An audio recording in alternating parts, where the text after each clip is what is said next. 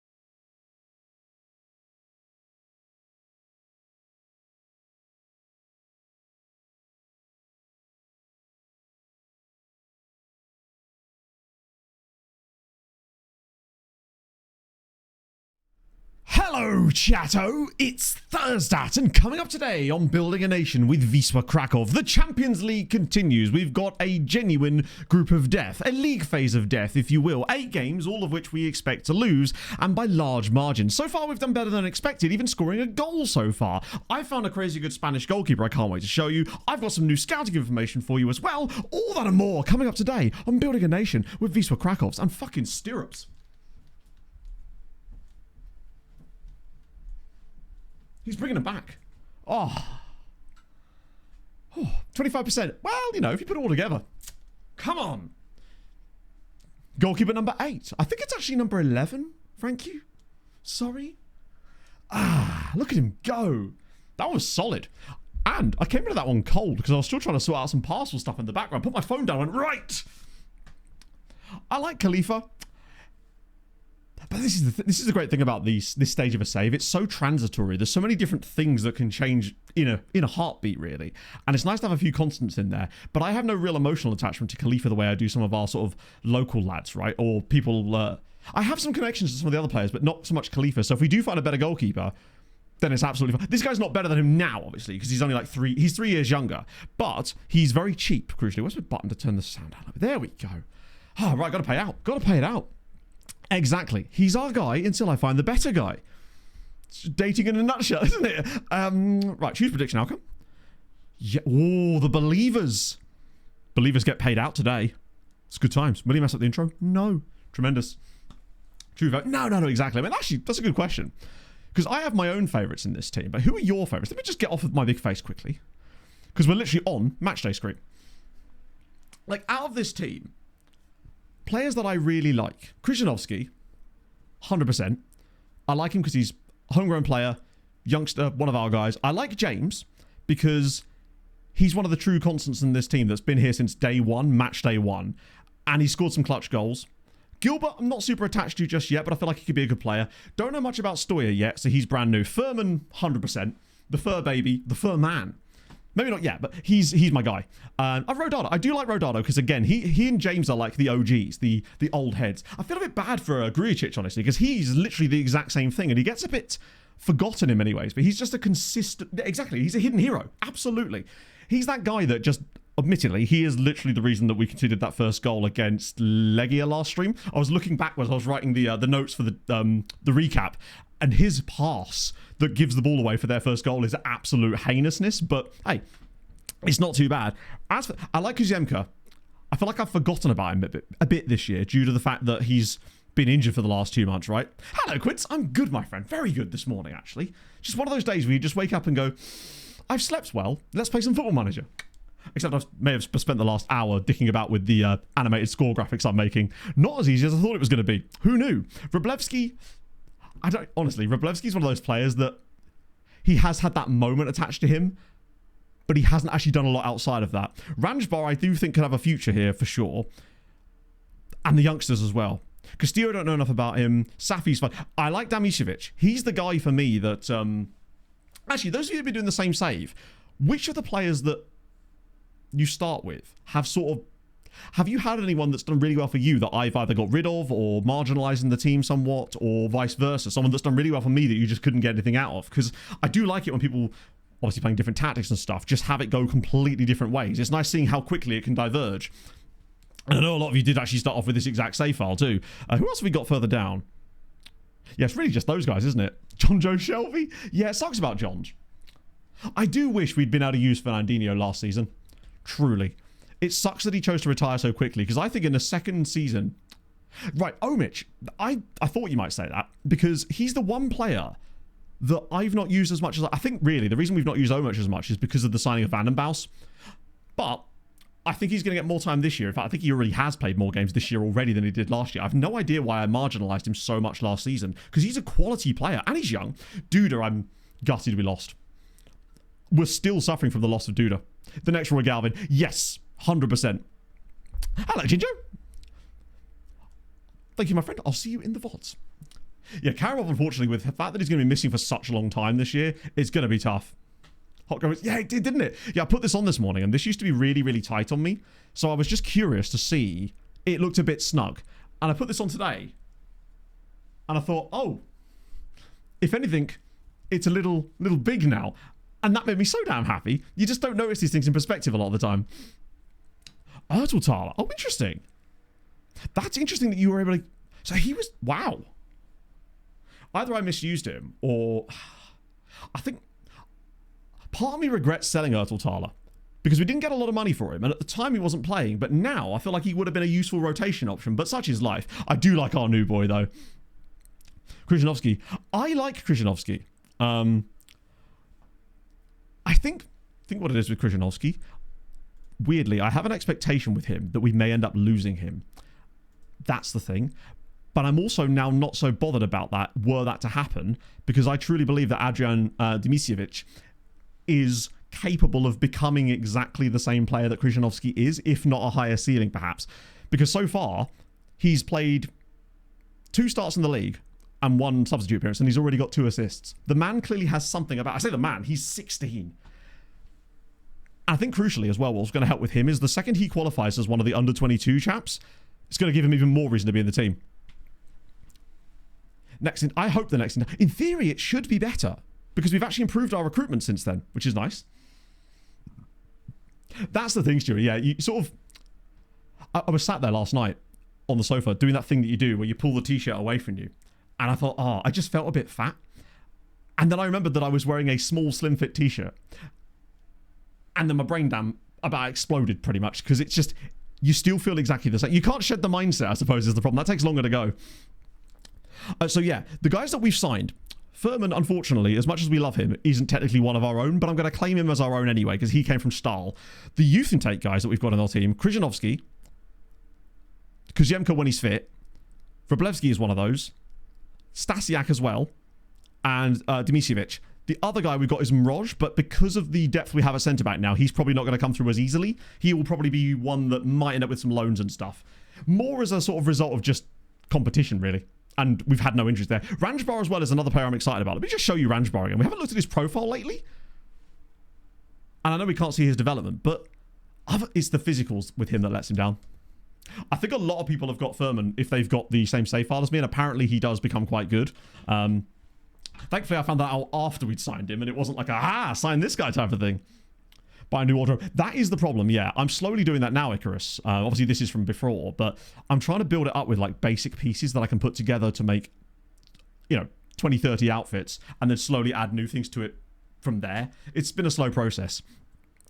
But basically, Vintage is working in overdrive, is what I mean. Hate the weather on the coast. I bet on a day like today, it's probably a bit windy, right? It strikes me as that type of day. Oh, really? I wondered if... Because he must be really, really young at the start of 24, right, Chrissy?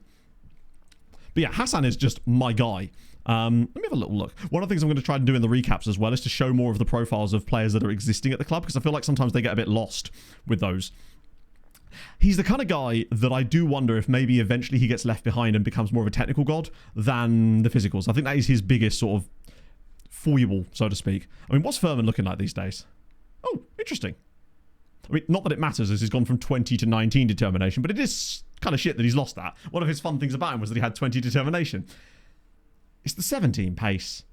He is extremely athletic, and it makes a huge difference, especially in the elite games, I find. Like, the reason he scores that goal against Newcastle for me is because he's able to make that run in behind, and I don't think any of our other players had the athleticism to catch that ball, whereas he did. And it shows. He's got 6 goals this year, 2 and 4 in the Champions League as well. Like, he's clearly got a big game attitude as well. And that makes me think that Furman might well have big matches. We're not going to find out for another 4 years, but the way that he's performed in Europe this year is giving me indications, perhaps, that he may well have a big game attitude, which would be even better and even more reason to keep him around, right? He's just so good. I mean, the thing is, technically, he's solid, if not spectacular. Mentals are actually quite good in certain areas, but composure's not elite, but he is only 18. It just all comes down to, does he have good potential? How much more can he go beyond that, right? So, a couple of things. I will just show you this. I've already got the team set up for this game because I wanted to just be able to jump straight in, but I did want to show you that goalkeeper I found. It was just literally, I found, he was in the recommendations. This guy, plays for Ceuta. There's a couple more in here I wanted to have a look at with you, but it was mostly this dude here, because there's like a few other like rando dudes to have a little look at. But this guy here, now he has got quite a, he's not cheap, but this is David Docampo, plays for Ceuta. 13 reflexes, 14 one-on-ones, 15 aerial reach, 6'4", 15 jumping reach. He's quite good, isn't he? He ticks a lot of the goalkeeping boxes that I really like. Fairly professional personality. He's called Do Campo. His brother Gino does. Hey, he's cooking in goal right now. Like, yeah. Now, obviously, he wouldn't be cheap. But we have money for these exact reasons, right? Because when we find guys like this, it's sometimes fun to pull the trigger. I don't think it'd cost us 2 mil. In fact, did I even ask his agent? No, I don't think I did, actually. What would he say? Ah. Shit. When did he sign? I should have really checked that, shouldn't I? When did he sign the new contract? That is annoying. That was literally... Oh, he has a release clause of 1.5 mil. Filters be available. Which filter, Tuning? But yes, the answer is almost certainly yes. But which filter specifically? No clean sheets in La Liga 2. To be fair, he is playing for Ceuta, who, if I was to guess, are probably one of the worst teams in the league. In fact, the fact that you can't see them there...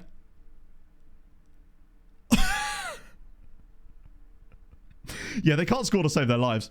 Scouting ones. To be fair, they are already available. If you... I mean... Yeah, no. The one with... The way we found him was... How did we find him? He's not on an amateur contract. Is he? How did he end up in there, actually? Does it tell you? There's a card thing where you can see, right? It tells you why the player's in this report. Because I don't remember I requesting him. Scouting finished. Okay, so why did we attack this guy? Wait, he's a real player? Spanish lower league. He's not on an amateur deal. Spanish 30, but did we look there? I'm just trying to think about what search we would have done that he would have been in. Or did we just literally look at Spanish third tier players and just sign some scout? No, we can't have done. Hey, regardless, we've got him. Yeah, I'm trying to figure out how either. So, Psalm 1 is 18. True. Maybe January? Yeah, I mean, that's weird because they are clearly doing it as if I've requested it, I think. But the question is, where did I request it from? Oh, well, regardless, he's there. Filters in a few days. I've not got any filters coming out anytime soon. All the filters I currently use are all... oh, we might have youth caps. But then we wouldn't have been looking at that, would we? I would be surprised. Where would it even be? It'd be on personal, wouldn't it? So I always get that confused. It's this one, isn't it? No caps yet. Unless it was just literally a case of he came through a report and I just scouted him again thinking it was one of the reports we've already done and now it counts as me requesting it or something. I don't know. Either way, there he is. Which is dope. Found Goalkeeper for 3. Ooh. Ooh. This is giving Dutch amateur. And what a name. Sergio Veltevreden. Yeah, he's actually better than my guy. Oh, the thing you've got with your guy is slightly better jumping reach as well as that command of area and communication, which is dope. He maybe... good point. You're right. Maybe he was on an amateur contract with Ceuta, but then upon their promotion, which I'm assuming they got, they gave him a new deal, which is the one we're seeing now. But when we scouted him, he was amateur. That would make sense. That would also make sense as to why I was scouting a player that had a value of £2 million, because normally I wouldn't have bothered with that because it would have been out of our price range. You're probably right. That's almost certainly what's happened there. I suspect that maybe he was on a younger, some other kind of deal. I don't know. Anyway. But yeah, so the... I haven't got any new filters coming out, but what I have got coming up in the video that I was supposed to be making yesterday, but I got a bit bogged down with trying to get some extra data, which, by the way, is really, really good. I now know the exact nations that you want to go after for amateur signings and for non-contracts, and it's not the same nations. But I now know exactly which ones it is because I checked it. I loaded a save with Manchester City, went like 5 years into the future with the editor switched on so I could actually have a look at the distribution of the types of players they were getting. And it was really intriguing how some nations... They produce both good amateur and non-contract, but sometimes it's way more weighted to being better players on the non-contract side. So, tell us then. Well, I'm going to. I'm just... Some people just need to... It's going to be okay. I'm setting up the context for things, otherwise it doesn't make any sense why I'm showing you things. Right. I can't show them all at once anyway. So... Ah, dear. So... Because I can't show you them all at the same time anyway. Or can I? No. Basically, I'll get my list up. It would just be easy for me to tell you out loud, actually. I'll show you some of them, but I'll just tell you the list because I can't show you them all at once. There's some fun ones in there, though. Is this the one? Un momento, chatto. Where's my test? There we go. Right, okay, cool. So, I'll just put it on the screen. You can't see what my notes because it's on a different browser. So, amateur nations. Austria. Belgium. You know this already. Croatia. But with Croatia, you're better off looking at the non-contract guys. There's about the same on both, but the non-contract guys tend to be better on average. Denmark, obviously. France, but non-contract is better. There's less players on non-contract in France, but they're better. Germany, same. About the same for both. It's absolutely fine. Greece, only for non-contract, no amateurs in Greece. Italy, only non-contract. No amateurs, but non-contract, you'll get like 150 of them. Netherlands, 181, only on amateur. Norway, both good, more non-contract players, so you get a better chance of getting good guys. Portugal, both quite decent. No non-contracts in Poland from what I can work out. Or there wasn't in that particular save. Portugal, really good for both of them. Less of them for non-contract, but there's more density of quality players in the non-contract for Portugal. Spain, only non-contract. Sweden, only non-contract. No amateurs in Sweden. Ukraine, only amateurs, I think. As for Africa, Morocco is worth a look for amateurs. South Africa's really good, as is Nigeria. For non-contract, Senegal, Ivory Coast, Mali, and Nigeria are great. Mali especially. With Mali, there was only 12 guys, and 8 of them had over 100 PA, which is mental. South Africa's also really good for that one as well. If you got a choice between South African non-contract and amateur, go for non-contract because they're slightly better. Central America. Non-contract, Costa Rica, Honduras. Central Asia and sort of stuff, Uzbekistan. Really good for both of them. Eastern Asia, Japan, amateur, as you already know. Middle Eastern sort of area, Iran, non-contracts, really good. North America, Mexico, non-contracts. There's loads of them. Tons of the bastards. Oceania, for some reason, is... Australia is considered Oceania in the regions, but not in the Confederation. So non-contract Australia is really good. South America, North. Colombia, amateurs. Venezuelan, non-contracts. South America South, Argentina, non-contracts. Uruguay, amateur. And UK and Ireland, Northern Ireland for both. Yes. So that's the list. You wanted the list instead of the explanation? That's the list. Yes, South Korea was surprisingly bad. It was actually about on par with North Korea. I want to have a little look for myself here, a couple of these guys. But yeah, I've made graphics for it. Don't worry, it's going to be in the video. But that is what I currently had. It was the best way I could really explain it to you. Missed the second one. That would have been Belgium, my friend. The point being, there was a few in there that we hadn't really looked at much, like Iran non-contract. I'd never thought to even look there. But yeah, those are the ones to go after. Don't worry, I'll be in the video. But that's the reason the video took a little bit longer is because I was curious to see if I could figure out the exact nations you wanted to go after for both, and now I know, which is kind of fun. So let's actually have a look at some of these myself, see if that actually translates now. Normal talking speed. Can't be done. No. That's what VODs are for, architect. Okay, let's... Right. I want to try out some of these myself and see how wrong I am. Because there was a few little weird fluctuations between saves. So Finland was sort of all over the shop. So what I prioritize, like, don't get me wrong, there are amateur and non-contract players in other nations. Some of them are in quite large quantity as well. However, what these numbers are wrong one. These are nations where you get either a good quantity of players and therefore a high level of quality within that, or a nation that produces a disproportionately high quality of player versus the number of players that actually produce. Some of them might only be like Mali was like 12, but 8 of them were good. So it's like well worth. Yeah, I did Ukraine. There was 25 in Ukraine, and they were quite solid, basically. So it's definitely worth a look. So this was using my database setup, the optimal one, the one that I use for pretty much everything. I just loaded that with a Man City save and everything switched on. Like editor, so I could actually see the PAs of the players. It was interesting because some of them were definitely those add players to playable team guys, but in Portugal it seemed like it was already producing some crazy talent. There was one guy in Portugal that was 170 PA in season 3, and he was playing for a non-league side in Portugal.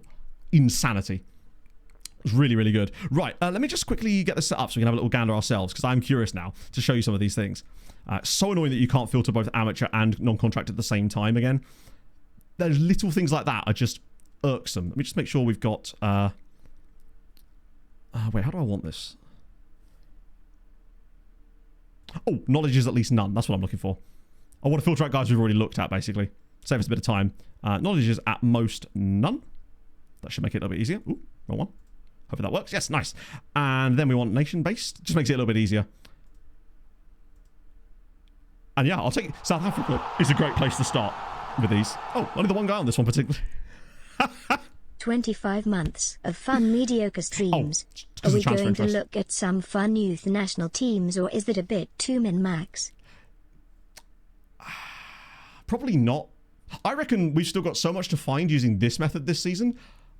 The fun youth national teams thing is kind of just natty caps, but a little bit try-hardy, I suppose. That's more team reporty, I guess. I am going to set those up probably next season, but I'm actually quite enjoying using slightly different scouting methods at the moment. I think it's because I've got this set up, right? If I put this to not interested. Wow. Or maybe it was the wrong... or it's that's fucking it. Let me just try non-contract. There we go. It was non-contract. South Africa did actually have a decent amount of amateurs, as it happened, on my previous one, but for some reason here they apparently don't. Now, what I will need to add is to go to my other scouting view here, so we can actually look at their appearances, because that's a good little thing to go for. So I find that there was a pretty solid correlation between the number of appearances the player had and their PA, except for on the super young guys. A lot of these, though, I reckon it was just worth taking a little cross-section of about, like, 12 of these guys, just for a look, see what we can happen, right? Kenneth Benadi is probably... yeah. There looks to be some decent quality in old Kenneth there. Let me just pick another one that I know is good. Mexico for non-contracts. We never really looked at Mexico for non-contracts in this save yet. 30 more guys there. None of them have played yet, which makes it hard for us. But at the same time, it's a huge opportunity because any of these guys could be potentially good. They're all 17, and I honestly might just scout all of them, to be honest. Because the quality levels in Mexico are so high that it might be worth us having a little look at these guys. USA, pretty much non-existent. Canada was okay. Wait, did I look at the USA? I feel like I might have missed that accident. Let's just have a look at the USA. No non-contracts. There might be amateurs, though. No. Okay, I must have looked at it then. You'd think there would be, right? But apparently not. Maybe it's just the way that these saves are set up right now. Yeah, Canada does actually work. You can get ones in Canada, but there's likely not that very... they're not very good, basically. There was only one guy that was over 100 PA, which is not especially high. Let's have a little look at... oh, where else did I look? Oh, Portugal non-contract. We never really investigated that much before. That's amateurs. There's still probably some good amateurs there, but you'll note that there's less non-contract guys. But what I noticed is that the density was higher. Mali is good. Yeah, I do 1 week scout reports because... oh, he's already wanted. I mean, if that doesn't tell you what we were looking for here. Already wanted by teams like Casapia and... Casapia. No, you can't filters. You can't say filters. It's very irritating. And they need to sort it. Australia doesn't have amateurs in it this year from what I can tell, but it does have non-contract. That's why we couldn't find any before. Yeah, the reason I do 1 week scout reports is because that way you don't waste your scouts' time doing long-term reporting on a player, and you can immediately get rid of them if they look shit off that first report. I looked at Cape Verde. The quality levels are bad. Because remember, you're looking at based in. So you're actually looking at players that came through Cape Verde and Cabo Verdean teams when you do that. So you might get some good Cape Verdeans in Portugal, but they'll already show up under Portugal and not Cape Verde. Because they're using Portugal's youth rating, basically. But if you actually try to isolate it to Cape Verde, it just doesn't work at all. I think the most I saw was like 60 PA. It was really, really low, in fact. Yeah, Mali. That was what I wanted to show you. I can't remember if it was non-contract or amateur. We'll do both just in case, because it's only one dude. His name's Hubert as well. What's not to like about big old Hubert? Nigeria has loads, yeah. The problem with Nigeria is it's harder to filter it because there is so many. So you have to be a bit more picky with Nigeria. Whereas with Mali and Senegal and Ivory Coast, you can take the whole lot because there's only like 10 of them. Which makes it a little bit easier for you. And the good density as well. Do a bit non-contract. Have these guys as well. You never know. And the cool thing is a lot of these guys are not coming from clubs that you'd expect them to be at, which is why you wouldn't normally stumble across them in your normal scouting, because you have almost no reason to look at some of these teams, really, because realistically they're not going to produce another player of quality in the entire save. But for now, it's always worth. There's a guy called William Kawasi Poe and a guy called Cherne Gazard. Immense. And some of these guys are even playing, which is nice. Mali, yeah. How many did you get in Mali? Mali's one that I really did highlight because it's yeah, it's no... oh, it's only non-contract, this one's, isn't it? It was Senegal was the other non-contract one. I had about 17 on my other save. So it might be a bit lower here. Oh, 11. Not too bad. 11. That was exactly in line, pretty much. I had 12, and 8 of them... 2 of them were like 138 PA in that test save, which was really intriguing to me. And obviously that's not going to be representative everywhere, but it's just an indication that they are producing some solid talent, right? What was the last one I wanted to look at? It was Nigeria, wasn't it? See, they have loads, and this is where the problems come in. Because with Nigeria, it's really hard to sort of he's going to say it, triage them. So I'm just going to take a little cross-section of those guys randomly. That might do, actually. Where was there anyone else I was... Oh, Venezuela. Giving 5 stars? I have no idea, because it will be relative to your club. And bear in mind, when I was scouting them with Manchester City, I wasn't actually scouting them. I was just looking at the actual PAs on them. They wouldn't have been good enough for City, of course. I just wanted a team that had the worldwide scouting knowledge to make sure that I could actually access all these players. Venezuela was good for non-contract. There you go. And they play a load too, which means they're likely to have decent CA, which is quite annoying. Not annoying, quite good. And there was Uruguay as well. That was the other one. Uruguay was really good for non-con. Oh, maybe it was amateur. There we go. It was amateur. See, I need my own checklist here. Right, so I'll do those guys. And that'll give us a nice little bit of scouting to be going on with. Team name contains academy for free young players. You could. You genuinely could. Month to month. Oh, interesting potential. Right, this is good. This is the kind of data we like. Okay, so I take this out. And then we put the contract type one in here, right? Is it contract type? It's under general, isn't it? Is it that one? Or month to month? The best way to find this out will be to look at... we know it's displaying all of those guys, but we also know there wasn't any. The best way to test it would be to look at a country that produces both, take note of the numbers, and see if we get them added up together when they show on this, because this would be genius if this is actually what works. Checked on France. Really? Okay, that's cool. What country does both? Croatia. I know Croatia does loads, and it's an easier number to work out. So there's 39 in total in Croatia. That much we know. 0 amateur. That's funny as fuck. 39. There's usually some amateurs in Croatia. Damn, did I just sign them all?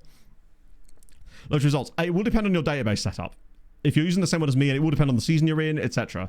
1 second, Millsy. I did see that. I just want to quickly... Why did I choose the one country that... Serbia. That works too. Serbia got 29 non-contract, 16 amateur, which means there should, in theory, be 45. Oh, wait, wrong one. Yep. You're a genius. Lovely. I don't know what other contract could possibly come under that. It might even bring up any other players that we were looking at. That's immense. Sensational. Right, 1 second. I'm just going to put that in my notes for the video. Right. Month to month. Contract displays. Both. That's superb. Just save people a load of time. That's very true. You could, bear in mind, that's just with the age filter. You can always change the age filter around. Thank you. That's very kind as well. Oh dear. A little bit of a sloshery going on there. I'm a terrible drinker of liquids. Okay, so that added a load of guys. That's really good to know, though, because that gives us a more basic filter that we didn't already have. And it's easier to sort of... yeah, we got up to 227 again now, which is something for the scouts to get on with for a little bit while we're doing Champions League stuff today. We'll at least have some fun stuff coming through the reports, which is what I wanted. God, I love it when this... I love it when I bring you guys something, and then one of you will be like, actually, wait, this is slightly better, and it's the... Why can't I scroll in chat, damn it? I want to look at Millsy's image. There we go. Tony... Nakasa. Oh, Pedophile. So that's lower league... Wait. Oh, no, you've signed him, right, presumably? Or have you just... Either way, he's pretty solid. He does have a few little things that I'm a little bit... Like, one-on-ones is very low. He would still need quite a bit of work, I feel like. 21 Jesse, months. Thank What? you for the 20 How? months. Why? Anyway, all aboard the Josh Manson fucking up Mason Marchment train, although I have a sweet spot for the Kraken as they were the first team I saw live in person.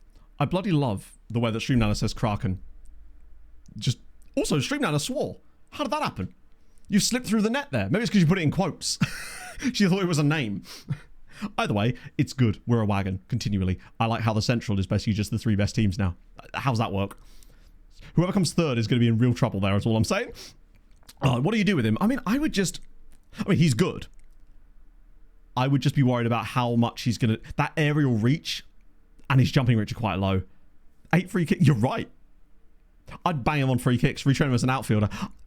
I feel like he's the type of goalkeeper that is good for a bit. He's only 15. But you might find that he'll reach a ceiling where maybe even if his potential doesn't suggest that he should, he's maybe not giving you what you want out of him. And it will heavily depend, I think, on whether he gets big matches and stuff as well. Oh. I'm glad we went through that, actually. Just allows it to be that little bit more secure. Because now I don't even really have to distinguish between amateur and non-contract per se. I can literally just say, hey, here's the filter. It'll find you both. And then you just need a big list of nations. The only reason you may want to filter between the two and rather than using both is because there are some nations that produce a good quantity of both, but one of them is much better than the other.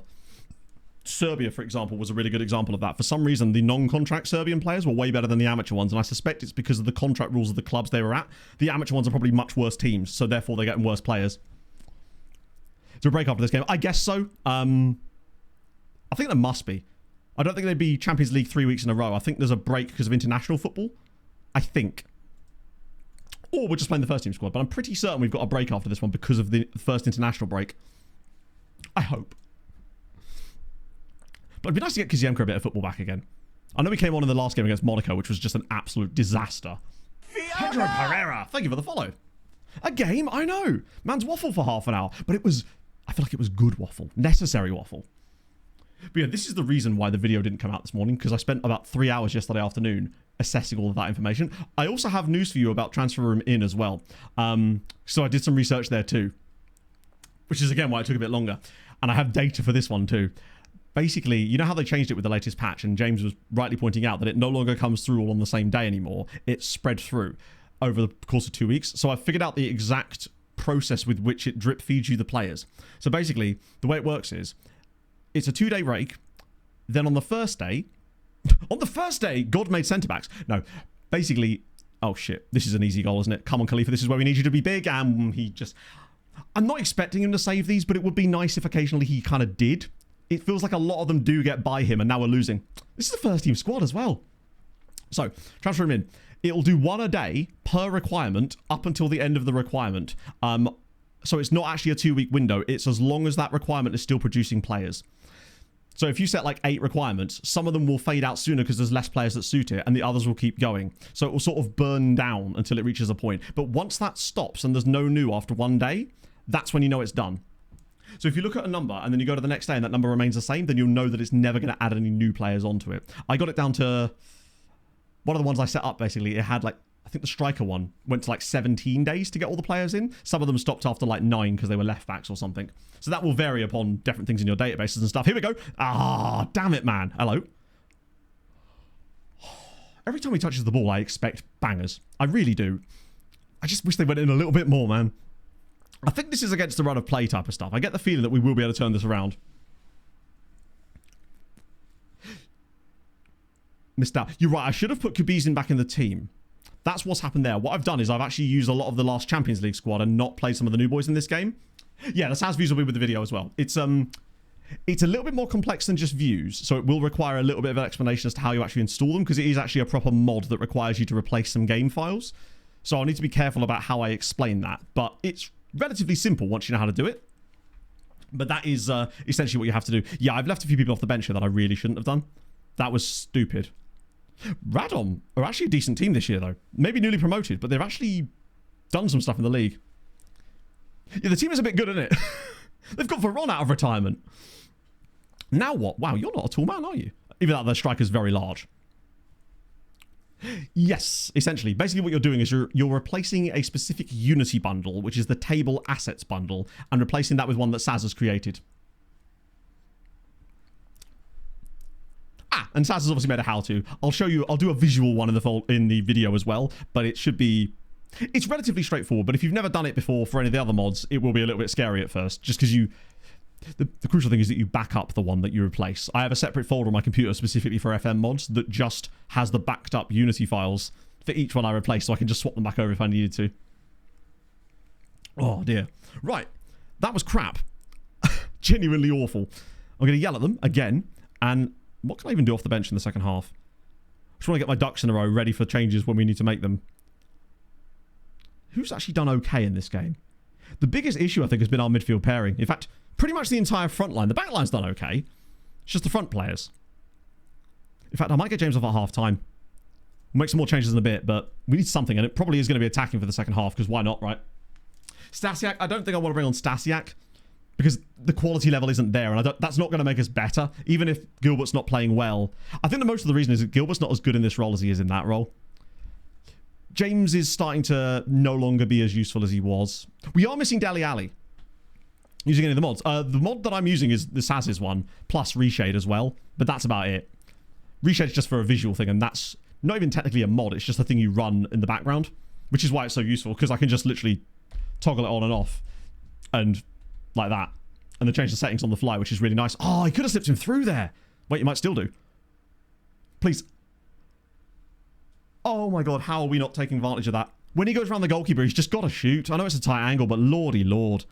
Brother, you've got to put that on target there. Right, okay, I think I'm going to run the changes a bit earlier here. It's going to be Kasiemka. He needs football. And Castillo, honestly, probably in place of Furman. They're going to get their football back. Has Krishnovsky done okay? Yeah, he's actually been one of our better players. Weirdly, the wing-backs and DM situation is quite good. It's just the front line.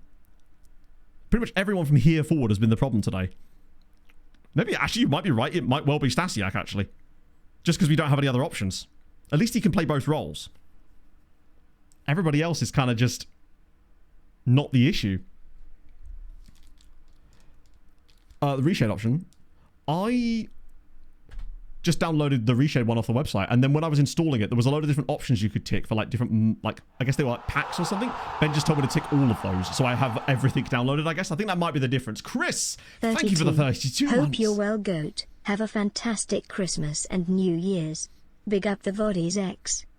Thank you, friend. That's very kind. But yeah, that's what I did, and I wonder if that's why some people are missing. Which one is everybody missing then, if they're downloading the default stuff? Because I use Dehaze, Vibrance, and Fake HDR. But what I will say is that in the Discord, Boomflex has done a really good guide for Reshade. It's in various different channels, but it's definitely in the stream chat or the general channel chat. But crucially, he's got a sharpening one on his as well, and he shows you how to install everything, so you might want to refer to that guide potentially. Oh, that's a great pass. Come on, Rodado. Yes! Come on! That is such a nice goal. And, oh, the pass. He's back, baby. Maciej Kuziemka returns with a bang. That's such a good ball. Look at this for a pass. First time into the channel. Oh, I feel like Stoyer probably doesn't play that pass. He's a bit more of a scorer, but still. Oh, that's so good. Off to Saudi. How much money did you get? Because I feel like our Rodado, I want to keep him for as long as I can, realistically, because I do like him as a player, and he does still have an impact at this club. A draw wouldn't be great, but we wouldn't deserve much more than that, honestly, with the way that this team's playing at the current stage. This might just be one of those seasons where we have to drop back a little bit in terms of league form, just purely because of all the extra games, while there's a bit of squad churn too. But what it does give us the opportunity is to play a load more footballers. And I think the development boost that we'll get out of this season from our younger players is going to be huge going into next year. Nice. Oh, I was going to say nice. Well, I did say nice, but he's surely offside. He has to be offside. Also, is that a Japanese striker they've got? I'm on tenterhooks here because... Right, yeah. God, I actually missed the days when you knew immediately. Oh, is it different for Game Pass? Yeah, just a fraction off there. Marginally. 2 million. To be fair, that's the sort of money that could probably build you a team that will get you European football. It's close. It's a game of inches. Oh, hello. I feel like a Stasiak banger? No. I wish I hadn't said that now because it's actually triggered it into existence. Particularly as we might get done on the counter-attack here. Is the last thing we need. Please note.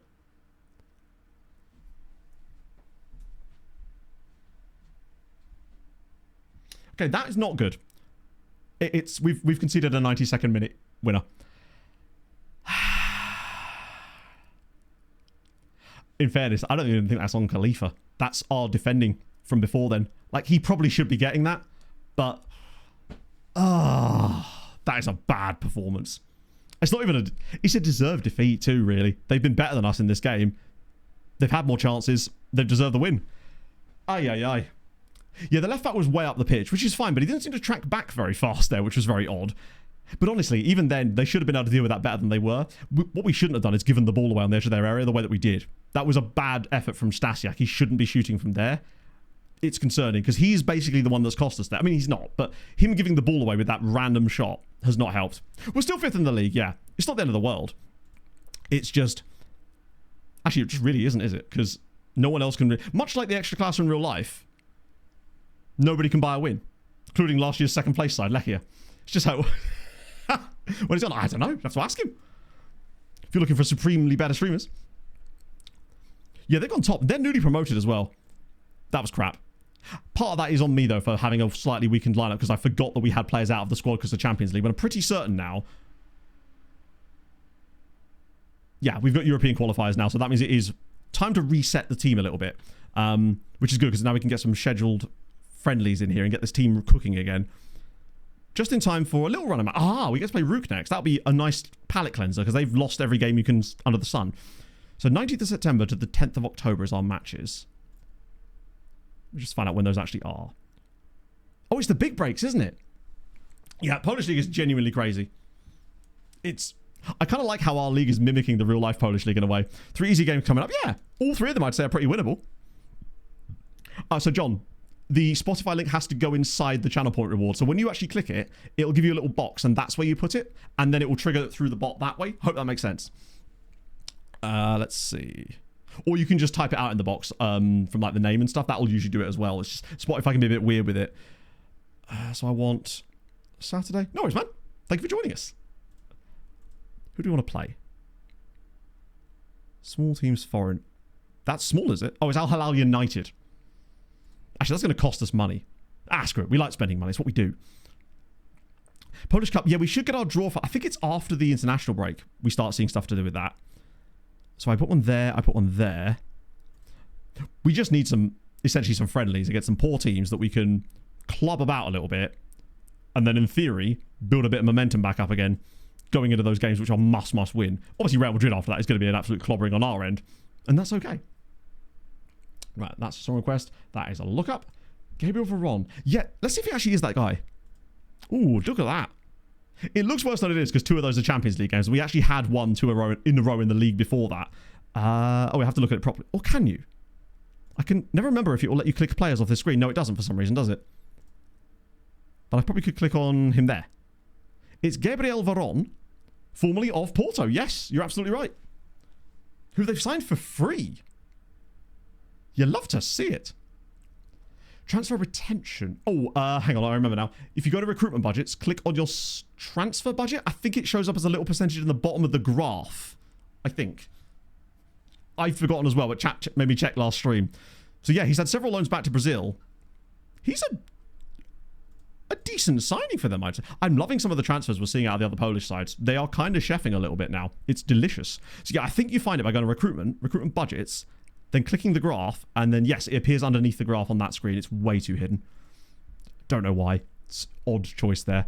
Yeah, let's just bomb through some stuff now. Because they're doing the new international breaks here, aren't they? Where they're like, is it 2 double length ones, or is it 1 double length one and 1 single length one? Because there used to be 3 different breaks, weren't there? Gomez. Who's Gomez? Yeah, it's not a huge wage either. Oh, I can't believe I forgot to tell you about this guy. He was the other guy that was in that report. You can probably guess why I chose to sign him. He wasn't injured, though, so that's concerning. But I see a Spanish man with 20 jumping reach. I sign him. He's 6'8". He's the tallest man. It's amazing. He's not bad, actually. The one thing about him as well, good aggression, good bravery. His tackling's okay. Marking's not great, but that's fine because we can just go again. And he's called Sergio Gomez, exactly. 20 jumping reach. What's not to like? What is the injury, though? Because that wasn't an injury he had when I was looking at him before, surely. Oh, it's only the flu. It's fine. Get him on specialized, literally. 2 cases of food poisoning in 2 weeks. I see. They're giving him the dodgy lasagna. I respect it. Makes loan approach. In September? I might actually do that. Just because he'll play, and he's not going to find a loan to a Polish side right now. We may as well give him a bit of development for a little while. That's very true. His head being at altitude like that is... The air's thinner up there, so it takes more time to recover from it as well. Understandable. It's tough. Banged his head on the moon. It's covered in cheese. Select Positive now on top of the league. I'm not really concerned. Until such time as we're like 10 points off the top, my concern is relatively minimal. I do wish we were scoring a few more goals. We have been a little bit low on goal scoring this season. But I think we were like that at times last year as well. We went through kind of lean spells. And hopefully that will change. And once we get the new guys in, again, properly bedded in, it should be absolutely fine. You are a fitness coach, I assume. Oh, he's under 19s. I forgot that I've delegated those things. Who's actually up on international duty then? So Diarra for Mali. Different Diarra, though. And obviously Lesotho. And then we've got... Wait, Krzyzanowski. Oh, hello. I'm pretty certain that means Krzyzanowski's in the main Poland squad, right? Euro qualifiers. Love to see it. Man's getting his first Poland call up. Now, whether he gets in the team or not, I don't know. But the fact that he's even in the conversation is really, really exciting for him. Although it will cost us a lot of money if he does play for them. Because he's only earning £700 a week right now. And I suspect... Oh. I tell a lie, actually. He's only going to go to £1,800 a week. He's severely underpaid now, to the point where the next time he asks for a new contract, I might actually consider giving him a new contract. Oh. Yeah, the Japanese guys, we should also start getting some of our scout reports coming through from the guys we've just gone after, which is like 200 players too. So we'll have those to come through today as well. January, who's joining us in January, actually? Struggles with left backs. Well, they won't be struggling for long. What if they'll play him as a wing back or a left back? Depends what system they play, I suppose. Yeah, that's what I'm going to look. I want to see who's actually joining us in January, currently. Because I know we've got 19 guys. And the majority of them are joining us in Jan. So we've got a couple of guys from mostly Africa and... I think most of these guys are joining from African sides or Asian sides. There's options, essentially. We've got players joining us. And then there's a couple more. One guy later in the window, because presumably he turns 18. And then the rest of them are all in the summer? Yeah. Point being, we've got some transfers stacked up nicely for the future as well. Just sounding an entirely spare team. That's absolutely fine. Ooh, stress fracture of the foot. 3 months, damn it. I wasn't out for 3 months with my stress fracture. I assume it wasn't anywhere near as serious. A comma's in it. Which team was that? Uh-oh, one of our loanees has just got absolutely moderated to hell. I'll let him continue the loan because he will be back for the end of it, but that is frustrating.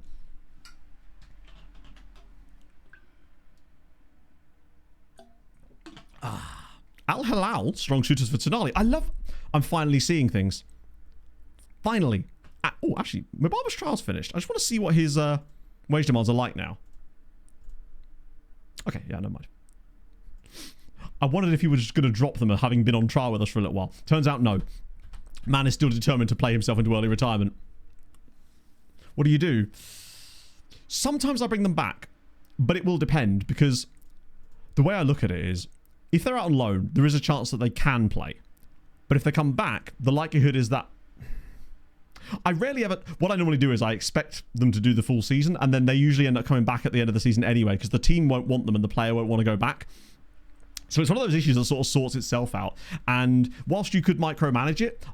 Oh, no.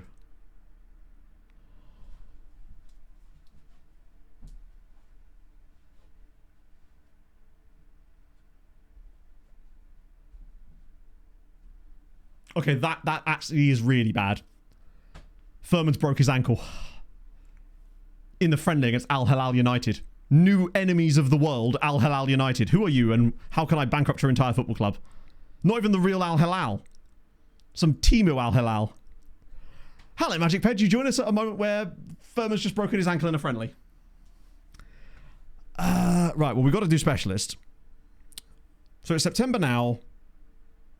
On the plus side, and there is very little plus side here, it means that with the winter break, an ordinary movement... Yeah, what on earth was the ordinary movement that causes you to break your ankle?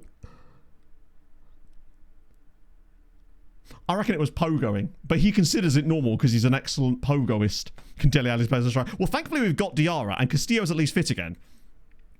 Stepped in a halt. True, I did my back in doing that once. We won... Oh, we even scored in the game as well, before the inevitable injury. So we've been out for 3 months. That means pretty much back until after the winter break. He ain't going to be back before Christmas. But at least it does give him a chance to properly rehab and not get thrown back in too early. But it is costly. And it sucks for his development as well, more than anything else.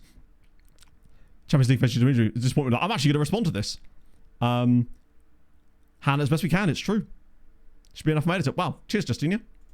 I thought it was going to be more than that. Wroblewski. Well, he at least will be in the squad because he's young enough. So it essentially puts us in a position now where we have Diarra, Rodada. Well, we have Diarra. No, we don't. We have Rodada and Castillo because Diarra isn't registered for the Champions League because we signed him too late. So as long as Rodado and Castillo don't get injured. From player recruitment. So basically, do you mean on... Hang on. Do you mean on this screen? Because yes, not yet. They will be very soon, but also it's not okay. This isn't actually I mean, it is a view, but it isn't as simple as just putting a view in because it requires a mod. But I'm making a video about it tomorrow. Diagnosis from Twitch chat. Yeah, Doc, what is your thoughts? Can you give me a second opinion on his injury, please? Diarra as well. Well, Diarra isn't registered for the Champions League, so we're basically going to have Castillo and Rodado for the Champions League, and that's it. Oh, no! Sorry, I just realised what you were referencing. Why has... Oh, smite me, O mighty smiter. God has stolen my bird and my bush. He has stolen my Furman and my Diarra. As if... Well, thank God it's during the international break. Because at least that means he's going to be back sooner. Or rather, he won't be back sooner, but we'll miss less games with him. So yeah, your idea of Wroblewski starting up front might actually be happening for this season. Thing is, if we sign a free agent, it won't matter. Because as far as I know, we can't register them. The registration has a window. So anyone we sign wouldn't be able to register until January anyway. Wroblewski's getting moved up the order. At this stage, he's basically the third choice striker? I was going to say, has Sven been there? I might just quickly ask Rodado to stay in bubble wrap for the time being, especially with Castillo just coming back. The under-19, I said this last stream, but I cannot stress this enough. The under-19 striker is Wroblewski. Actually, wait. We probably do have some guys that we signed to put out on loan that aren't finding loans, potentially. So we may be able to bring one of those guys up as well, in theory. The problem with the free agents thing is that if you sign a free agent, you still have to... They don't just disappear once the injuries heal. You can't just go, hey, you're going to be here for 3 months. It does put... You have to think about long-term squad planning with it as well. And I think in this case, I'd rather prioritise a younger player, frankly, than an overpriced free agent. Unless there's a really fun one. Like a Dele Alli-esque player. Where's Benzo? Agreed. Genuinely agree. Let's just have a little look, though. If there's a really fun one, I might change my mind on that one. Dele Alli-esque. Spot my upper lip. Not even joking. Oh, who can see it? Just here. I actually have an exact thing. It's just underneath my nose. I have a spot right there, and it's painful as fuck. Jesse Lingard about? He is, but he's at a different Korean side to last time. There is actually a... There's a quick filter for this. Do I even want that, though? Do I want it unattached, or is that the same thing? What is the difference? I guess a player whose contract has expired could still technically be at a club, couldn't they? Short-term contract. We could. Potentially. But I don't know how short the contract would be able to be. I want to see who's available first. If there's a fun player available, then I might change my mind immediately. Right, what is this even sorted by? Oh, that's by appearances. World rep? I want a player that... Pietro Pellegrini. Nah, he's 26. What about Mishi Batshuayi? Wait, have I got this on not considered? Hang on a minute. Let's just sort this by players that would actually join us. I suspect this would be a little bit more of a complex one otherwise. Stephen Bergwijn? Adam Armstrong? Vincent Abubakar? Who's most banter coded out of these guys? Because that is really my... Like, I don't want guys that are honestly too young. I'm looking for a sort of older player. Not 35 plus, but like I want them to be 30 plus probably. Because that way we get the mentals out of them. Let's do minimum 31. Actually, maybe 31's too high. We'll do like 30. The only time I'm ever going for a player like this. Is that Mark? That isn't Munir, the guy that used to play for Barca, is it? Oh, it is! Isn't his name... Is it Mark? Oh, Munir El Haddadi. I was thinking of someone else. It was a guy called Mark... Was it Muniesa? I know, I've become a new man. Don't know if I like it. Rihiro Zivkovic. Because these are all strikers, essentially. Morelos. As in, wait. No, as in the guy that used to play for Celtic? Or is that a different guy? Not Celtic, sorry, Rangers. Woo! It's nearly the same thing, he said, immediately leaving the room. Before the Scots come with their pitchforks. Wait, is Mitchie still there? Why can't I say? Hang on, I'm sure I'm being stupid. Where is Michy Batshuayi? I swear he's not there. Let me just sort by name.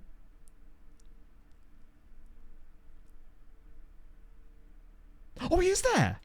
So I just randomly resorted. Thank you. Is most goals is an option. I feel like for me, out of those, it's got to be either Michy Batshuayi or guy with the most goals. Who I've heard of.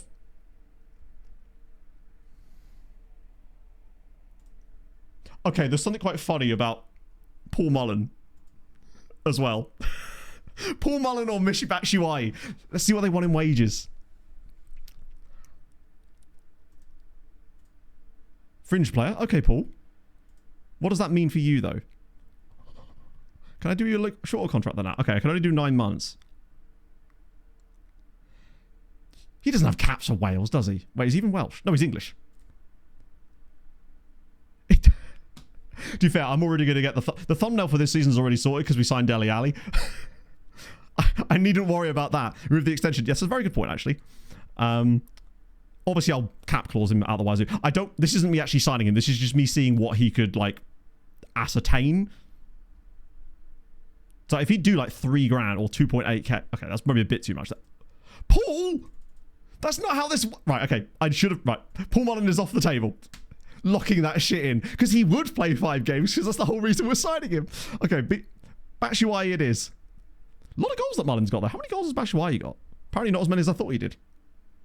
It's got to be Michy. Michy. Wait, I've gone past him now. There he is. Watch him now want way too much money. Impact sub. Okay. We'll begin... Yeah, no, another good... He wants to be the Hoyd. Actually, before I dismiss him out of hand here, he is unsuited to working with youngsters. And he has a jovial... Michy, I love you as a human, but I don't know if I want you in charge of our youth intakes, just because they'll all come through with pure vibes. And we need quality as well as vibes. Hello, official Dutchie. You come in the middle of us signing Michy Batshuayi, potentially. Right. At least it's 10 games. Remove and exclude. Okay, cool. That's gone. He does want more money, but he is also a better footballer than Paul Mullen. Luckily, whoa, what am I doing? Why am I adding extensions as if I want this to go on for longer? Ah, we can't put international cap clause because he's literally got Belgium caps, so we're going to have to pay him up front here. Which I can afford to do. I don't know why I'm even bothering. It's only a 9-month contract. I can afford the money. He wants a bit more. Screw it. Give him the Delhi deal. I don't think I'm even allowed to offer him a 4 years. Relegation. I could have used a little bit of that. It's a lot of money, but it's going to get it done. That we know of. We have no idea. This is where we can't register him. I can totally see it. Come on, Michy. Wisła Kraków injury update. Don't remind me. It's the reason we're in this problem. Jesus Christ. New oldest player in the database. Ooh, good question. We probably should check the registration rules, yeah. I mean, I might just do it anyway. But that would be... Yeah, I mean, hopefully they'll get a chance to play together, because Delhi's still injured at the moment as well. So yeah, gush your business at Elche. Still hasn't played yet, though. Oh, wait, no, you have. Why is it saying... Oh, you've got 6 appearances. I'm an idiot. You're actually playing second-tier football in Spain.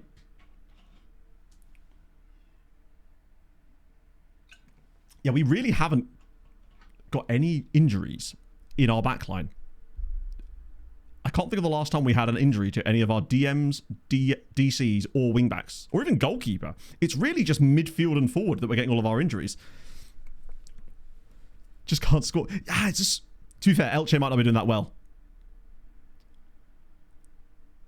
Okay, take that back. They're doing okay. They're all in... Because, yeah, they do it together. It's medial ligament day, friends. We're all cooked. So currently we've got Karamov out for 3 to 7 weeks. Furman out for 2 to 3 months. Ali out for only another 2 weeks, which might be end of international break. Diarra out for 3 weeks. This game could not come... Sorry, this international break could not come at a better time for us right now. Because we just need a break from matches. Like, intense matches, anyway. Hello, the Gazman! A training team score. That sounds appalling, frankly. On the plus side, would it cheer you up if I told you that just because of our injury crisis, we're now most likely having to sign Michy Batshuayi? I feel like my two favourite types of signings are young players for the future that you take a massive punt on, and these kind of players. Your Dele Allis, your Michy Batshuayi kind of guys. And the great thing is, this doesn't suddenly stop, because what will happen is later in the save, more of those players that are younger now will then become those players. And we still get the meme signings 10 years into the save. It's just a guy that's 23 currently. Batman, thank you for the follow. Keeping Gotham safe and us one at a time. You'd love to see it, friend. Thank you, friend. Welcome aboard. What are your thoughts on Michy Batshuayi? He's not playing at all, is he? Wait, what? Oh. Yeah, that's annoying. We may end up having to balk that loan, which is a shame, but there was not much we could... That's our 6th choice centre-back then. What did Dendoncker actually look like in the end? Fine. But, ironically, not in a position... We're just not getting any injuries there, are we? It's like, exactly. I really do need to check the league rules to make sure we can at least actually put him in the team. I may do it anyway, but I do want to kind of know. Right. Players can be registered between... no, players signed on free transfers can be registered at any time. Immense. So yes, we can, crucially, register Michy. Amateurs and meme signers is what I do. Think about Petrolspor. Probably my 3rd favourite Turkish side, I would say. After Batmanspor and Eyüpspor. Turkey's got some great team names. They really do. Ooh, Wroblewski Progress, at least that's good to hear. Oh, the Benza, yes. We'll just dump the database open and then just sort by age. It's weird that we've only got... Oh, it's because... Isn't there like 180,000 players in it now? This is where the game just crashes. Only 41! Although, in fairness, there may be someone that's older than that, but the game's being weird about it. Sadly. But there is a dude who's retiring, of course. It's a Polish... Wait. Just want to make sure I have worldwide scout. Yeah, I do. It's weird. Odd. No one's as good as Benza. Oh, the non-interested. You're right. That's what it was. I wonder why it was only showing half the players. It's just disappeared entirely there.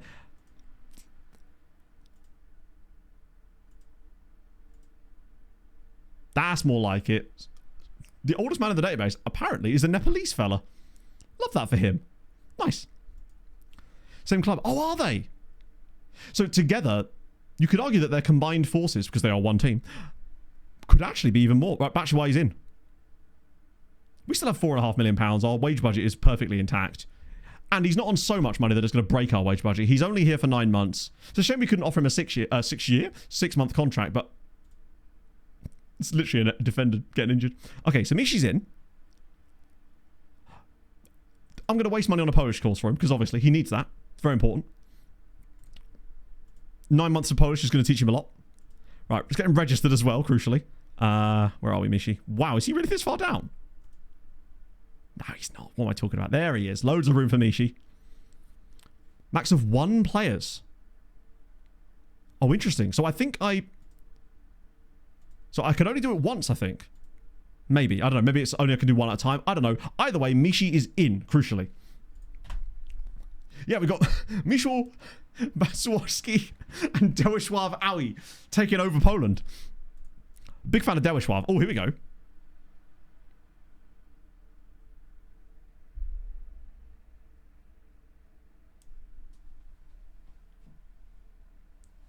Am I? Right, I was going to say, what? It was showing me, like, this screen inside this menu. Right, I guess I should have a proper look this time around. Weird. He's one of the players of the world. Agreed. Hey, he's going to give them that experience stat, what we know so much about, you know? Right, let's get rid of... Wow, that's not a lot of good players. But I suppose this is mostly the amateur lads, so we're going to have more absolute bobbins in here. Also, I found that to try to stop it from doing the weird thing, I think as long as you engage with more than one player at the same time, it doesn't seem to glitch out. Touch wood. Still not easy. Oh, wait, that's one of the guys we were actually looking at, wasn't it? And then there's these guys here who we already knew about. A few Mexican lads that might be worth a little gander, though. Potentially. Some Polish guys further down, but they all play for relatively large sides. Andorran dude in Andorra, actually, another one. So those guys, wait, these three here we already know about because they play for other Polish sides or bigger sides that we can't really afford to sign from. This guy here is quite intriguing. Colombian Spanish. Would cost money now, though. I'm assuming what's happened is some of these guys have been signed by other teams or have been given pro contracts that they didn't have before. Because he'd actually... FM assist fee. Oh, what have they said? Wait, there's a Gibraltar guy in there. Oh, yeah, wasn't there a Gibraltar guy in...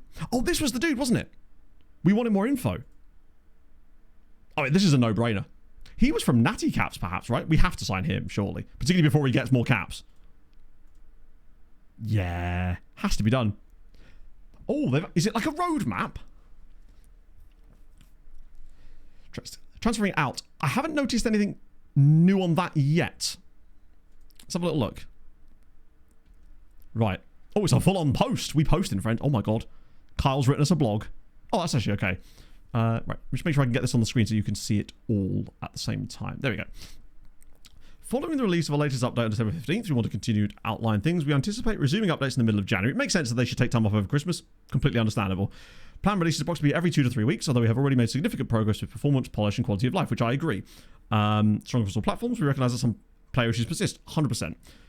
Ongoing concerns that new and existing players around various aspects of UI and navigation. We're taking all feasible steps to improve both, as we've done already with the halftime and post-match screens, which I really like those updates. Tweaks to the media and additional features to improve immersion. I'm glad that they've mentioned that outright. Pass maps are nearly there, which is cool. Because one thing I did notice is when my tactic was broken when I was playing Real Murcia on Monday, it was really hard for me to analyse what was exactly going wrong beyond purely watching it, and that isn't always as easy to do. I like looking at data. Because it was weird. I couldn't actually see who was taking shots and stuff like that, which was really strange. Following the completion of the 2026 World Cup qualifiers, an improved international mode, so it's end of March then. Free update with the remaining module. It's weird, the language they use is a little odd there. Remaining tournament assets likely coming from the release of the final tournament kits. That makes sense. Normal winter update will dovetail with the above update, so it's like a big update. Where of community discussions around additional game modes, while we're not ready to reveal the details just yet, we can expect a separate announcement on future initiatives shortly, which is cool. Changes highlighted. I won't address every player's concern, but how could you? Remain committed to listening. Yeah. That I don't know about the international thing. The fact that they've used specific language like module is a little odd. Either way, it looks like we are getting a break over Christmas, which we expected, and frankly, like, regardless of what you think of the decisions that SI as a company as a whole and the people higher up have made, that is not the fault of people down below who need to have time off over Christmas to see their families just like everybody else does, right? Crucially. So, that. And it looks like the updates and after that are going to continue relatively frequently, but probably in larger chunks all the way up until that too, which is dope. So, he's cheap enough and he's free. Oh no, the qualified nations. Oh, God, I hope not. At that point, just don't do it at all. Like, genuinely, if that's what it's going to be, just don't do it at all.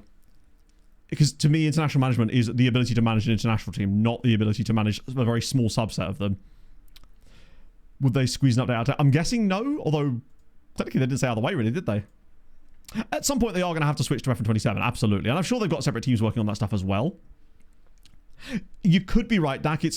I think it's just because with the way that the game is at the moment, we don't really know what a lot of these different terms that they're using to describe things really mean. Because at first it was patches, then it was a content update, and now it's modules. I think we'll have a much better idea of what those different things mean. Did he want 500? That's fairly low. Wait, did I just give him that, or is that... No, it was a contract, wasn't it? So you are another Spanish dude. Jacobo Herrera. Oh, he's a left back. These guys are a little bit older as well, so that they are more developed, which means we have to bear that in mind when looking at them too. Oh my God. Hello, Manu. He's a bit alright. Yeah, pass maps is cool.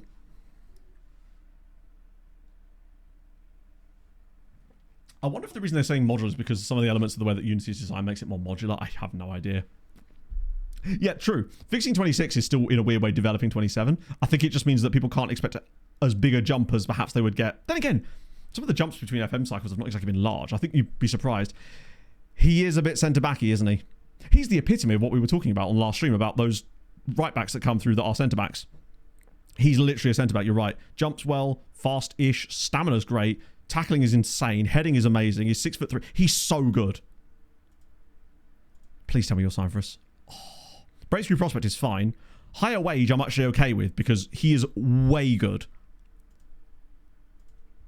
Getting him to come in and... I mean, it's another centre-back, hilariously, but where's all the strikers that have these kind of attributes? And by that, I don't mean giant tall boys.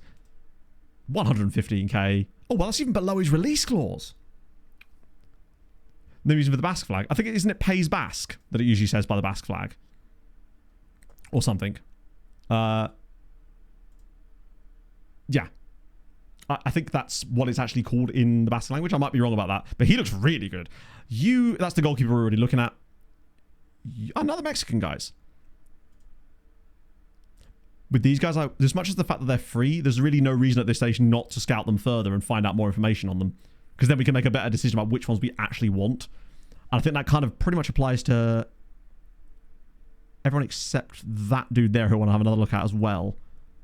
There's a reasonable knowledge on that dude. But it might make sense to just get those guys, send those guys around again. Ah, that one's done it. Maybe it's when you've scouted them first or something. Daniel Sanchez. Who is you? Oh, you're the guy that's already on the shortlist, so that's fine. We'll keep that for now. Now we can address the rest of these guys. Your minimal knowledge as well, actually. So are you and you and you. Oh, no, marginal. Same kind of thing. I just want a bit more information on those guys. Since we're out of a window, we've got time to actually action it a little bit better. We already know about you. We'll come back for you, although we'll shortlist you so we don't forget. Straight to Santa Baby with you, my friend. And there's two more. Cardenas and... Oh, no, Manu. We just bid on him, didn't we? Nice. Jonathan Cardenas. I think he's already earning quite a lot of money. And I suspect he would want even more to join us. Whilst I like him, I'm not overly convinced that we need him at this stage. And I feel like he'd expect to play quite a lot. Tactics bot. No, it's exclamation mark tactic. Because I only have one tactic. So I thought we'd make a separate one. I do need to delete the other one, to be fair. I will still send them around again, just out of interest. But we're already bidding on the other guy. We've got, I think, about 10... Well, we've got 19 future transfers. I think about 15 of them join us in January. Defensive tactic. We were pretty miserly last season in terms of goals conceded, I would say. I probably should remove it. It's just because I will get around to doing that. Find a low move. I don't want to promise that to you. Okay, no release clause in there. With Mr. Gibraltar, I'm probably just going to offer him that as base because we've got less wiggle room because of his international caps. Manu, though, he's getting Spanished up the wazoo here. If we can. Ooh, wow. Okay, I'll ask for 2 more. Good lord. I think this guy might be legit good. Like, ridiculously good, potentially. I mean, he looks insanely good already. So I want to make sure if we are going to get that clause, we need to make sure we got a boat. Not that that would make much difference there, would it? There we go. It's 2.9 million. It's the highest we were going to get it, realistically. They want us to be loaned back. I say, honestly, no, because I want to get him retraining as soon as possible. A lead moderator. Can you? Please no one tell half. Top 10 team in Europe. Nice. Upwards of 30 million. They shouldn't do. I guess it depends on where you're shopping, right?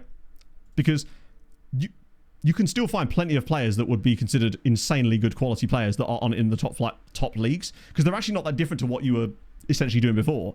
But it really just comes down to where you're shopping for those players. If you're shopping in places like Germany, France, Italy, then yeah, all of those 5-star rated youngsters will cost an absolute fortune, just as they would do in real life. So you sort of have to try to... You'll be able to find less guys that are going to be that kind of quality level from those smaller nations, but they do still exist. And I usually continue doing most of my shopping there just in case, because it's so tough to shop from those other nations. Occasionally I'll splash the cash, but pretty rare. Oh, man. How long's that out for? We'll send a specialist, but that sucks. But so many Spanish... Oh, the Spanish thing has been way more powerful than even I thought it was going to be. Like, we weren't even really intending to use it in this save, but because we ended up turning on a load of leagues to view only... With that came a load of the Spanish influx anyway. Aussie or a Kiwi? Not yet, I don't think. Although that does make sense. I should look for the... In terms of non-contracts, the thing I was doing earlier. I didn't actually do the one for the Australian non-contract players, because they do exist. Wow, 20 more already. Let me just quickly show you. I mean, there was some, hopefully. Air condition club. Club based in The game considers... Oh no, if you put regions in here, Australia shows up. But if you put... Yeah, it's weird. 13 of them. Jack Swan. Nice. Add them to the back of the list. At least there's some players there. And they're almost all from CU Academy, except for the guy that's played the most, which is this guy, Jack Swan. Interesting. New Zealand didn't have as many good players. You would be lucky if you got anyone close to 100 PA from New Zealand. Their youth rating is much lower, unfortunately, so it's not really worth the time to look at. There will be players there, but they will not be good, comparatively speaking. Because I did look there in the when I was setting up those tests. Yeah, Spanish scouting is insane. I think it's just because the youth rating is so high. There's just statistically, with all the players you've got, there's just such a great chance of finding someone who's absolutely monstrous. Manu Diaz is in as well. I have to remember when we sign him in January that we need to retrain him as a centre-back, which is dope.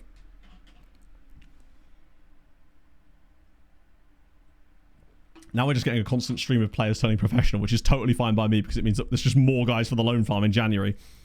Ali's back in training. Immense. That will really help us, actually. Available for loan, starting advice. Dimicevic is now homegrown club trained. That's really good. I love that he's got that before. I guess it's because he's technically... They spawn with a bit of that already in them. So that's nice. That might be helpful for Europe, if nothing else. Using the PS5. Yeah, I suppose you can kind of... I guess there's no like workshop access type of thing in PS5 or whatever, is there?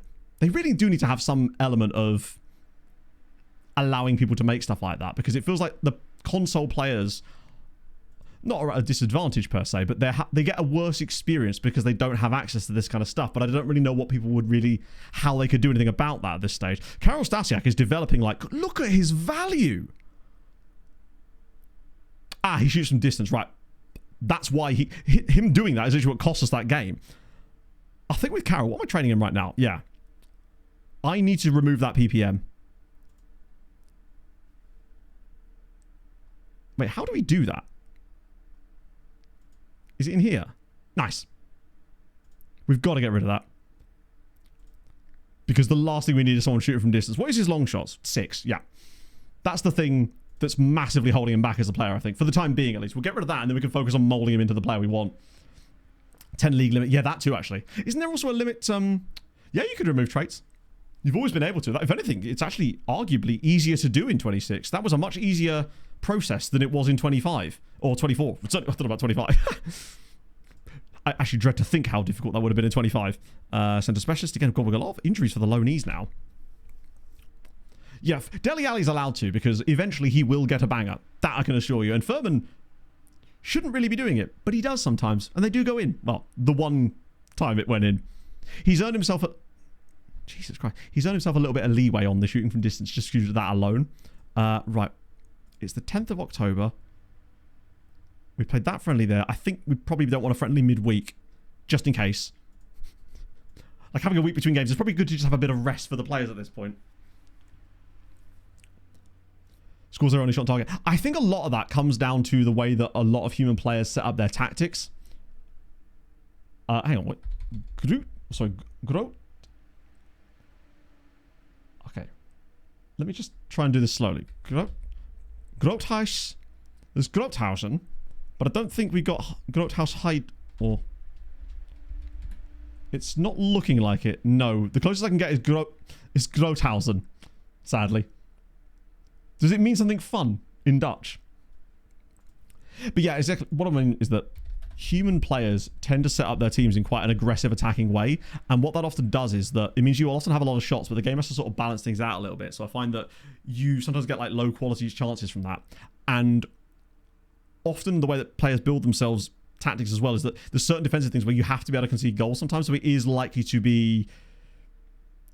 What I'm saying is I think it's just one of the flaws in the way that a game that has a lot of human input is going to likely have, because of the way that people min-max tactics and stuff. It has to sort of let you concede goals sometimes, and it feels like it will give opportunities. It takes a good chance to carve you open, essentially, and therefore when you do give up that chance, it's more likely to be a goal, I suppose. So yeah, Ri Jong-dok of Volmido in North Korea. He's playing for UCD. Did they sign him out of North Korea? Hello, Hadrian. Thoughts on the game last night?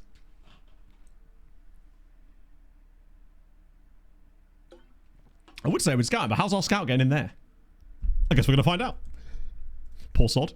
Wow, that was fast. Holy shit, that got us to the game really quick. Have no voice.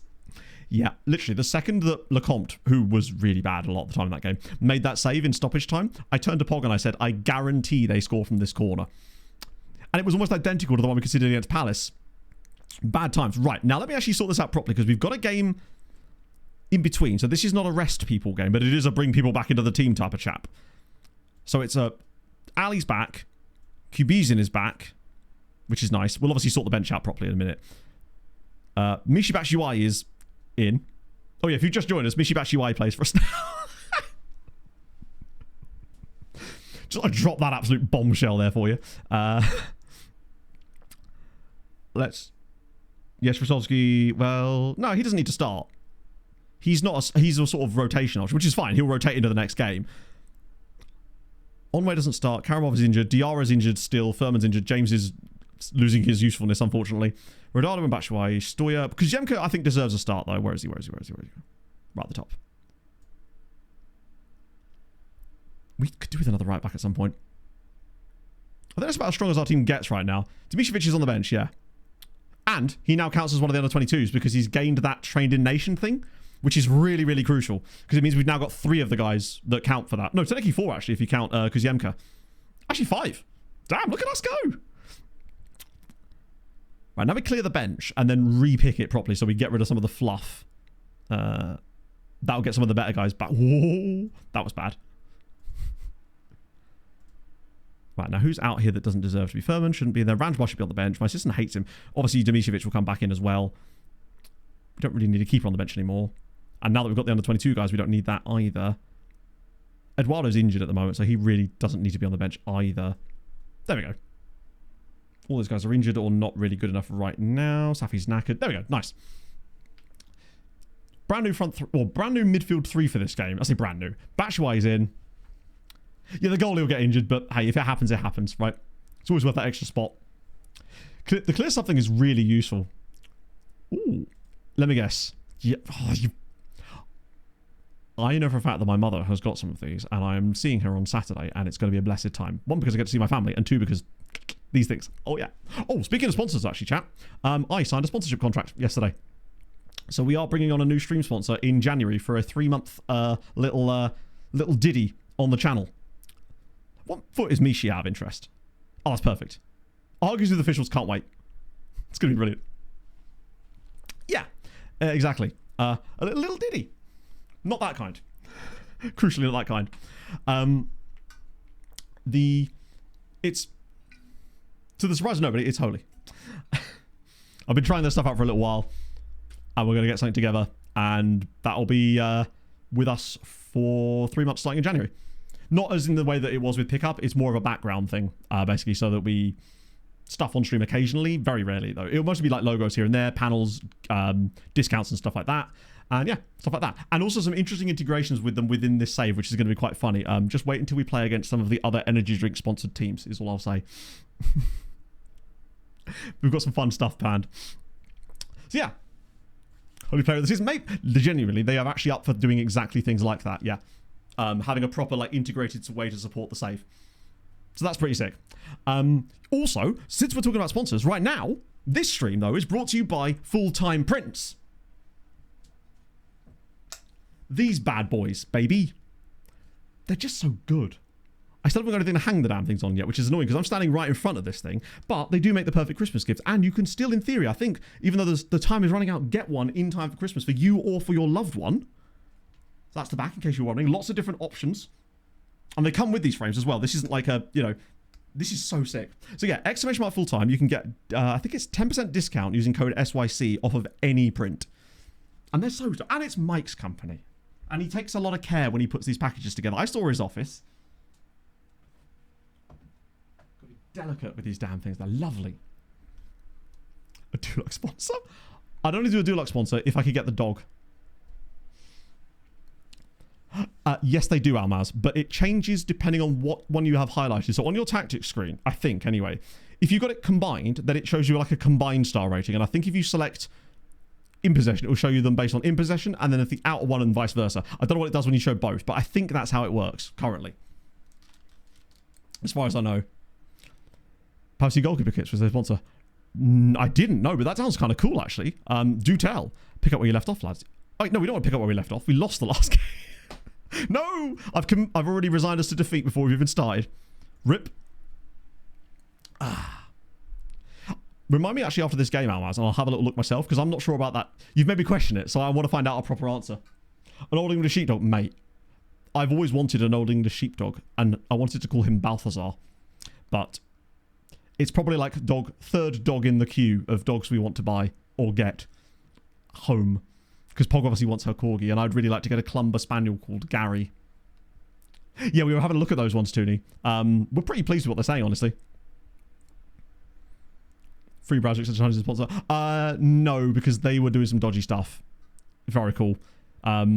Like, as with any sponsors I take on, that's why I don't do a lot of them. I like to make sure I do my due diligence on companies, if I can do, and try products out if it's a products-based one, which is why I've been trying this for the last couple of weeks, basically. You have a Clumber? No! Oh, they're so nice. When Pog and I went to Discover Dogs a couple of years ago, I spent so long at the Clumber store, and there was this beautiful Clumber that was just sat on me the whole time. They're adorable. I feel like they're an underrated dog in that specific... Oh, wow! Those are... You know how I'm like with busy kits? But those actually, especially this one, I really like that colour. That's dope. Discover dogs, if only. To be fair, I genuinely did not know that Clumber Spaniels were a thing before that, no. It's such a shame that they're not doing Discover Dogs anymore. It was the best thing. It's just literally go to the Excel Centre and fuss dogs all day. It's the dream. Pogan actually saw two Clumber Spaniels in Cambridge the other day. We've started really well in terms of possession, but chance creation has again been a little bit lacking. And it could be a little bit of some of the players we've got in this team are taking a while to learn the... But then again, it's only Mishi and Kubizian, really. Yeah, they're fun. I say fun. They're beautiful dogs. Lads, shooting. What is it? How do we do it? Can we start soon? It's almost the opposite problem of before. There we go, a shot. I mean, stick. Is that a French team or... I assume it's... I think it's a French. Didn't Arthur, as in the Twitch streamer Arthur, the FM content creator, the big French content creator, didn't he have a...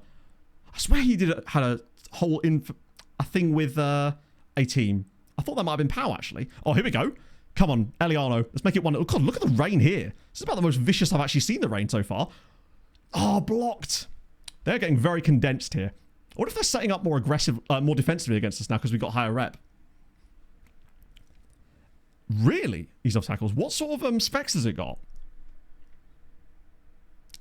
Very droopy eyes, which cause big issues. A bit like... Is it...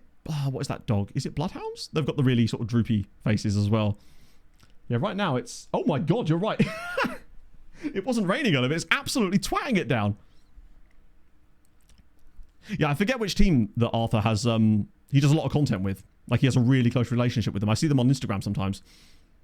Just off Mill Road in Cambridge. Huh. Oh, is it Mill Road? Well, actually, it was a little while ago, to be fair. Oh, hello. Drop it. Oh, Rodado. And who thought it was a bad... No one thought it was a bad idea. Mishi Batshuayi scores his first goal for Wisła Kraków. What a man. Sometimes my genius... Staggering, frankly. Amazing. Lovely place, really. That's cool. Assist from Rodado as well. That's his, I think, either 5th or 6th assist this season already. I think they can be promoted, Owen, but I don't know what the hard limit is in Poland. I don't know what the cap of level. Come on, Mishi. Mishi Biscuit Chuai? Doesn't really work, does it? Oh, hello. Kuziemka hasn't scored a goal this season. Oh, that was so close. I'm glad we finally woke up in this game, because this has not been an amazing performance from us, to be honest, but getting the win is crucial. And actually, you know what? Good look at that. Our OPPDA is 8.45. I don't think I've actually seen the numbers. 54? That means, just to clarify, that every time we get the ball, it's taking them... We are basically playing on average 55 passes before they next touch the ball. Even by our standards of possession, this is ridiculous. How have they managed 4 shots? Where have they found the time? Either way, well done, lads. Much better. We created loads. We haven't, but Kazemka's been poor today, as is often the case. He always kind of Even when he has a great season, his average rating is always toilet because he has so many of these off-consistency games, and I think it's down to the role. The fact that he can't play that central midfield role still. And I don't think he's ever going to learn it at this rate. Literally, yeah. We get like a shot every time we get the ball compared to them. Just because we're taking so long to take the damn thing. He's getting a bit of rating back again. Kubicin, though, looks stable as fuck. Oh, Krzyzanowski's not had the best game. I think I know exactly where the subs are going to be. Stoya. Damicevic.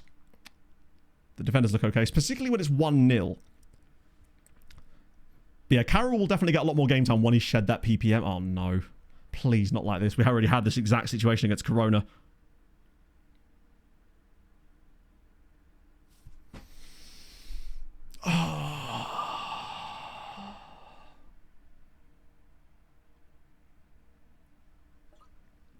Can we maybe stop pissing it away? How is that going to be offside? Oh my god, man. I guess maybe there was a guy in the way. Nope. Brilliant. This is just like that Corona game. In that case, the changes are coming even earlier. This is exactly what you were saying about how you create all this stuff and then the one chance they get, they take it. And to be fair, that's exactly what's happened here. He finally considers Adrian an actual viable player now. Dele Alli's not had the best day. I suppose it's Gilbert, maybe? The strikers have done okay. It's the people behind them, really. Reiners is a bit tired, actually, so maybe Lelyfeld. Save it as it is. Ah, man. Dives into tackles. I don't know if he does or not. Apparently he has 0 traits, in fact. He's a traitless man. Ouchie. Mate, I don't know. I'm reticent to go on attacking when we're drawing games because I feel like it also opens you up on the counter as well. And the last thing we want to do is lose this game like we did in the last one. And in a game like this, I feel like it could potentially just end up with us giving the ball away more rather than actually being patient. Because it doesn't really seem like we're doing a lot with it anymore. Now that they've got back to level pegging in this game, I guess they're content to just sit on it. And let things happen. And now Rodado's got an injury. Wait, Diarra's on the bench? I did not mean to do that. 600. Wow. That's a lot of money for a seat. We're talking nearly £1,000 per seat. Or not nearly £1,000 per seat. It's a lot. Too much. Come on, lads. Yeah, honestly, we've done... I might even turn it back off. Oh, fuck it. I'll try very attacking at this point. We've almost offered nothing in this entire second period. Not that we were offering too much in the game in general, but we shouldn't have conceded the goal. These last 2 matches have just been a bit from us. Coming back from the international break, settling into this. Unless this is the moment, but I reckon this is going to end with a long shot. Or we're going to be the ones turning it into a result. That's not going to be a penalty. That's not even in the box. We're not even probably going to see the free kick. Oh, that's so disappointing, man. These injuries are not helping. And now with Rodado potentially injured as well... Who the hell... Is it actually going to be a Castillo-Wróblewski pairing up front? Oh my god, it's awarded! I didn't think that was in the box. Who's this on the penalty? Is this Batshuayi? Surely not. Wait a second. It's Michy Batshuayi. Oh! It's 2-1. Michy scored both. That was so fortunate. I didn't think that was in the box. I can't believe it. It's Wisła 2, Rook 1. Michy scored both of them, bless him. Oh, lovely view. It might have to be, yeah. Come on. It's a lovely pen as well. Huge penalty from Michy Batshuayi. These kind of results matter so much in our title race this year. 2 goals from the new man. Are you joking? Insta highlight from the kickoff. If this is us conceding another goal... Oh, no, it is, isn't it? Said no penalty, then gave it. Really?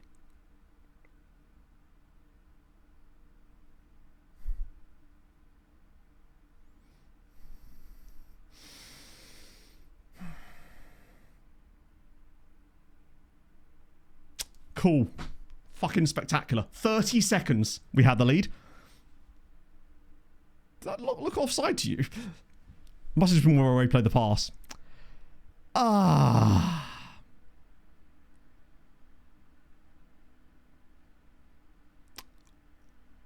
Well, that sucked. Literally from the kickoff. That could not have been more than 30 seconds after we scored the goal. They played like 3 passes, obviously. God, look how much the OPPDA came down in the second half. They really were.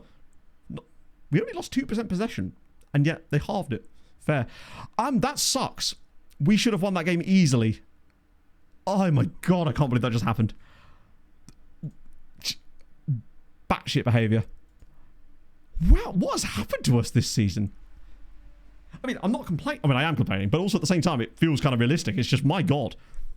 I love that. Batshuayi ends goal drought. It's his first game. Had played 22 matches, but I guess I like that it's tracking that across multiple teams. Oh god, wait, when did you get injured? You're right, I did ask them where to pick up. In that case, if they were truly listening, they should have lost the game.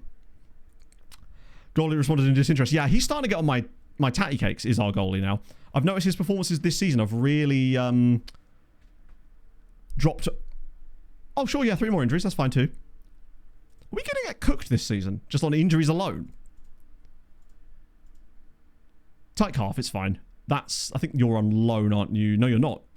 Hot dog. That is not great. I was going to say, have we somehow brought Sven back in-house again? What would be a good defensive tactic that doesn't give very, very few goals? Like I said, this tactic technically last season was very good for that exact thing. At one point, we actually had 7 consecutive clean sheets. It's just, ultimately, you're still going to... There is no tactic that's going to stop you conceding goals. You're going to still concede goals sometimes, like we just did there, admittedly. It's more going to come down to getting a stable setup and then having players that work well within that can do the job. Although, speaking of not conceding goals, Sven's ladies have only conceded 3 in their first 5, and they actually have now won 3 in a row. 13 goals being scored. That's better. We are getting... We're also 7 points behind Lech Poznan now. They're actually kind of running away with it a little bit, particularly as they're in Europe still. I'm actually surprised at how well they've done considering the European balance. And we're now going to have to rotate for the next game because it's Łódź. And we've got Real Madrid midweek, which is not going to be easy. But we're always trying to stick our best foot forward in the Champions League because, ultimately, Vermon's homegrown. This will be very useful for after Christmas when he's back. Oh. Well, Sven's hospital, if I remember correctly, wasn't as bad the last time we looked. Although they still haven't fixed that from what I know, so maybe it was just pure luck. Oh no, it's back again. Tell a lie. Most of them are still injured. He's got 5 players out of the 16... So still over like 70% nearly of his first team squad are injured. What about the B teams, the under 19 squad? Slightly better. So you have to call them up. They really do need to fix that. It seems odd to me that wasn't... It should be relatively of a quick fix, I would have thought, but it obviously is much more complicated underneath. Because I thought the numbers on these things were just numbers in the database. Because you can edit the frequency of injuries for the men's. Well, you always have been in the past. I did it for a video once. Where I was dicking about and creating all the fancy injuries. Yeah, I suspect he's using a lot of grayed out players. He's taking that Sligo Rovers approach to things, you know? Yeah, to be fair, we're catching him up. As far as injuries go, at least. 76 players. Nice. There's a real dude in there. How do you sneak through? Most of them aren't that good. But we expected that. There's a guy there called Ubong... Oh, I thought his name was Ubong John. Oh, good. Cheers. It's now here. Oh, nice. Which flavours did you get? You're Marley guy. Oh. Hello, Marley man. Early signs of a last resort signing. I'm not sure about that one, Chief. 16 to 20 tackling, 10 to 16 marking, 13 to 19 heading, 13 to 19 jumping reach. I don't know if I would call him a last resort signing somehow. I think we'll probably put a bid in. And he's 18, which means he should sign for us. Yep. Choco and... Oh, the Choco Milk one is banging. He'll definitely do. Port to Brazil. That must have taken a while, right? Oh. The Marley man is here. Yeah, if he's got any kind of potential, we are chefing on him. I might not have even looked at him before. Because he was one of the guys that maybe didn't have the 5-star PA. Not that that really matters all that much now, apparently. And that's the thing. We are likely to miss a couple of players just because we have to sort of... You can't look through like 50 of them every single report because it will just take an eon. You think I waffle enough now? Just you wait. If I was to do that too. Oh, wait, is this Imminence? It is Imminence. How did this get on the playlist? Was this a request? Ooh, wrong button. You'll have to see it. Right, okay, back we go. Now I can keep report and we can switch back to the list again to get a little bit deeper into this, right? You're a real player, which means you've immediately lost your usefulness as far as this list goes. And Luke Chambers is in here too as a 23-year-old. How did you sneak through? Okay, nice. Free chocolate. Yeah, indeed, yeah. Wait, Boa Vista? Oh, we've got Portugal players. Yeah, so this is what I was on about with Portugal. They have some players, like this guy here, João Moreira, who's wanted by Casapit. Do they just want every player in Portugal? I mean, he plays for Camacho under 19 squad. Good on both. 5'2". He's many things. A tall man is very much not one of them. I mean, if he's... I think we just punt on some of these guys, right? Like, obviously we can't take them all, but with him, you kind of have to. Yeah, we put him next to the 6'8" dude. Youngster. Okay, maybe he's not... Either way, if he's on a youngster contract, it means I can offer him way more good stuff here. Although, it's weird that he'd want a youngster deal. Is that going to work? No. Usually with youngsters it does, but he did ask for quite a lot of other stuff, to be fair. So I'll give him what he wants. Well, I won't, but I'll give him what I want. Which is now going to become what he wants. Sick. Hello, Michael. How's it going, my friend? We were just talking about you and your wonderful full-time prints company. Exclamation mark full-time prints for 10% discount. Love to see it. Wait, the guy literally underneath him is just as good, nearly. First touch on him as well. Is this because Boa Vista got administratively dumped down the Portuguese league? So they've got some okay... It's another tiny Portuguese man. Love... That's... He's got very good first touch. His passing and technique are excellent. There's almost like an abundance of these kind of players at the moment. I love how it doesn't say anything about his playing time expectations there, which is odd. Yeah, you're right. That's exactly it. It's like Bordeaux, except the Bordeaux players wouldn't sign for us. But it seems like the Boa Vista guys will. Weird. I guess it's only 2 years because he's not 18 yet. But picking up a couple of these guys certainly couldn't hurt. Even if they don't turn out to be great. You're paying him a little bit much there. Oh well, get him over the line. Was he got good acceleration? Oh, he does, yeah. Actually, I thought that was his pace. He's fast off the line. Full light simps without print. Hey, at least we've sped up the process slightly, given that I've automated the mock-up side of things at least. There's so many more of them here. Hang on, there's a striker. We probably could do with a striker if there actually is a decent one. Not the paciest. Arlindo Rodrigues. Well, we didn't look in Portugal before, so these are all sort of new to us. A couple of Guinea-Bissau guys.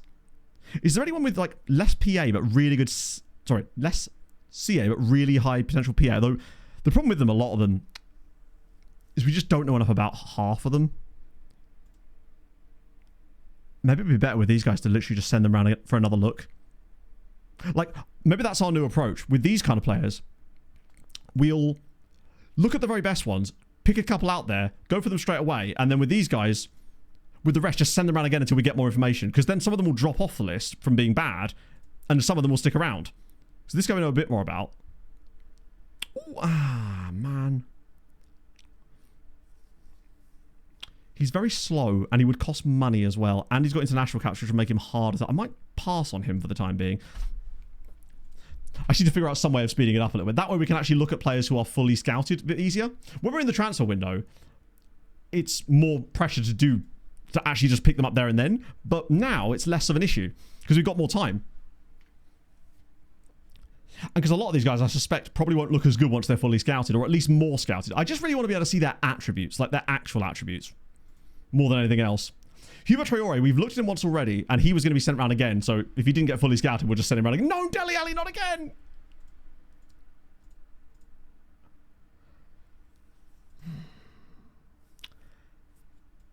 Dele Alli. Moderate hamstring, and you know that's an absolute sickener. Mate. 6 to 8 weeks for Dele Alli. It's a recurring it's a recurring issue. That's the problem we've got. It's kind of like, yeah, I mean, one of those guys that we'll probably never get in our team, but Loan Farm, if he's cheap enough, is probably fine. I think it's just that the game does have that system for recurring injuries that has made it more... Yeah, it's going to make it tough for players like that. BBC Sport. Ooh. 7'9". That's ridiculous. I'll absolutely show you Dele Alli. I love showing him off when he's not injured. But I will anyway. Sorry, I've got my tooth is hurting today.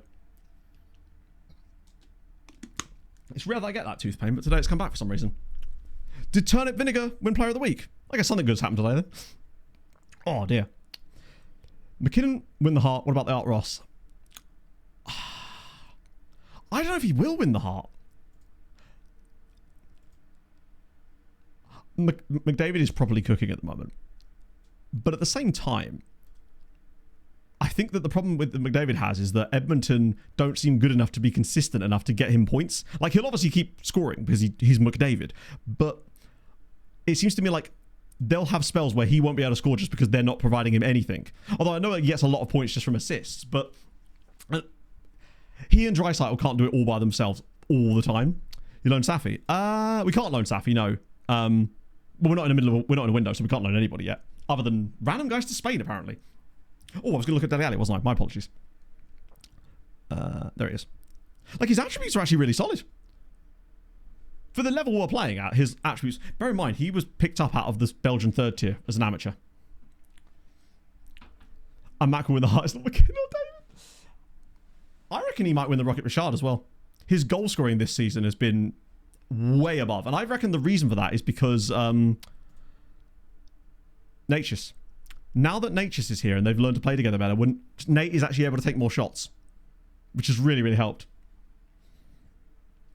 Off to AFCON. I love Dewsbury Hall for Everton. He was such a good signing. I'm so gutted that Fulham didn't push that further. Yeah, we got him off 2B's Brine. Belgian third tier, amateur contract. He's not scored or assisted for us yet, but his performances have actually been decent. Genuinely. The Gavin McKenna Cup. I mean, at the moment, it looks like the Canucks are certainly going to be one of the favourites for that. Particularly now. Although, some of the pieces they got back in the Quinn Hughes trade actually look... They did about as good as they could, it seems. Like, Zeev Buium, I like. Ogren at least scored the other night, didn't he? They got someone else as well. Oh, they got Rossi, didn't they? It's not bad. Particularly if Quinn doesn't stay in Minnesota. Right, who's going alongside... Oh, we have to rotate, don't we, anyway? So it's next match. Keeper stays in, because no choice. We want... Wow. Spashovsky and Fai, probably, right? Because Luis Eduardo's injured. Reinders for Lelefeld. Omic is... Ooh. He's probably able to play. Damishevic, because I just love bringing him in the team now. You can start, because you're not going to be able to play in the Champions League. Christ, is it Gilbert? It's probably Gilbert, isn't it? Kazemka... I might actually start Kazemka here, with the knowledge that we're going to play Stoyer in the Champions League, because he does do good stuff. Batshuayi will have to start here. Diarra's not going to be able to play in the Champions League because he's not registered. Christ. Is it Wroblewski? Because logically, it's going to have to be Castillo and Rodado as our likelihood lineup for the Champions League because the others aren't registered. Norwegian. Yes, you're right. My assistant still doesn't like him. He's not yet got to the point where he will actually let him... It's because he doesn't show up in the drop-down. It's really irritating that he does that. He's on the bench though, right? There he is. Maybe I'll make a saved selection for the rotated squad or something. That'll help. Yeah, it's going to have to be Wroblewski. I could do Castillo and Rodado, but then Castillo and Rodado are going to have to partner. They're going to have to be up top against Real Madrid. He's only just back from injury. This might not be another good performance from us to be... Where the hell is Wroblewski? Is he even here? I think it's because he was put back down to the B team, which means he might have played a game today. And therefore might not even be fit to start this one. Christ, where the fuck is he? I would have been better. Oh, there he is. Wait, no. Youth International, he could be actually, yeah. There he is. No, he's there. Okay, he is around. God, what a partnership. Michy Batshuayi and the wardrobe. It's a dream. Or a nightmare. I guess we're about to find out. I just want to make sure the bench is... No, we've got Dele Alli on the bench too. And that'll still leave us some slots available, won't it? I think we've got one bench slot available, which will go to... Oh, might as well go to Rodon. Yeah, might as well put Rodon on the bench. I think that's all of them. Yeah, nice. Okay, cool. Holy! Yeah, Ranjbar is Norwegian-Iranian. The reason we call him the wardrobe is because chat couldn't say his name. And because in his very first game... No, actually, it was literally just down to that. It was truly just down to that. Wróblewski became the wardrobe when he played that first game.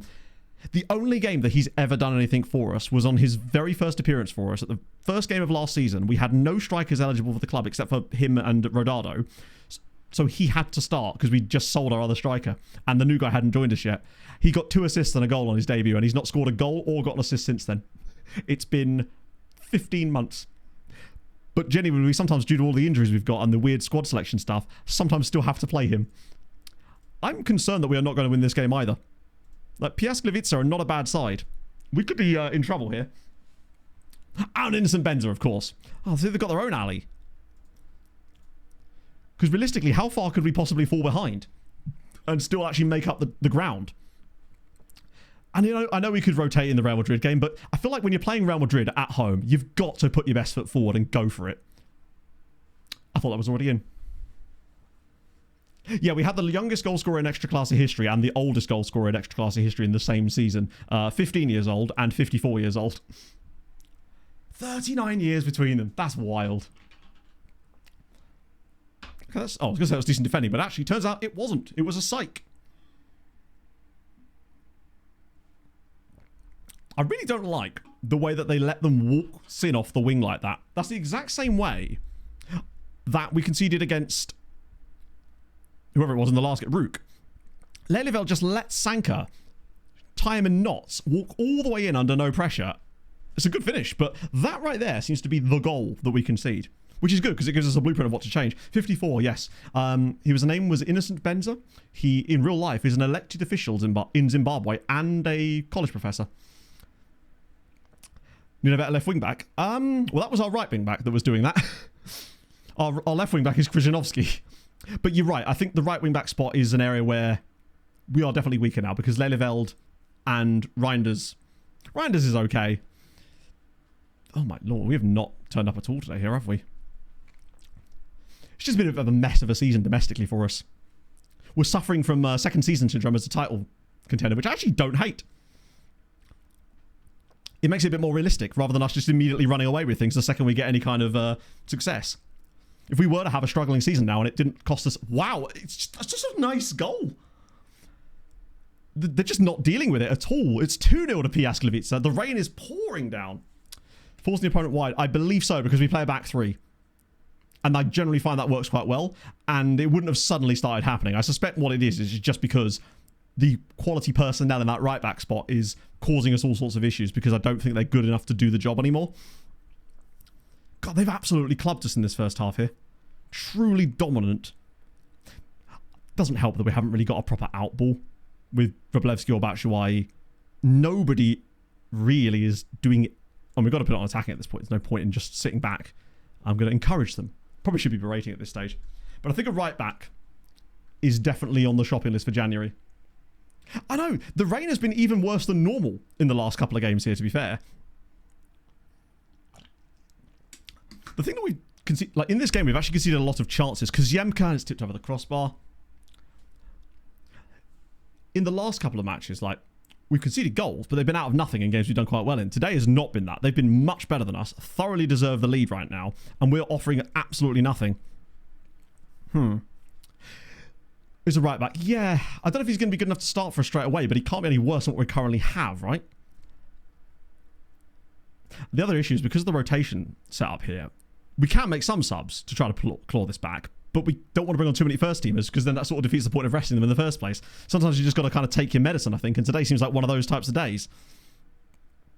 They have scored with that first goal. No, the second goal especially actually was really, really nice. Sanka's been extremely good.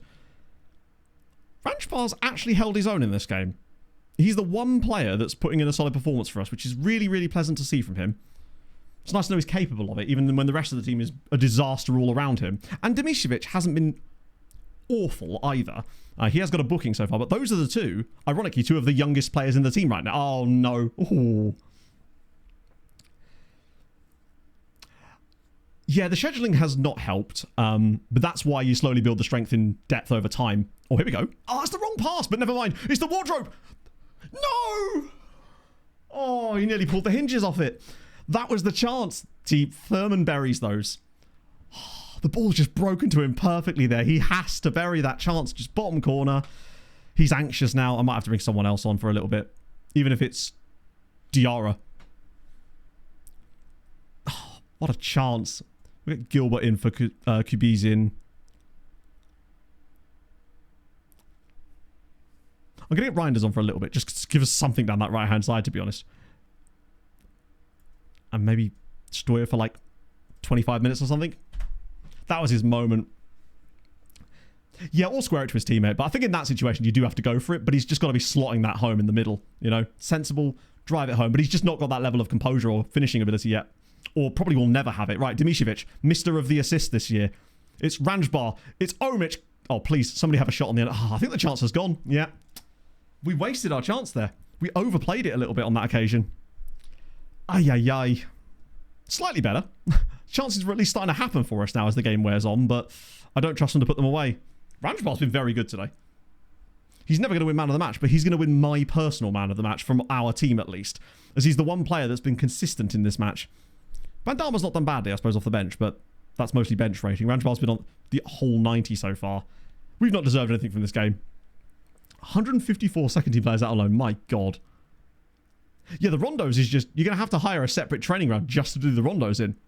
Hello, Rascodo. How are you, my friend? How's your Thursday? Is it going better than mine is right now? Because we've had a couple of gut punches today. This is going to be our third game in a row in the league without a win. We conceded one late winner in stoppage time in the first game. We then scored a penalty in stoppage time to win the next game, only to then concede directly from the kickoff. And now we've just been absolutely hammered here without any complaints. That was shocking from us. Wow, wow, wow. Hello, Lord Sahel. Go back to work. Nice. Lovely to see you, my friend. Wasn't good enough. Yell at the lads. Oh, dear. Champions League is difficult, he says, having not played a Champions League game that game.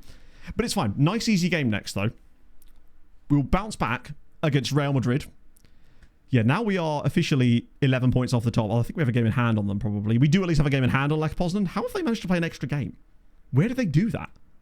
It'll all be fine when we get a Real Madrid win. Think of the boost we'll get off of beating Real Madrid. Right, Poland. National team results. See what they got up to. Yeah, wait, they had possession or we did? Because we just weren't doing anything with it. It seems like we were overplaying it. In games like that, I wonder if actually I turn down the discipline slightly and let them be a bit more freeform. Because I wonder if those players are not good enough to execute tactically in the way that I'd like. And by trying to force them into those situations, maybe it's costing them a bit more. Right, men's national team. We want their results. Okay, it's actually going quite well for them. They lost to Scotland, beat Egypt in a friendly, beat Azerbaijan. Okay, they drew with Latvia. Okay, maybe it's not going as well as I thought. It would appear as if it... Oh, wait, can I not look at them all at once? There must be one that shows all of them, right? Yeah, nice. Nope. Whoa, I forgot about that one. Weird that even exists.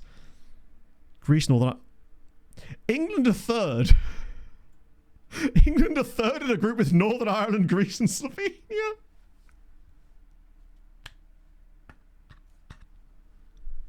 Have we still got Lee Carsley in charge? What? How has this happened? Can I see the fixture? Oh, I can't. I was hoping it might show us. Oh, there we go. Lost to Greece at home. They'll do that. Beat Northern Ireland, but then drew with Slovenia and Greece. Oh, my God. That's wild. Germany clubbing teams as always. Spain doing bits. Serbia, Switzerland, Portugal. Where are Poland? Are we further down? Well, Scotland are currently top of Group L. With us in it. I say us. Poland in it. Right. Albania cooking as well. Who is England manager? I don't know if you can even... Oh, we can see that. Let's see who's responsible for this absolute national tragedy. Wait, I think we can see it. Oh, for God's sake. Really? And these aren't clickable. Good Lord. Just little things. Where does it say?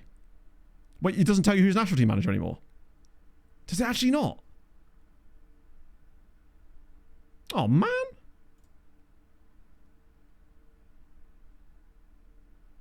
Crap. Well, that's shit. I guess it's because no one's technically managing them because international management isn't possible, I suppose. In the match screen. Is that Ancelotti? Where does it say that?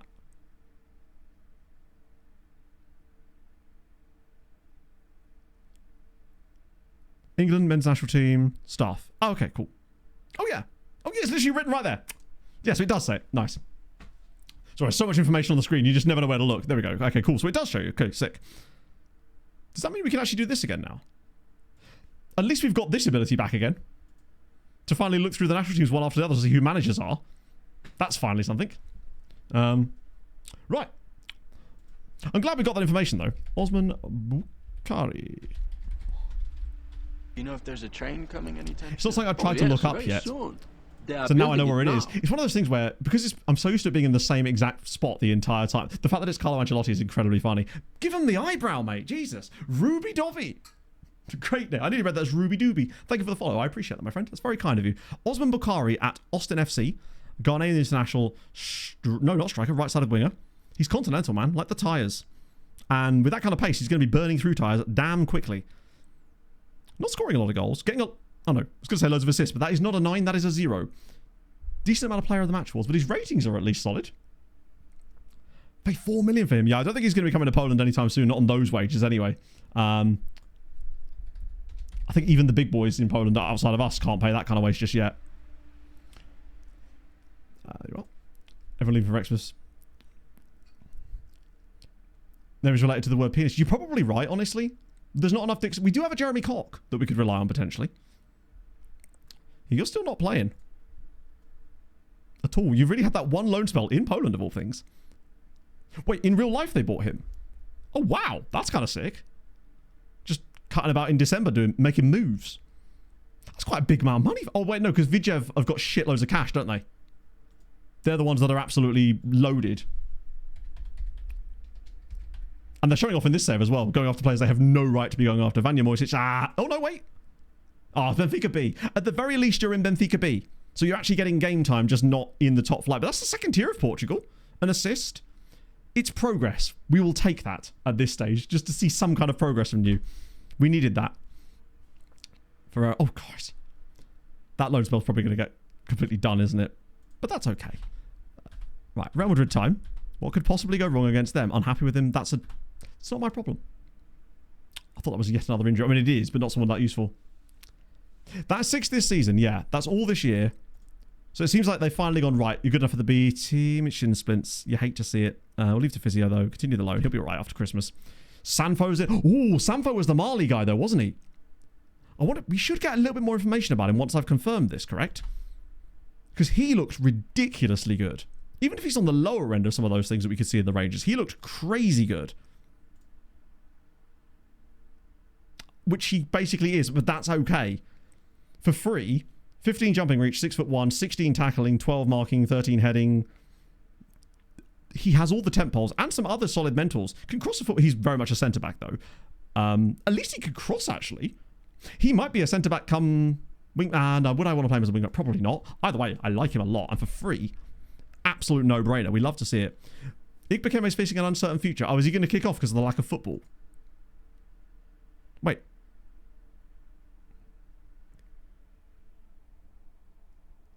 Failure to resolve his unhappiness. What unhappiness?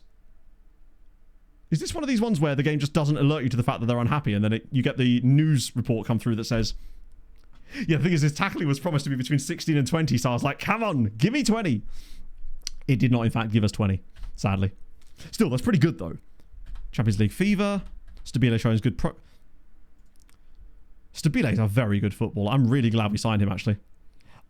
You got the golf buggy crash. Have you got a screenshot? We haven't seen a golf buggy crash injury in ages. We did have one in the Malta save. We had a player, wasn't an injury as big as that. Also from Copenhagen. Wait, they bought this guy.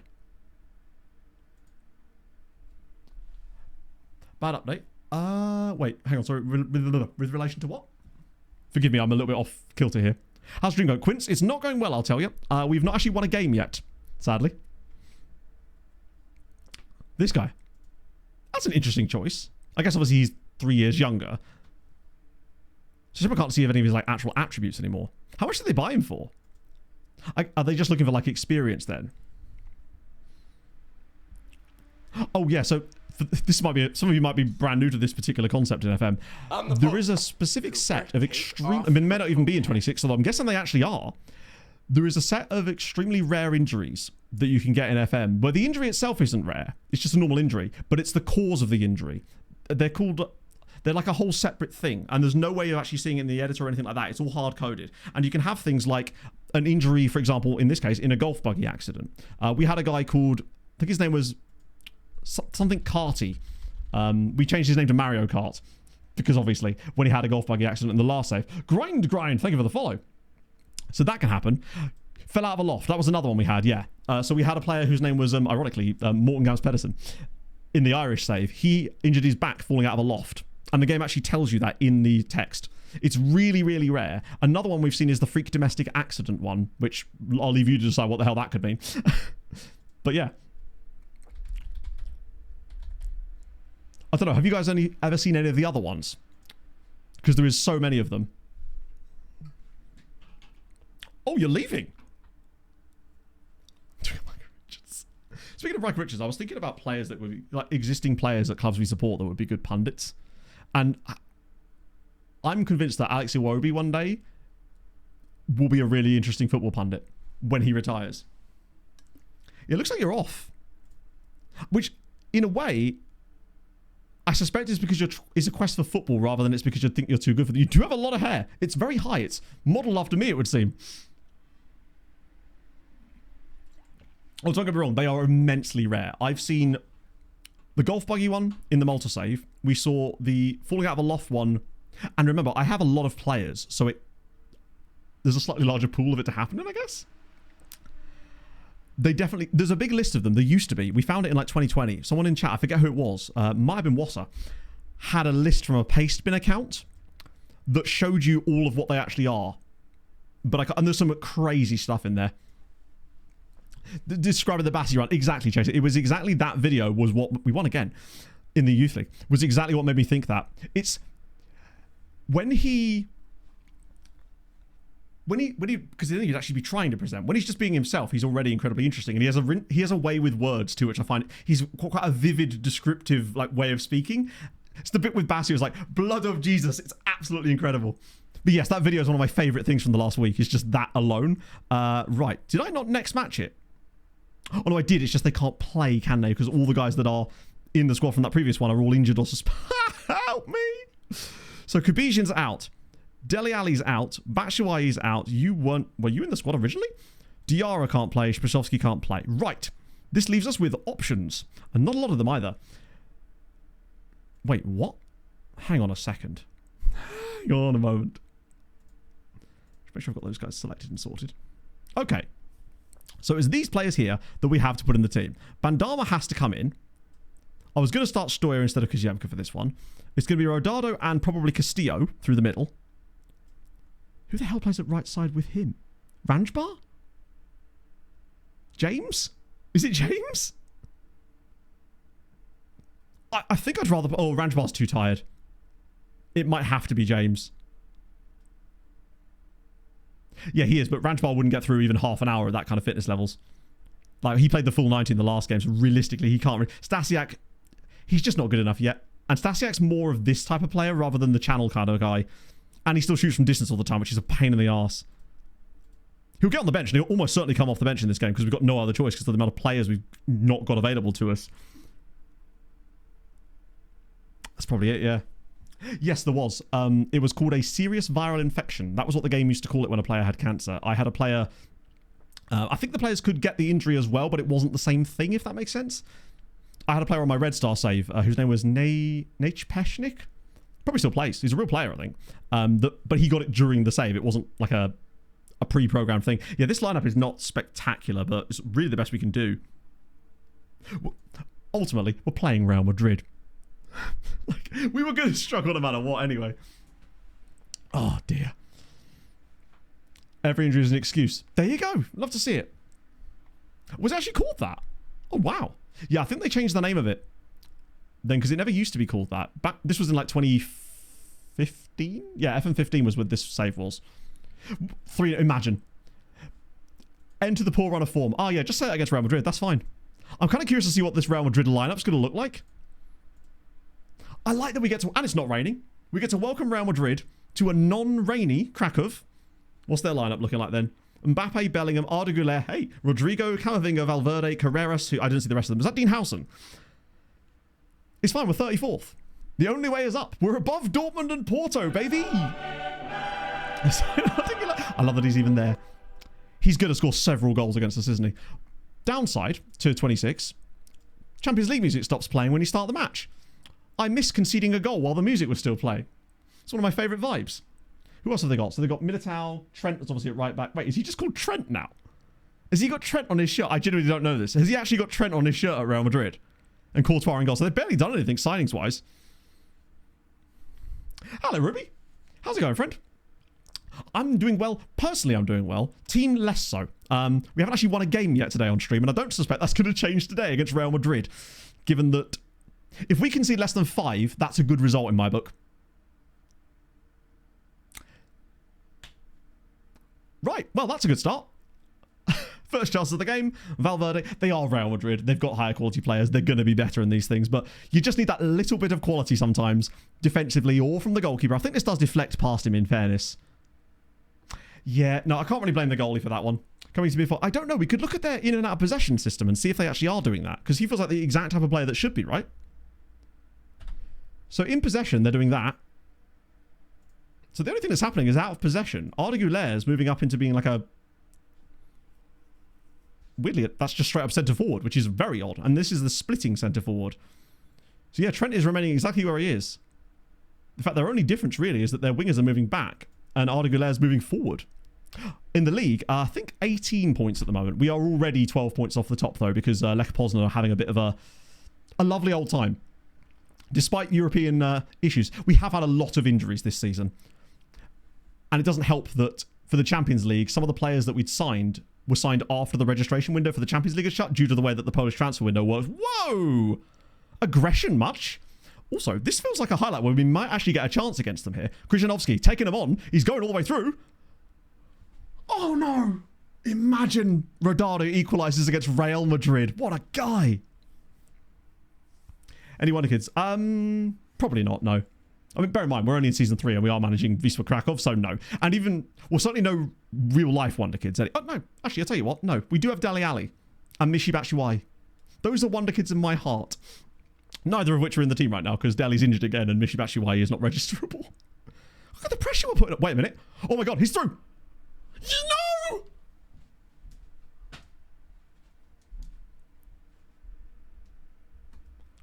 Oh, it is just not going our way today, is it? It is just not going our way. Real Madrid are like, here, come on through, lads. And Rodado's like, I don't want to score a goal like that. Yes, we signed Michy Batshuayi because we got 2 more striker injuries and desperately needed someone to play in the league.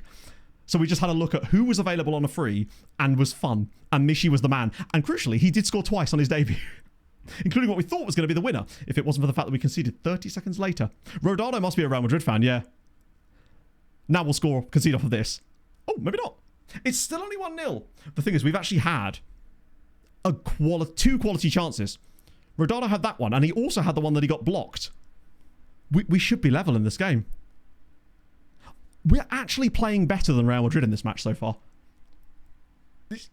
On a European level, this team is raising their game. I know we've not won a single game in the Champions League yet, but we only lost 2-1 at Newcastle, with a goal taking the lead. We got beaten by Monaco quite comfortably, and that was a bit of an odd one. But particularly, we're rising itself to these games. Like, this year was always going to be a tough ask in the Champions League. The crucial thing is we get money out of it, which is going to help us long term.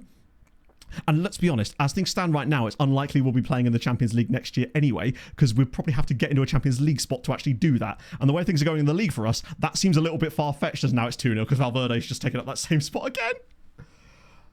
They're scrambling. They actually were. They can't handle the rain, which I've just noticed has started when it wasn't starting. I swear it wasn't raining at the start of the match. Ah, dear. Hello, Remixed. Doing poorly now. That's just it's a nice finish, isn't it? It's a tight angle. Unsighted by his own player. Khalifa is not really cutting it in Europe, is he?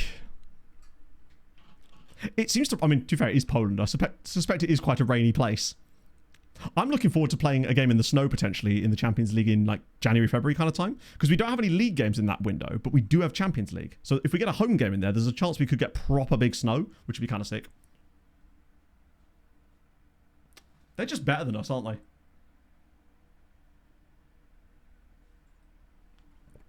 That's the thing. We're going to take our beatings, throw our first team out there whenever we can, because you just never know what can happen on our day. Like, take our medicine, take our £13 million, plus extra money that you get for being there in the first place afterwards as well. It's... yeah. This Mbappe guy, I reckon he might go quite far. It seems that they've understood what we're doing in this game now and have really shut us down. Exactly. Precisely, Kima. Mbappe scoring against us is the equivalent of well done, he's 13, right? Stop it. Don't celebrate against us. We're just a poor Polish side, all right? With our £13 million. Valverde's been very good. Where we go again? For the fourth bracket. So, our fourth pot teams are, and I quote, Galatasaray and Newcastle. We got possibly the toughest Champions League fixture set that I've ever had, ever, playing FM. Those were the pot 4 teams. We got Eintracht Frankfurt and Ajax as our pot 3 teams. We also have to play Real Madrid, Inter, Monaco, and one other.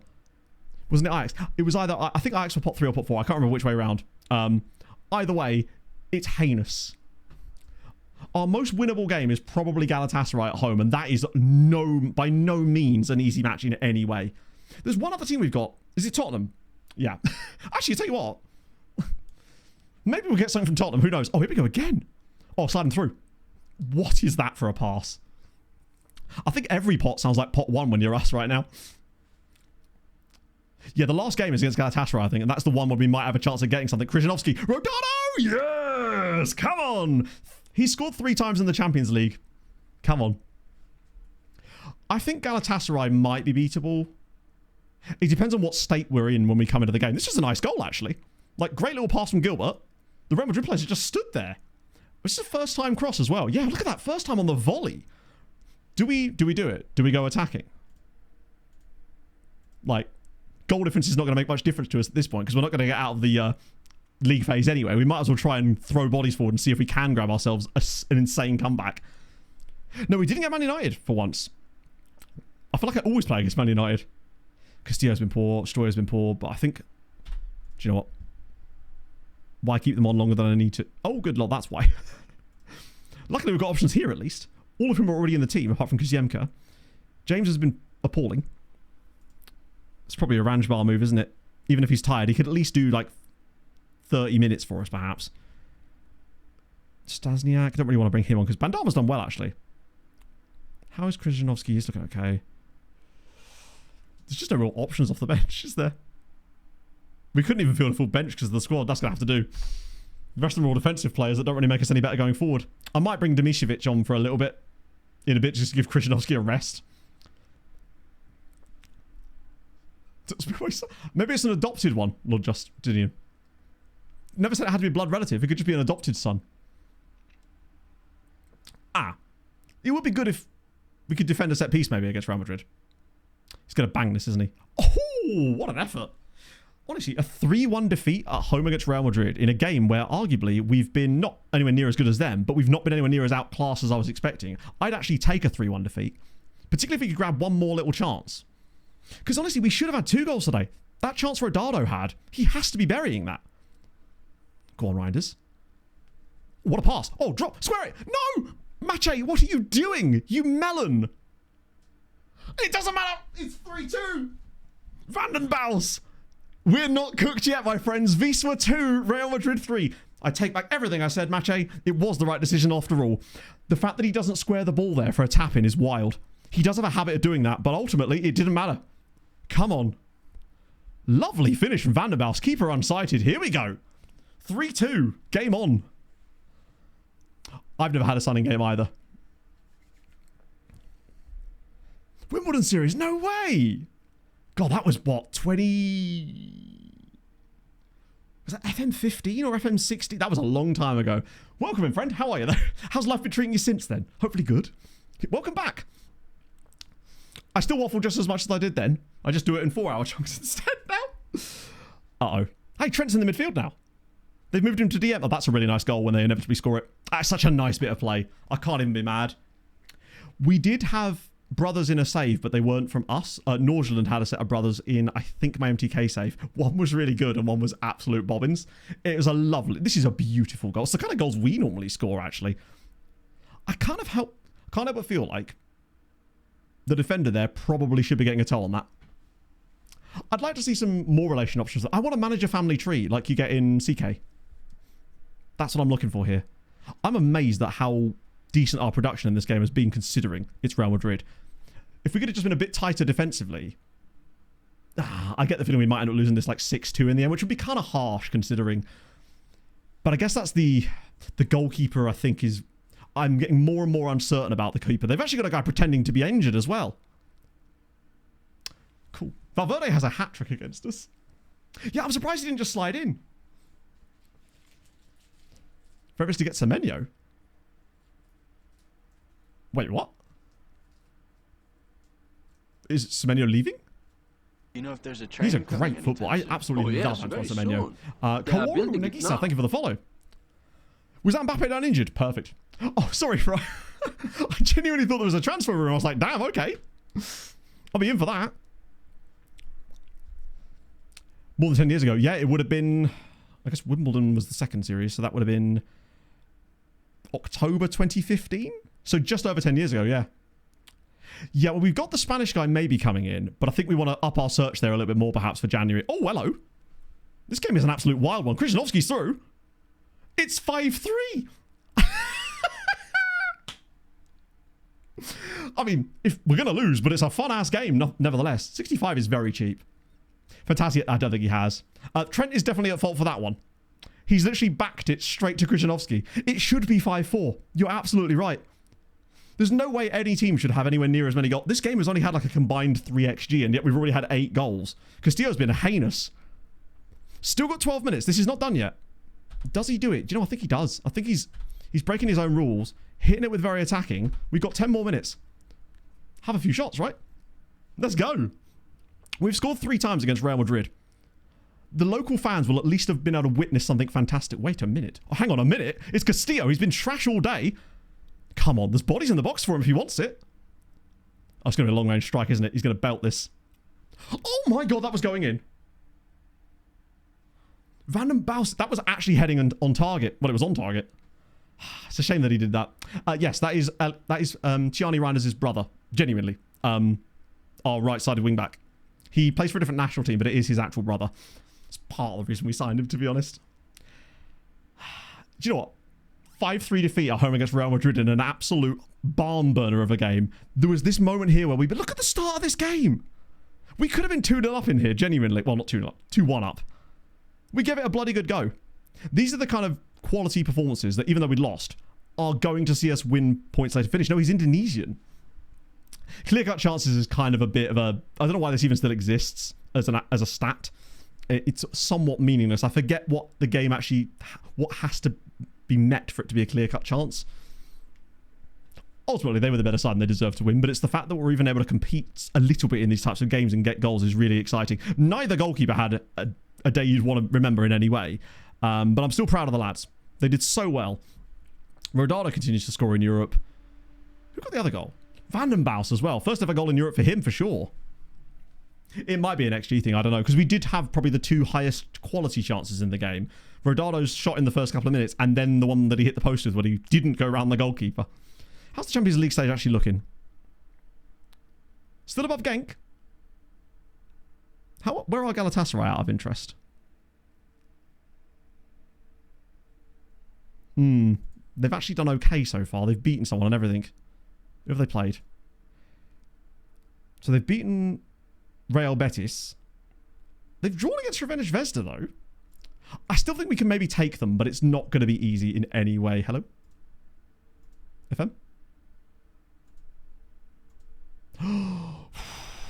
I thought we were on... It feels like when you pop out some of those things, they simply do not pop back in again without you clicking elsewhere on the screen.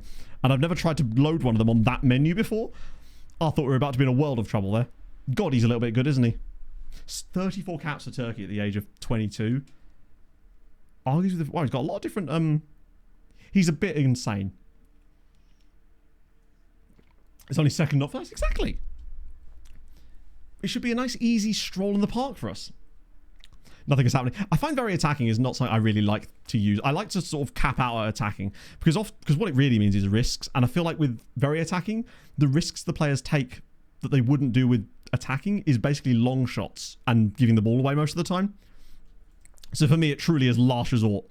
Whereas I feel like attacking is actually a mentality that you could probably use as a base for a tactic. I tend not to, but it's definitely something I would consider at some point, particularly in 26. Feels more doable.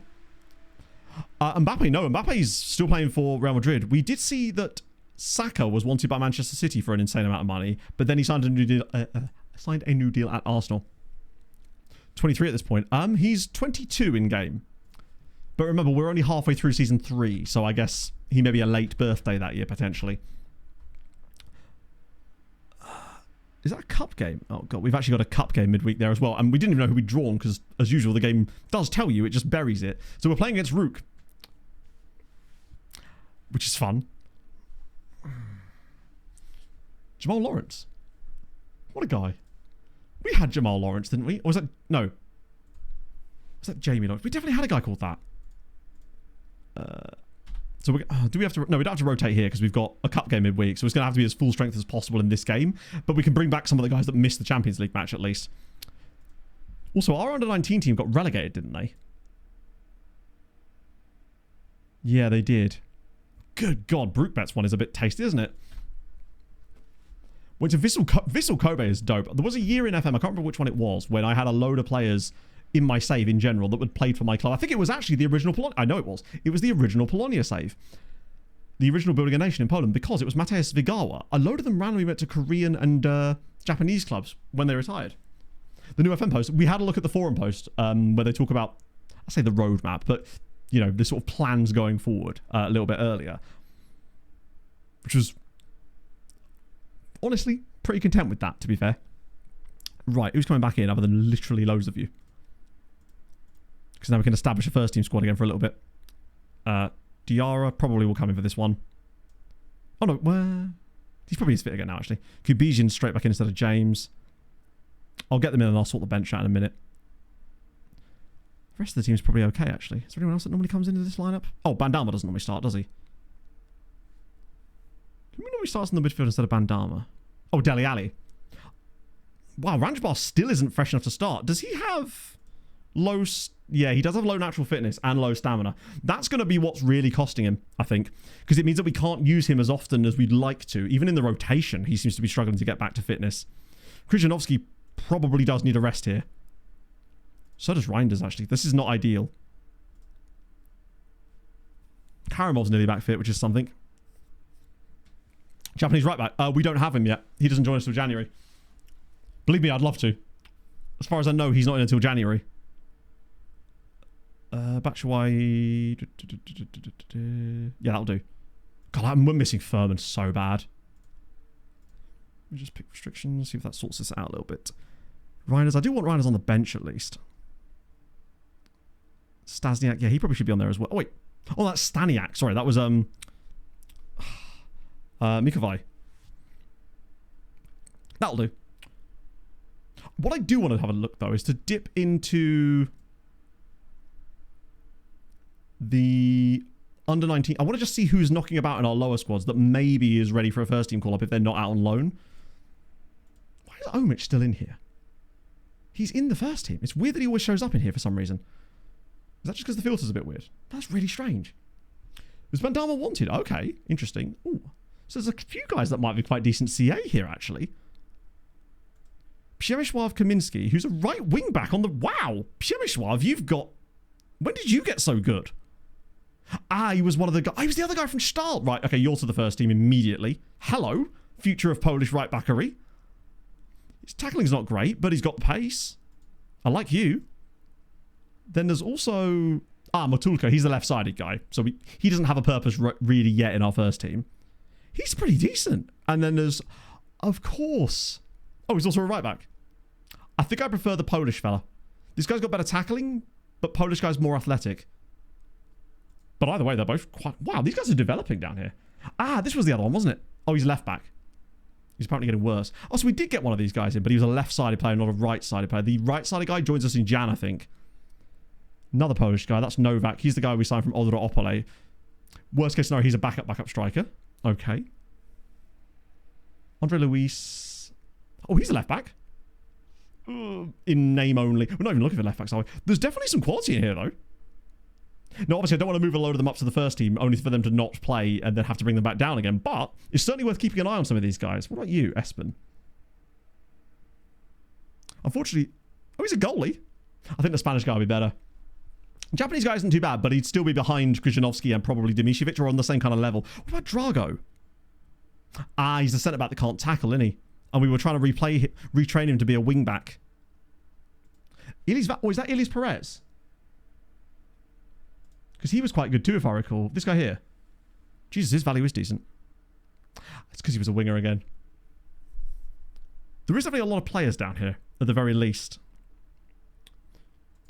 Honestly, I'm on board. Because our goalie's doing nothing. We may as well use a different keeper at this point.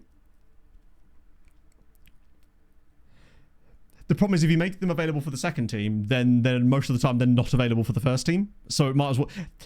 It works if your second team fixtures are the day after your first team. But if they're on any other day, you end up with them just playing for the second team and then being unavailable for the second team, for your main team anyway. So you may as well just have them in the second team at that point.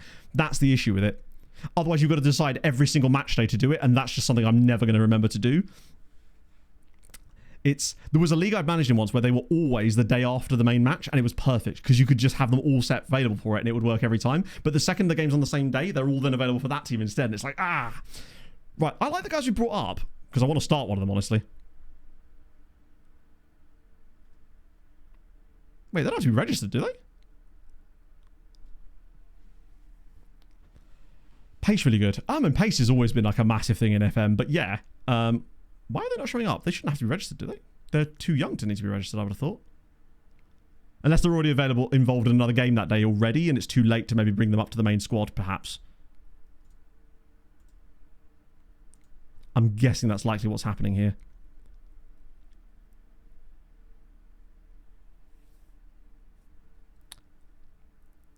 Unclick on the screen. You maybe have to turn it off and then on again. Oh yeah, pace on any player. Oh, there he is, Kaminsky. Wait, he does have to be registered. Oh, he wasn't a homegrown player, was he? That would explain it. God, I didn't really see he was that far up the list. Wait, I can register Pashkovsky. That's the Champions League, Matt. You're a moron. I hate the fact that it defaults to the Champions League. When we're literally not even playing in it currently, because, well, we are, but like our next match isn't. Kaminsky's there, so he does count. Yeah, fine. And Dimitrovic is fine. Did I only bring one dude up, or was there only two? Was he there? Okay, cool. That's fine. Said Safi and Staniak. I don't think he's appearing here. Let me just turn it off and then on again. Maybe he might be unavailable, but not actually unavailable. It does that thing, doesn't it? Oh, there he is. Right, sick. Now he's there. That's better. But if I turn it back off again, it'll probably disappear, won't he? Okay, I think it's got it. Yeah, goalie as well. Oh, he's not on the bench, is he? That'll do. He can't be any worse than Khalifa at this stage.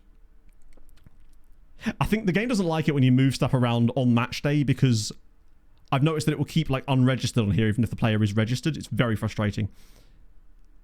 I'll leave Ranjbar out for this one so he's not going to come off the bench. He's too tired anyway. Front line's not looking in great shape as it is, but we just need to get through a game now. Really interested to see what Kaminsky does in this game. I'm a fan. He looks like he's got good attributes. It's a shame that he's not playing with his old buddy, Mr. Furman. Wiz Khalifa, it feels like lately we've actually had Wiz Khalifa in goal rather than the guy that we thought we'd signed because he has not been at it lately. Nepalese, do they actually? That's kind of sick. And I bet there are probably going to be some of the better players that are going to be spawning with Nepalese nationality because of the Australian youth rating, which is reasonably solid. Patulski, I recognise that name. Although that might just be because we have a player called Patulski, to be fair. Right, this is the boring derby. We've not won a game yet today. This has to be a dub. But the squad still isn't filling me with confidence right now. Oh. There's just not been a lot of creativity about us. Like, we've not really battered a guys. Like, we've not really battered anybody today. Well, we've lost every game. But even before then, we were sort of scraping little results here and there while sort of maintaining things. But now it feels like the arse has finally fallen out of us. Oh, God. This is going to be a tap. Oh, lad, you've got to get closer to the ball here. Oh, that's a good effort. Oh, yeah, I imagine they would do Lord Justinian. If they get anywhere near the good... All they would really need is good youth recruitment, to be fair. Because once they start getting better youth recruitment, they would get players ahead of other Australian sides, and thus they'd be getting the cream of the crop, which would be kind of cool. Their reputation wouldn't really matter too much until such time as they start tight. Does he just stop? You do actually need to keep running when the guy goes past you, you know. That's a good save from... I feel like Khalifa doesn't save those. That's the exact type of goal that Khalifa has been letting in willy-nilly for the last sort of couple of months. Whereas it seems like our our youngster here just made a comfortable stop on it. Right, Kaminsky. Why is our right wing back one of the players that stays forward from that? I guess he's not got the... Come on, Destroyer, hold it up. Here we go. One save and he genuinely does. He's doing the simple things well, which is just as important for me. Oh, hello, Stoya. Patience, nice. Oh, go on, Gilbert. Oh, for God's sake, the post again? We cannot score from that position, can we? Shots from that area seem to uniformly hit the post. Right, Kaminsky down the right. See what he does defensively today. That's nice. He's obviously got to work on both sides of the pitch, but that was better from him. Lots of possession. The Senil Hammonds of Wisła. I'd prefer to play him over Khalifa because he's another one of our youth prospects. So getting him into the team would be pretty sick. His rating's decent. Like, he's saved what he's had to do so far. We've still done nothing. They haven't changed the match engine, so this is just about the players that we've got out there at the moment. Probably doesn't help that with the amount of squad rotation we're doing, it's sort of stopping anybody from getting consistent runs in the team. I could totally see us, upon being knocked out of the Champions League and going, okay, fair enough, we're done here, going on a mad run after Christmas like we have done in the past, once everybody's back from injury and whatnot. Hopefully it's not too late then, and we're just trying to survive and get into Europe by that point. Kaminsky, he's won us a corner at least. Why don't he go? Yeah. He was fine last year. That's the weird thing. But it seems like this season, maybe he's facing more pressure, and last year we were just not conceding a lot of chances, perhaps. And another one off the bar. Still not a lot of high-quality chances today, though. We're not exactly carving them open. Most of our chances are those sort of edge-of-the-area types of jobs. It could just be down to things like PPMs on certain players where they are almost holding onto the ball too much now. I mean, hence the possession that we've got that's nearly 80. But now they're sort of playing that extra pass where the ball actually gets further away from the goal rather than those incisive passes like this. This is more like it. Oh, that's hit the post again. We've hit the post 3 times in the first half an hour in this game. I thought that actually hit the stanchion and came back out, but no, that was another one off the post. I feel like I'm channeling my inner RDF here because 3 woodwork hits in the first half an hour. There is not ideal. More in the good idea movie. Good film though. Underrated movie. Why is Stabile clapping? Yeah, the teammates are like, come on lad, do you want to pass the ball? Have I like accidentally put us on lower tempo or something? We are on standard tempo. I wonder if I wouldn't normally do this, but I wonder if actually upping the tempo a little bit here because we're just holding onto the ball so much that we're almost not pulling teams around enough because we're just doing too slowly. Blocked again. Try again. No, I saved again. Okay, we're starting to get a bit of pressure on them now. One of these is bound to go in. The pounding part of the game. I know. It's starting to happen a little bit now. I guess it's because teams are going to set up defensively against us. But it could be that, though. That with the slight rep bump we got from winning the league, teams are playing against us slightly differently than they were last season due to the reputation things. So as a result, they're a little bit more defensively when they set up. So it does make it harder to break teams down. That can absolutely happen, which would explain why, when we're in the Champions League against teams that are coming at us, we're still able to score plenty of goals. Go on, Gilbert. Murder him. Is there really an Albanian team? That's kind of sick, actually. I take it none of them play like in any of the more well-developed leagues. Oh, hello. Go on. Breakaway chance. Come on, lads. Kaminsky. Oh, fire it across there, bud. If they concede a goal from their own free kick. Oh, it's Rodano. Good first touch.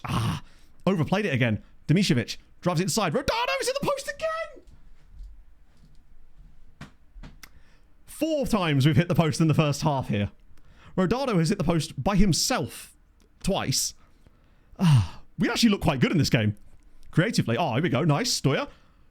No, blocked this time. That shot was arrowing in as well. I think the upping the tempo, perhaps, against worse sides.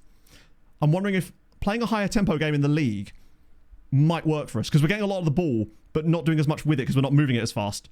Oh, look at this. Yes! Finally, we take the lead. We've got so much better since I switched it to higher tempo, even in the last sort of few moments of this first half. We've been absolutely all over them since then. Just moving it quicker. Lovely build up here, though. The fact that Diarra and Kubizin linking up between each other as he just pops it around the side, outside of the right foot for Kubizin. First goal for the club. Finally, we take the lead here. Oh, push the tempo, literally. We may need like a Champions League version and a domestic version, because we definitely got better as the half wore on there. Nice. People are playing well. Seeing a lot of Kaminsky on the ball as well, which is really nice. I would say I'm far from pleased, but I'm actually content with it so far. Yeah, first goal for our fake Pole. Now, apparently he does have Polish... I mean, he'd have to with a surname like Kubizin, right? Make a difference, lads. But what's happened in previous matches is that we've been in these kind of situations, and then we've just conceded a random goal out of nothing and not been able to get the second and the third goals in games. And matches like this against newly promoted sides are exactly where we need to be popping on people and getting things over the line. I'd like to see us win this game like 3-4-0, trying to push on a little bit instead of just sitting back and conceding that goal. Because if that is the case and we are able to create a lot more over the course of the rest of this match, then I will definitely put it down to the tempo shift. Just being able to move the other team around a little bit more and open up little gaps, because we've got a higher quality of player now, which means they should, in theory, be able to get away with playing a higher tempo of football. Because we originally wanted to do that in the first place, but the players we had weren't good enough to really execute it properly. Oh, here we go. Stoya now. Look at that. He becomes the first player ever to get an assist and a goal on the same goal. Impressive. That even Messi hasn't managed to do that in the past. Assist his own goal. Obama putting the medal on himself meme. Amazing work there from Stoya. 2-0. Much, much better. Now I'm feeling it.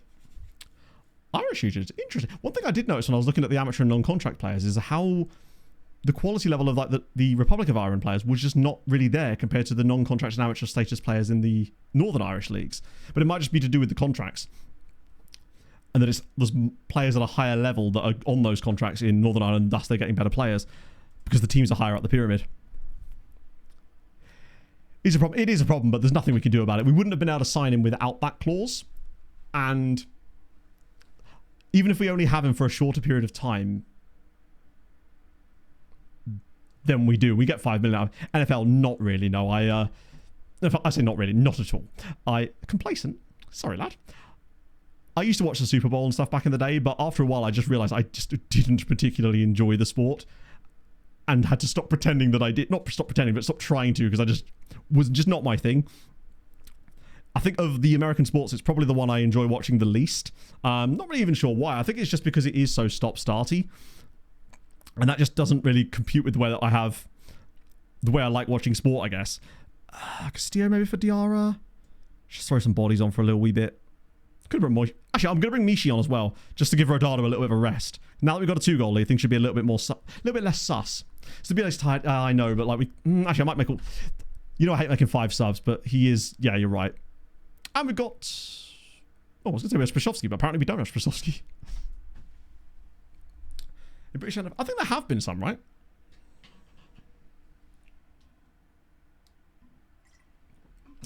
From the highlights, I guess so, but I don't want to watch a sport that I have to watch the highlights of and not be able to actually engage in the sport how it's supposed to be. I think it just isn't for me, and that's okay. I'm more of a hockey man, as you know. Don't mind basketball. I did watch a decent amount of basketball during like the COVID pandemic, because Yamka has now missed it.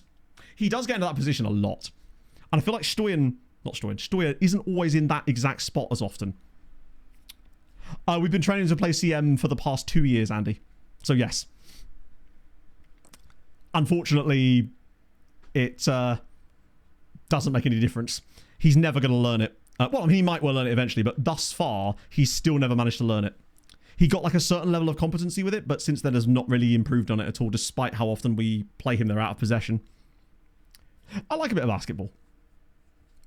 Hockey smart, man. Well, I mean, to be fair, I'm with you on that. Hello? Oh, that's a penalty. Mishi Batshuayi. He's a magnet. He scores pens. He saves. He doesn't save pens. Yet. Give him a chance.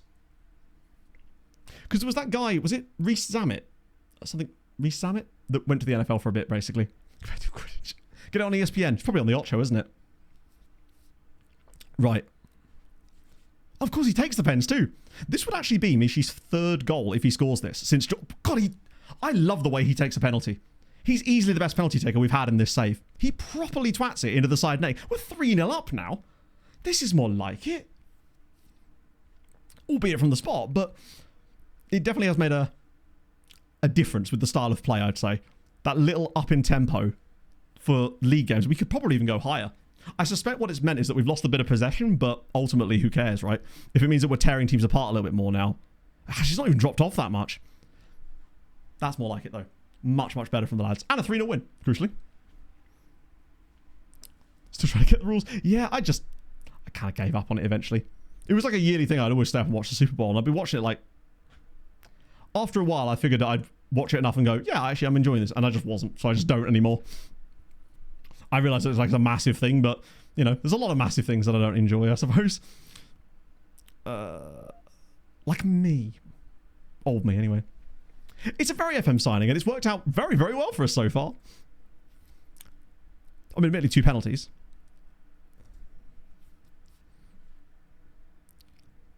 Last a good game. Yeah. But I think that little tactical tactical switch has definitely helped. Now, we may have done that in the second half anyway, who knows? But it seems like with that amount of possession now, teams are just being able to pack things out against us and are stopping us from getting chances before. Whereas now we have to break teams down a little bit more. So we're actually only 8 points off the top now. Lech Poznan will have a little wobble. Training report for Dimitrovic. Nice, nice. Marking's going up. Are you on defensive positioning? You are. Good. That's what I like to see. At least it shows he's working on the right direction of things. Like, he's got to get that mark. Yeah, his marking has got to improve because he will get cooked defensively otherwise. We're entering the Conference League. You hear it, chap? We're entering the Conference League race. We're entering the big time, says the team in the Champions League.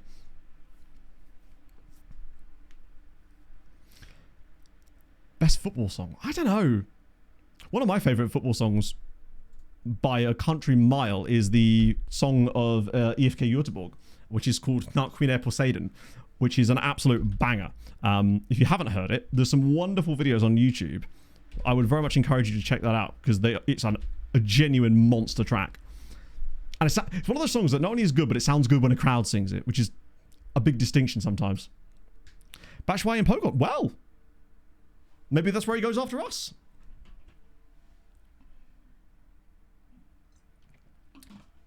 JISI? It seems like Sweden in general, though, kind of cooking with their club songs. Well, I once spent an entire evening trying to learn all the words to Naquine Poseidon. It's an absolute banger. After going with Spurs, yeah, absolutely we should do, because we've only actually played one Champions League game today. So there will have been some updates for the Polish guys, for sure. But yeah, we'll check after the Spurs game, because that way there's a bit more to report then, I suppose. Just because it's such a ball ache to actually go and find the damn thing. That's another thing to do with the immersion and stuff. They need to make that easier. Still, that's the thing, and it's just like real life extra class. I mean, when you look, 3 points separate 2nd and 10th. And, oh, they've started winning. Lechia have finally started winning. I wonder if John Carver's still in charge. He is. He survived. For now, at least. Yeah, I mean, I don't think he... Wait, I say you don't think he faced any shots. He did face some shots, didn't he? He saved the shots he was going to save. He made one save that we did see as well. Like, so far, touch wood. It's good. I see no reason to take him out of the squad, is what I mean, right? Khalifa was definitely due a bit of time off. Oh, we're going to get broadcast live. I love that your game being chosen for Champions League televication. Televication is 18 grand. It feels like it should be way more than that. And I guess you get the money from the other things, so they don't really care about that so much. And also, when they say it's chosen for TV, aren't all Champions League games at the group stage level televised in some manner? It's just an odd... right, what is actually our next game? So it's so we can go pretty strong against Rook in the Cup here. We can put Ranjbar in, though, because he can finally play again. We want to rotate for Lechia. So I want to kind of go as full strength as I can here, so that way the team rotates in and out correctly. But I do want to drop out Gilbert for this one and get Ranjbar in. Plus, he does need a rest anyway, as it happens. So does Stoya, which is the perfect time to drop him out too. Where's Ranji boy? The sooner my assistant gets used to the fact that he's going to be in my team... Oh, he's not even on the bench. There he is. Do I start? No, I want to start Diarra and Rodala for this. Wait, hang on. The lineup for the Champions League game will be Rodado and Castillo, which means realistically I probably should start Castillo for this one. That way Diarra and Batshuayi can play the midweek one. Or not midweek, they can play the weekend's league game instead. And Krzyzanowski can come back in shortly. And I need to make that tweak to the tactic. If I can. I'm going to leave Kaminsky in for a game. I liked what he did. He got a 7.1 on his debut. Can't really say fairer than that. Let me just whack the tempo up to higher. Yeah, Leicester are in poor form, but they are a good team. And I suspect that we will... And they seem to be in better form lately. Because they were in disastrous form at one point. Dead last, but they seem to have won a few lately. Well, considering they now finally have multiple wins in the league. Let me just sort the bench out. Right, who's coming on the bench out of you lot? Stashniak probably? For Khalifa? Dimitrovic will definitely be on the bench here instead of... Wait, oh, it's only 9 subs, isn't it? I forgot that the... Yeah, we'll just leave it at that then. I forgot that the cup only allows you 9 subs, doesn't it? That'll do. Yeah, you'd definitely be televised in England because I think they have the rights to everything, right? And Poland, obviously, because they'd be like, hey, one of our teams is in Europe. Let's televise everything that they do, imaginably. I just want a better performance against Rook than we got not 3 games ago when we last played these guys. Because it was this lot that we got the 2-2 draw against where I think we led twice and then gave up 2 goals out of nothing. They have a regen striker up front. Interesting. So another night game, and would you believe it, chat? It's raining in Poland. I demand a chorus of no, couldn't be, from the peanut gallery. I'm noticing a lot of similar defensive shapes against us as well. We're seeing a lot less of those ridiculously wide 4 forward type of shapes as well this season. I think the only team that played that against us was Brookbet. Oh yeah, 100%. Think of all the dehumidifiers that would be required. Oh god.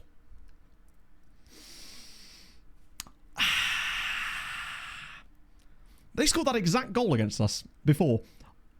That is a little bit on Kaminsky.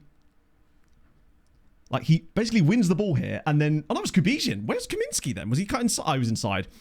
He's got way too close to actually be able to pull that cross. Keeper maybe gets something to that. I don't know. Do you know, I feel right at home here because of how much rain. Is it still pissing it down outside? Oh, it's got worse. It's way worse. Yeah, I put the temp up. That was a 0.82. They've got an injury, though, Sikora. And apparently he's just staying on. But yeah, I pumped the tempo up a little bit more. Lads. This is not really what we're looking for out of a game like this. They've had another shot and it hasn't even accounted for 0.1 XG. Sorry, 0.01. Hey, we've had a shot. Oh dear. Highest again can go. Yeah, pretty much. It's a tapping on the goal line, right? I mean, we're getting possession reasonably enough. It is looking absolutely appalling out there today. It's the exact type of day when you just want to be curled up inside in the warm. Thankfully, I'm doing exactly that. I mean, not curled up. Imagine that. I was actually sat cross-legged on like a stool the entire time. My movement would be somewhat sketchy at that point because Minsky's gone through. Can he... Oh, no! That's what I mean, the overplay there. He just pulls it back when he doesn't need to. He's already through. The hard part was done. Blocked again. Teams are getting a lot of bodies back against us and quite effectively at times too. We are just overplaying slightly. It feels like by the time we get the ball into a good position now, there's always a line of players right there to make those blocks that we weren't really getting before. Pog is getting drenched. I forget what Pog's doing today. Pog is... Oh, I know where she is. Actually, she's at a marina that's got otter in the name, which is kind of sick. She has assured me that... Wait, what? Just maybe don't dive there. She's assured me that there isn't actually any otters there, which for me is false advertising, personally. And she was also acting as like a chauffeur for her colleague today. She went out for a works lunch yesterday. That was her day job yesterday, was to go to Peterborough for a works lunch. That was what she did for the day and got paid for that. Isn't life fun? Potter's Marina. Could be. Actually, no, it's called something like something otter. Wow, we are just giving the ball away every single time we get near it now. Lads, you don't need to actually... We're in like a proper Every touch. Lazy Otto. I think that's the one, yeah. Every, like, defensive touch is just a nudge of the ball straight back to our opponents. So strange. It's the sort of things you used to see in 24, right before a goal. Where every single tackle would just go straight back to them. We're doing a lot of that in this game here. Oh. Come on, lads. Body's in the way. That's over the bar. That's fine. Nistretum. Wow, that's actually really close. Cool name, though. Speaking of lazy otters, that's what we've been in this first half here. Kazemka's not cooked. He's really, really struggled again. I think the biggest issue with Kazemka, really, it just comes down to the fact that I don't know how we're supposed to retrain him to play the role. Because he's just going to get horrendous ratings. He's still only that. 2 years of playing there and he's still only got that. Maybe he just has really, really low versatility. And as a result, it's going to be costing him a lot. I mean, they're going to go bollocking at half time for sure. You have the ability to make a difference. You've just showed it, lads. Bad adaptability. I think it's his versatility is the one, right? Adaptability is more to do with changing countries. I'm going to take him off here. Because he's furious, which is giving red card in the second half. And Castillo's actually been ass as well. Do you know what I'm going to... Mishi will just win us a penalty. If in doubt, Batshuayi comes in and he'll just win us a pen. And then he'll score that pen because he is infallible. That's my plan from here. I probably will just whack it on attacking too, actually. Maybe we need the attacking mentality along with the higher tempo, and that's more like... Because I think that's what we did in the last game, wasn't it? It wasn't just the higher tempo. I actually combined it with the attacking mentality. Maxed out? Maybe, but I don't think so. I mean, the game seems to imply that he's got more, but we just don't know, right? What are we... Oh, my God. Why does he not just control the football? Jakub... He had no reason to do that. At all. The worst thing is as well, I saw him there and I thought, oh yeah, I'll probably get him off next. Right, but nothing I can really change there. We just have to go hell for leather at this point. Oh my goodness. That was an annoying highlight too, because there's just no reason why he would have been that late to the ball. Going out of the cup won't be that bad, but the board might kick off about it. And we don't really want to piss the board off if we're going to have a poorer league finish too, potentially. But the good thing about going out the cup, we've never had a good cup run in this save, have we? The only cup success we've had was that result where we beat Legia and then got knocked out by... He's anxious, fair. We always seem to get knocked out the cup in the weirdest manner. And this season feels absolutely no different to that. We're going to get Kubishin off for Carroll. How's Kaminsky got on? Arguably one of our better players in this game, honestly. We've got 2 more subbies. I might just protect Kaminsky, to be honest. I'm also just going to... Wait, what? There we go. Well, I don't want you playing that out of position. I want you... There we go. I figured we might as well balance it out. Not that it matters at this stage, but the last thing we want to do is get battered in the cup here, because that could be bad. Might as well rest Van den Bosch. Does he appear to rule the role completely? Yeah. I don't know. If I'm being honest, I think the main reason is just because we literally are not able to train him in the role he is playing. It is not physically allowed by the game, which is mental.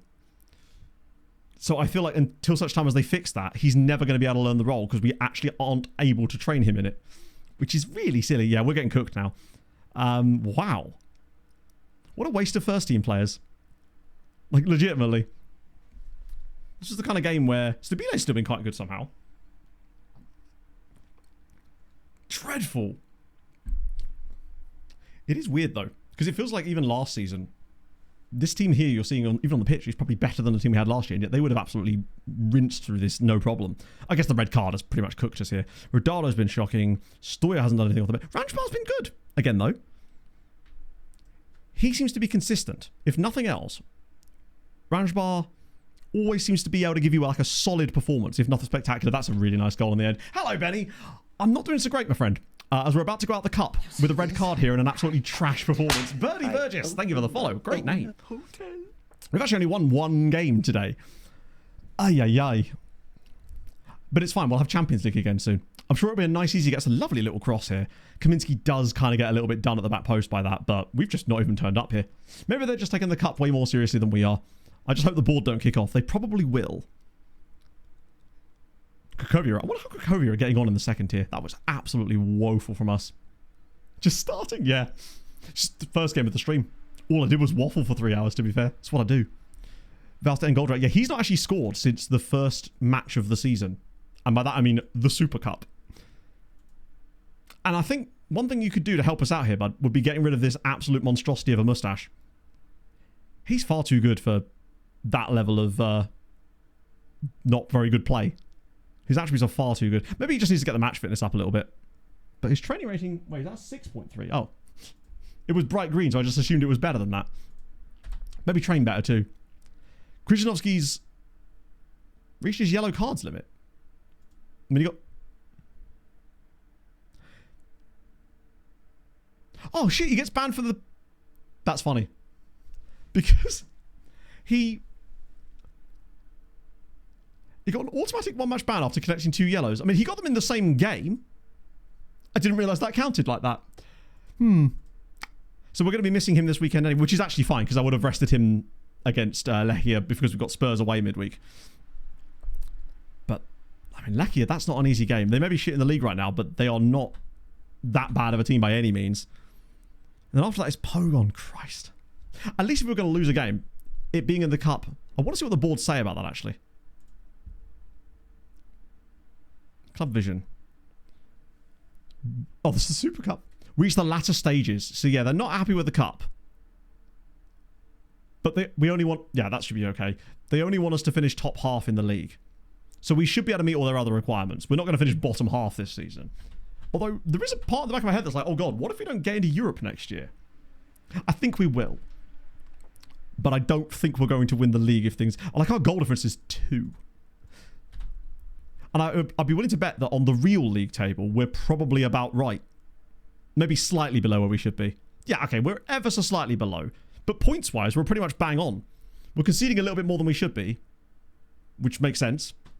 I think it's top 5 gets Europe this season. The game doesn't do a very good job at showing it. It seems to show the same thing no matter what. But I'm fairly certain it's top 5. I think it's because of the cup winner as well. So as far as I know, it's 2 Champions League, Europa League, the cup winner gets Europa League, and then Conference League for 4th place, although it depends on the cup thing. And right now, we are literally 1 point off of top 4. So that's fine. We've got to be aiming for top 4, just in case. Unbelievable. That's true. We're going to win the Champions League. Hello, Daz.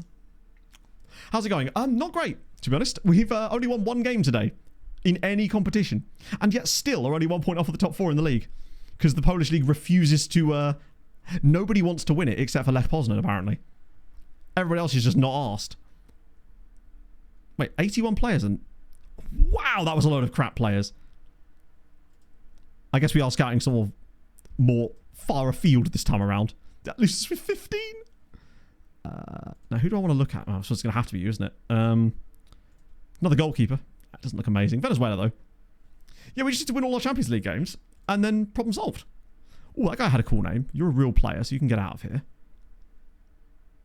Playing in Iceland. You're not a goalkeeper by any chance, are you? Reasonable player, actually, but not really for us. More goals than Schalke is top of the league. I love stats like that. Stuff like that is just fun. Okay, what's left in here that's fun for us? This is the guy we looked at before, but we know more about him now, at least. Which is sick. I'm still not convinced by him. I think it's just because... Didn't he want quite a lot of money? He's got pace, though. But he can't finish.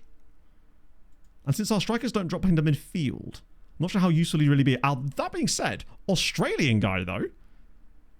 Robert Mallow, 1 jumping reach.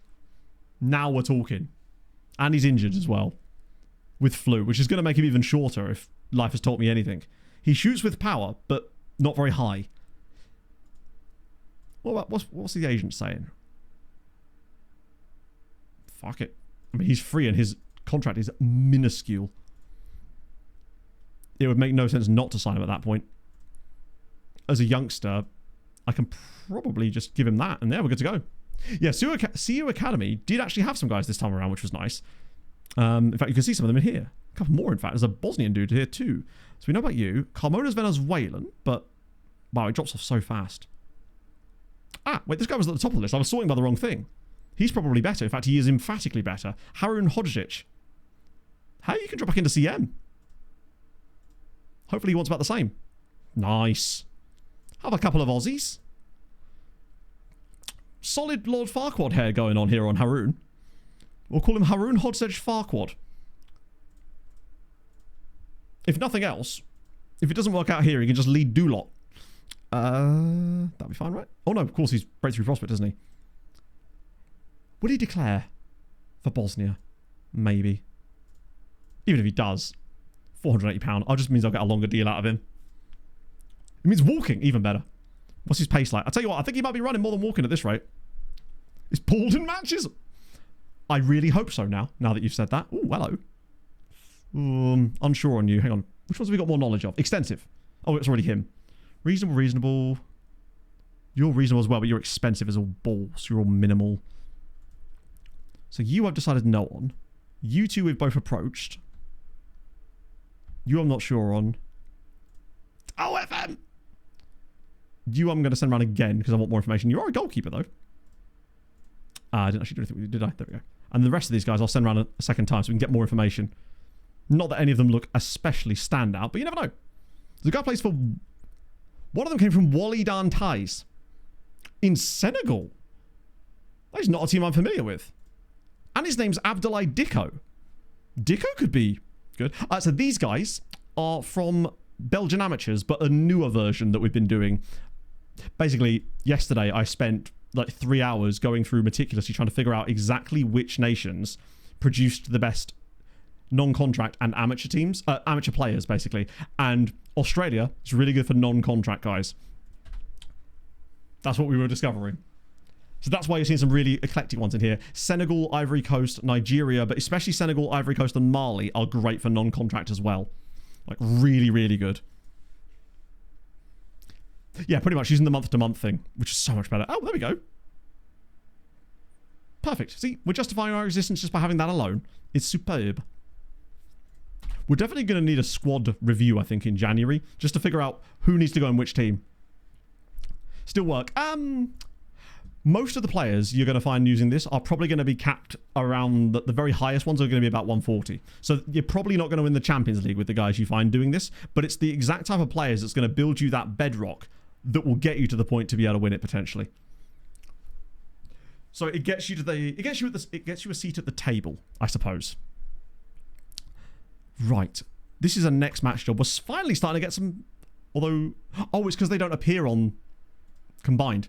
Why did I not notice those the entire time? So this is rotation. This is Diarra starts, Batshuayi starts. Oh, look at all the injuries, man.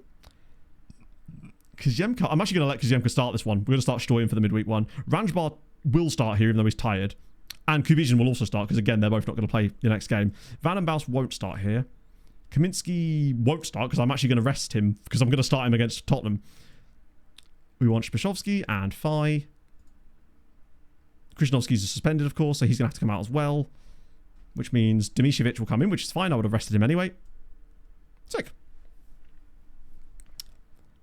Afghan youngster. No, we've got Dimicevic. There's no reason to make ourselves worse than we need to be, right?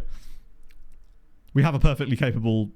I feel comfortable playing him as a solid player for us now, which is really, really comforting. I just want to make sure that he is actually off the bench. Cheeky. Let me... We've still got 3 more slots here, actually. No, 4 more slots. God, I missed when selection advice actually worked. We'll put Safi on the bench, though, because we will need a substitute there, probably. Van den Bosch as well. James, I guess. And I guess Grujic, just in case, if it'll let me. I think we've got enough of the youngsters now that it should be absolutely fine, because we've got the goalie in the team as well now. In my inbox.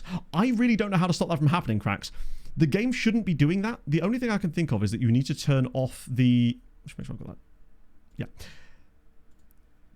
You sort of need to go into the scouting inbox preferences, turn everything off and then back on again, and maybe then back off again a third time. Because I know that a lot of people have the exact same settings that I've got set up, that it does exactly what you're saying. And I've had saves where I've loaded in for testing of stuff, and I've set it up exactly how I have mine set up here, and it still does it, and I don't know why. I haven't yet figured out exactly what causes that. I suspect it's a UI issue. Although I think you could say that about a lot of things in 26, to be fair. That's what it generally boils down to. Right. Okay. This is actually genuinely important for us to at least not lose this one as well. Yeah, Dele Alli is... Well, ironically, he was injured, then he came back very briefly, and then got injured again.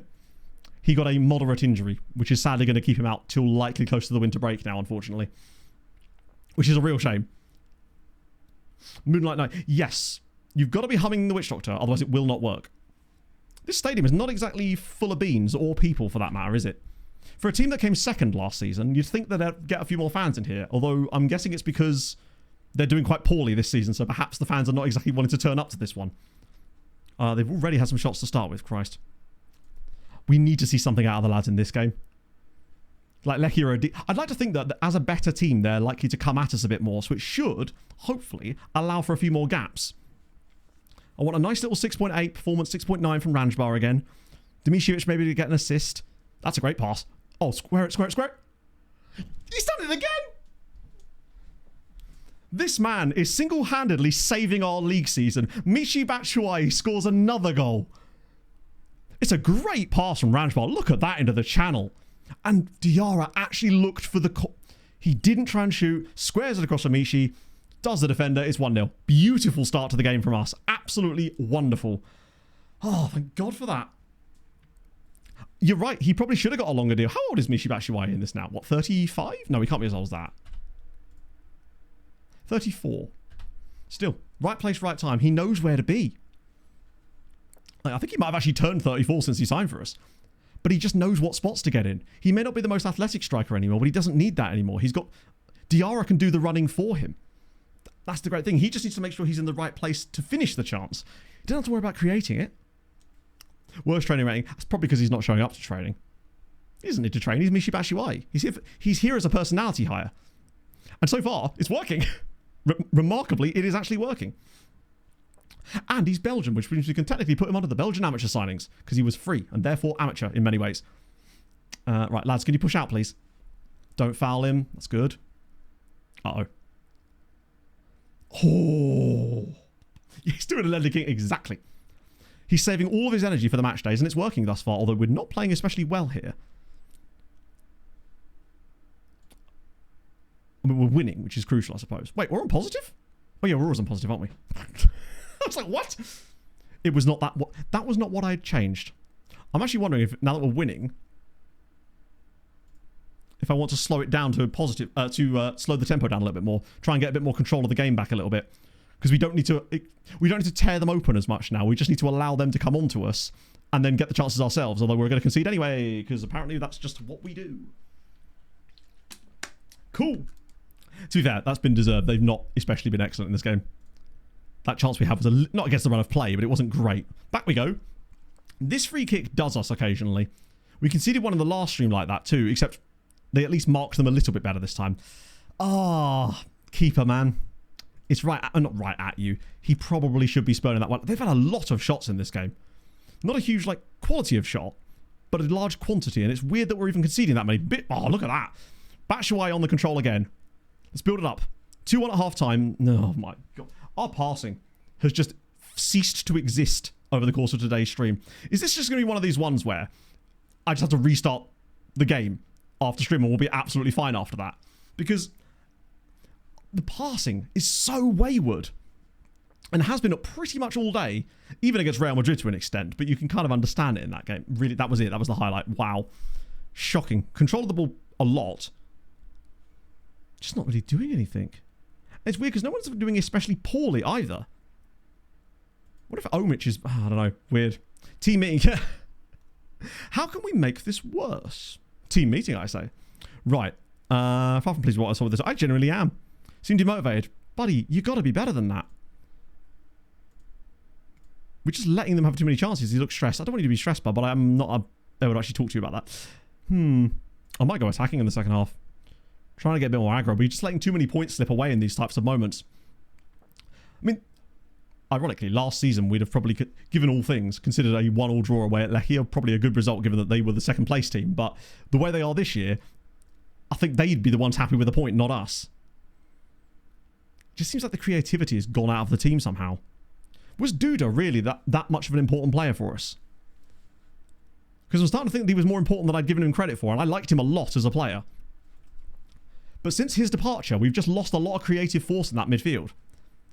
I wonder if it is just the case that the player that we've got in that midfield playmaker role isn't midfield playmaker. Look at the passing, man! They're an embarrassment. It's constant now. Just giving the ball away. How did that not go in the back of the net? That was bloody close. That was great defending, actually, in the end. That was such a big chance. They should have scored. Like, Ranjbar does actually have really good passing for this role. In fact, I'd say he's very good for this, other than the lack of dribbling. And he does lack a bit on the defensive side of things. But what about Kubizin?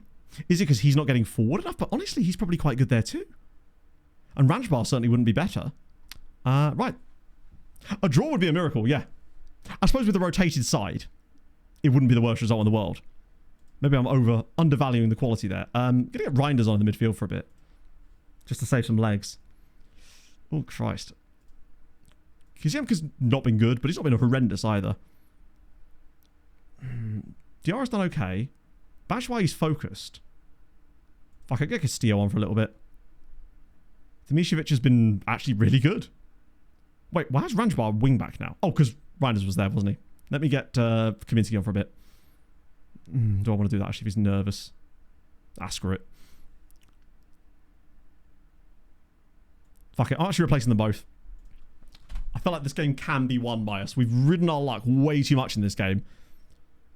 But if there's ever a chance to get something from this in terms of a win, a Rodado-Castillo pairing could perhaps be the one that does it. Although they're correct feet.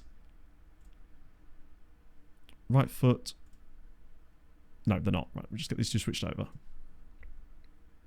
Yeah, so I wasn't sure if I'd done that on the in possession one, but no, that was the correct one. We've been absolutely walloped here. There's just no two ways about it. They're getting so many chances against us. I wonder if there's an element of some of the lower mentals of some of our slightly younger players are having an impact there. God, if we get out of here with a draw, this would be a bloody miracle. Oh, it's going to be a set-piece goal, isn't it? After all that, it's going to be a bastard set-piece goal. Or, even worse, a second phase of set-piece goal. Yep, it's going to be a second phase goal. Oh, please. Oh, okay, that's fine. Reinders has done okay off the bench. But they're just peppering. And maybe they'd have done this last season, I don't know. But imagine if we did grab a winner here, though. That could be a huge moment in this season. It feels like we're building to something, though. I reckon we're going to get an Oh my God, the passing, man! How have we forgotten how to pass a football? It's actually insane. It's going to cost us a goal again, isn't it? I'm over it with them. Their ability to pass a football has completely disappeared today. Wow. They can't pass a ball 6 yards. Mental. It's just, they cannot do basic things, and we're conceding goals from it. We deserve to lose this game easily. But my goodness me, what a turn up from last season. I mean, Strebek's done everything he can to keep us in this game, honestly. Crazy. Like, genuinely awful from us here. It probably would be worse without him, for sure. He's done his best in today's game. He's not been helped out by our lack of anything going forward. He's done his very best to keep us in this game. Turning up the tempo. But we were passing like shit before we turned up the tempo. That hasn't changed. So I'd say it's unlikely that that's the reason, given that that was present prior to turning up the text. Dearth the tactic? No. Well, there hasn't been an update for ages. The last update I got was well over a week ago. So no. I don't think so anyway. We won the title, in fact, after the update. So it definitely isn't that. We were just bad in this game. Right. That was shit. It was absolute shite. But it's fine, because we're going to beat Spurs. Come on. It's going to be all good. I think it is just a question of lots of rotation in the squad. We can't play a consistent lineup because of all the games. Younger players coming into it now. Maybe people aren't quite as suited as we were hoping to certain things. Give it a chance. Oh, that's not good. Where did that injury come from? Anyway, what I am going to do, though, is revert. But we have to revert back anyway because we're playing Spurs next. So it makes sense for us to turn this back to where it was. And if we give the ball away loads against Spurs, that would make sense anyway. Right. Let's go. Wait, are they both channel forwards? No, instead of what I was going to say. I thought they were both channel forwards somehow. Oh, we will figure it out. I mean, ultimately, are we still... Where are we in the league these days? Oh. We've lost the ability to see that information now because apparently the league doesn't exist when you're not actively playing in the next match in it. Yeah, we're down to 10th in the league now. I mean, it's a little bit underperformance-wise, but where are we predicted? 8th. Wow, we've slipped off a little bit here, which is odd considering we've not had a... How very weird. We've signed Michy Batshuayi. Don't they realise? We've dropped off, actually. So we're considered the 8th best team in the league at the moment. And we're kind of playing like it. To be honest, artificial boost. I think what it really is, and I used to say this before, it was more down to the fact that teams play against you differently. Because of your lower reputation as a newly promoted side, they will be more aggressive and attacking against you. Whereas because we've now gone and won a title, we are considered differently in Polish football. So teams now set up slightly differently because of your reputation. And they are probably going to be more defensive against us. Whereas Lechia probably don't care about shit like that. But the smaller teams do. So that's one of those games where maybe we'd have been better off sticking to our original tactical style against them. Whereas against the smaller teams, I think it is more suitable to go a slightly higher tempo. Small teams like Spurs, for example. I think it worked. And the thing is, Cracks, I bet it looks exactly the same as before you did it, right? In terms of the actual settings. But for some reason, it's like when you do it, it's actively turning a setting on and off that you can't see under the hood or something. Nancy lasting only 15 days at Celtic. Wait, what's happening at Celtic? Did I miss something? Oh, that's after the Spurs game. Publishing season 3. Yeah, do you know what? I don't even mind. At least there's not going to be any accusations of, damn, this is too easy for you. Because that was a little bit like, oh god, we've actually made some serious progress really, really fast. Wills, thank you very much for the follow. Happy Thursday. For the follow? For the 27 months. That's far greater than a follow. So I got completely thrown by that there. Thank you, friend. How is your Thursday going? The fact that we get a little conundrum to solve is actually quite enjoyable in a way. Wow, would you bottom? And the one game we have won lately was against these guys who have been shitting the bed. Lost to Dundee United. Lost 4 games in a row. Oh, genuinely, I didn't even realise they'd changed their manager. I thought Martin O'Neill was still technically in charge. I know he was only there as an interim thing. I didn't actually know they'd even appointed anybody. Exactly, it's such a tight league. Once we have just less fixtures, we weren't really prepared for Champions League football this season. And the thing is, we couldn't have really got prepared too well, because even if we'd signed loads of players, like first team level players, they wouldn't have been able to be registered because of the way that the rules work. So we've kind of done as much as we could with what we have. Like, if we'd signed loads more guys and spent all that money on first team signings, they wouldn't have been able to be registered for the European games anyway. So I think we're probably doing about as well as we could be expected to be doing at this stage. And that's fine. This is going to be a year where we get loads of games, the youngsters get loads of football, and therefore they come back better next season. Kaminsky, wait. I thought youngsters didn't have to be registered. Or was it because he didn't? No, okay. Or do you have to still... Why is he not registered? Ah, weird.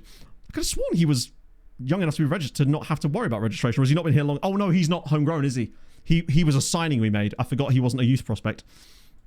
He came from Stahl, didn't he? Like Furman did, so he had to be registered for that same reason. Right. That's what it was. I forgot about that. I keep assuming that they're from our own youth intake, where they're actually not. Our league setup look like... how do you mean? Have a bit of that. Who's actually top of the SPL these days? Hart's still doing bits. Good lord, our team is absolutely cooked here, isn't it? Oh, Mishi, I wish you were around, buddy. So we'll take Kubishin out as well. Hearts. I'd like, as much as my family is Hibs fans, I'd still quite like to see anybody except like the old firm win the league for once. It'd just be fun and different, you know. Oh, view only playable. I've got Poland, top 2 leagues playable, and then the big 5 leagues view only, top 2 leagues, and England a bit deeper than that basically. It'd just be so sick to see something happen there. Not if you're a Rangers or a Celtic fan, of course, but oh my god. The version of the sack. Yeah, no, I can see how that would probably... the fact that they lost to Hearts as well, I think Presumably that was a huge moment in the title race as well. I mean, I remember when Hearts were briefly good for a little bit as well. I think it was under George Burley when they had that absolutely mental Lithuanian owner, I believe. Was it Romanov? Is Renko going to have to play? No, he can't, surely. Right, Stoya can start because he's got no choice, even though he's a bit knackered. Reinders will start. Krzyzanowski's back finally, at least. Castillo and Rodado, because we've got no other strikers. We are only going to be able to field like a... Let me just do that and then quick pick the bench. It might throw some extra random people on the bench that we could at least... Oh, wow, there's just nobody else, is there? Wroblewski can go on the bench, surely. We've got spare slots. We've got Bednarak there, apparently. Mirage, why not? Bodies, right? Fine, we'll put Mikui in there as well. James. Is James not on the bench? Oh, no, he is. Is James going to play in the Champions League or Ranjbar? It's probably going to have to be James, isn't it? But if we're going to do that, I'd rather James be the channel and have Bandama, because Bandama does actually do bits there sometimes. We've kind of also been a little bit screwed by the way that the Polish transfer window works. I think in future we'll have to be more careful with that. Making sure we sign any players we want to register for the Champions League squads or whatever way before the end of the window, so we don't get stuck in the same problem. Partly on my bloom, as in the Brighton guy. Right. We're back to standard. I'm preparing all of this for us to travel to Tottenham to get absolutely clarted anyway. The nut of the ramble used to chat about. There were so many nutters like that though. There was also Bakali, was that dude, that nut job in Romania, I think. He was a crazy bloke, wasn't he? Poor out of form. Yeah, let's do it against Spurs. I like how we only seem to get options against Champions League teams. I guess we have been bad. Sharing his data. That actually sounds like quite an interesting agreement. So that looked like quite a strong team that Spurs are putting out there. We might be in trouble, friends. But Stabile, they've got this. If there's any team that could Spurs it up against us, it is Spurs. Although, we've not even really come close to getting a point in the Champions League yet this season, really. The closest probably was the Newcastle game, that first match, when we actually led briefly. Having the UCL. Tottenham, Real Madrid, Newcastle, Monaco, Ajax, Galatasaray, and Eintracht Frankfurt. Newcastle was the closest. Arguably, in terms of statistics, I think Real Madrid, we were probably better against them than we were against Newcastle. But we were better defensively against Newcastle and had better goalkeeping in that game. This is always going to be a tough one. What you've missed is we still keep losing, but we are hoping for the... I just overdid it a bit there, lads. Come on, you've got to run back. Mikey, he's got so much space for a tap in here. Whoa. Thankfully, he played the ball behind him. Because that probably should have been 1-0 Tottenham there. Some of our build-up in the midfield there actually looked quite nice as well. Right up until we lost the ball again. But we are playing against Tottenham, so they're going to be more in on us there. They're not going to give us the space to just pass the ball around at will. And we've nearly survived half an hour here. And they've yet to have a shot on target. I suspect it will be coming sooner rather than later. But at least we look a little bit more defensively stable here whilst not offering a lot going forward. Vicario's not had a good time of it in real life lately, has he? Bless him. First there was the whole thing about Fulham, but then didn't he do an absolute silly again against... Was it Brentford? That pass to, I think it was Gray? Oh, good blocks, lad. That's more like it. We're playing like the teams that play against us instead. Forest, that was it. Sorry, they've already lost another game since then, haven't they? I forgot. No, they beat Brentford, didn't they? And then they lost 3-0 to Forest. That was a result. Keeper. Oh, dear. Oh, no, I think we were okay. Oh, no, he's going to go through and score. Oh, he's missed it. We're hanging on in here. Just as much Gray's fault. I mean, it looked like the pass was... I didn't really see what Gray could do with the pass. It seemed like the second the ball was on him, the Forest player was already under the pressure. It already got him under so much pressure that... Okay, yes, he can do better, but... It looked to me like... Oh, God! Keeper's doing everything he can here, man. Like, what's he supposed to do there? He actually makes the save, but then it's Romero who makes it 1-0 to Tottenham. I think he actually makes the second save. Oh, hello, this is an angle. Stipek makes an incredible stop. Oh my God, that is so... Look at the save! Wait. That's just over the line.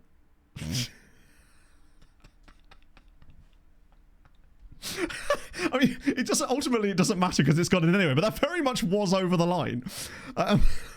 Unless the game is basically saying that that was where it crossed the line and the follow-up didn't actually matter. But I don't think it's smart enough for that, is it? Your Spurs are now actually 2-0 up as a result of that. Okay, that got worse as the game wore on. That was an incredible save. I'm claiming it. Right. We're a goal down. It's what we do. Nobody's been appallingly bad, apart from maybe Castillo. Castillo's starting to remind me a little bit of Božić, which is concerning. I mean, we just do what we did against Real Madrid. We cook. We're going to go a higher tempo. We're going to go attacking. We're going to go at them. They're still only 1-0 up. It can be done. We just need to actually score a goal. Although this game is reminding me a lot more of the Monaco game than it is the Real Madrid and Newcastle games. Seems that Spurs are actually in relative control of this one now. I don't suspect we're going to get a lot of chances. In fact, I wouldn't be surprised by... Ah, dear. Bergwijn might be banging this in, right? Krzyżanowski's been very poor. Oh. But we haven't really been absolutely clobbered in Europe yet. At the very least, we've been representing ourselves well. 3-0 at Monaco was probably the closest to that, and that was actually really late on. That 10 minutes is a bit... Can't get a lot done in 10 minutes. At best, you've rearranged some chairs in your office at that point. You've probably not even met anybody that's at the club after 10 minutes. Right. We'll throw some changes in here, but Spurs away is always going to be tough. Ronaldo's anxious too, but like realistically, nobody's coming on for you.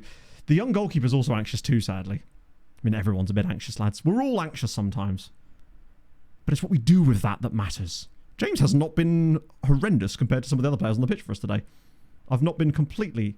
God, Reinders is absolutely knackered. James or Bandama? What's my options? Oh, God. It's not looking good, chat. Fuck it. Ranjbar for Bandama. We'll just throw the dice. Still only 1-0. It just takes one set-piece goal or something. Fulham Forest on Monday. Is it home or away? For Fulham, as in, is it the cottage? Sorry, the better question, is it the cottage or the city ground? Because that depends a lot. We've been trash away from home at times. Our place. Forest are kind of on an upward trajectory again, but then outside of some of the massive games we've played, we are in many ways too... I don't know. I don't know, because we've got a lot of players missing for AFCON. We're missing some of our core, and I don't trust... This is a make or break for Kevin. I think he needs to be showing why he should be in this team. Like, Harry Wilson is going to be great, but we're so lacking up front as well. If Raul doesn't play the full 90 minutes, we've got nobody. Because Marco refuses to bring on Kusiasare, and Muniz isn't going to be back for ages yet. We are just so lacking up front. Never win again this season. No, I mean... I heard someone say the other day that Wolves have less points than a triangle. And it's been stuck in my head ever since then. Because I think they now have equalled Derby's record at this point in that same season, right? I don't know if Derby's goal difference was worse or not. But either way, it's still not great. Hello, Rodado. Oh my God. Castillo! Come on! It's 1-1! At White Hart Lane. It's not White Hart Lane, but it might as well be. It's Red Hart Lane right now. What a ball. Who was this? Ranjbar. What a putt. What a little... Also, what a touch from Rodado. To actually first time that. Wow, that is a dreadful finish. It's straight at the goalkeeper. As if we're level. Come on, lads. The pass was phenomenal. The touch was great. When are we giving away a penalty is my question. How quickly do we take away a penalty? Do we get that penalty given against us here? Imagine if our first point ever in the Champions League here was away at Spurs. It would be very apt. But you're right. It is giving like late goal for Tottenham here. Oh my God, we're actually going to do it. Tottenham 1, Wisła Kraków 1, Rodado to Castillo for the equaliser, and it's done. We've got 11. I can't believe it was actually Spurs that... Lads and lasses, it's Tottenham. Bonus money for us. I love it. Quantum Spursiness continues into FM26. He's not going to get any credit for it, but that pass from Ranjbar was absolute filth. It's a perfect diagonal dropping straight onto Rodado to the point where Rodado can literally first time it. A well-deserved draw. I agree. We did everything right. 700k. So This one result is going to pay for Spashowski. Oh. Hey, we just got to celebrate. It's our first ever points in Europe. Love to see it. And we thought we were going to lose every game. And I still... we might somehow find a way to do it. You've done brilliantly to salvage a draw. Well done, lads. Castillo has been absolute garbage since the opening day. But that is... he finally got his chance. Sometimes you just need a shot that goes in the back of the net. And that is what he's provided us there. You love to see it. And, crucially, off the bottom now. Not winless. I like this. This better not be Willian. One bitey. It's... I love a Simpsons meme. EFL Simpsons is one of my favourite TikTok accounts. Derby's goal total for this, really? Double relegation. Is it really considered to be that bad? I mean, I do feel for them because I was talking to Mike about this the other day at dinner and it was like, the Wolves team just feels like it's got FM regens in it. It feels like they're doing what I do when I play FM saves, but I know a little... but I'm better at recruitment in some way, which is wild. Oh, is he gone? He knows Scottish football because he nearly joined Carlisle.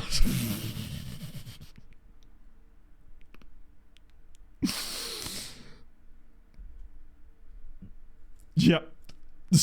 I have so many things to say. Where do we begin? Oh, professional contract. Wait, who the...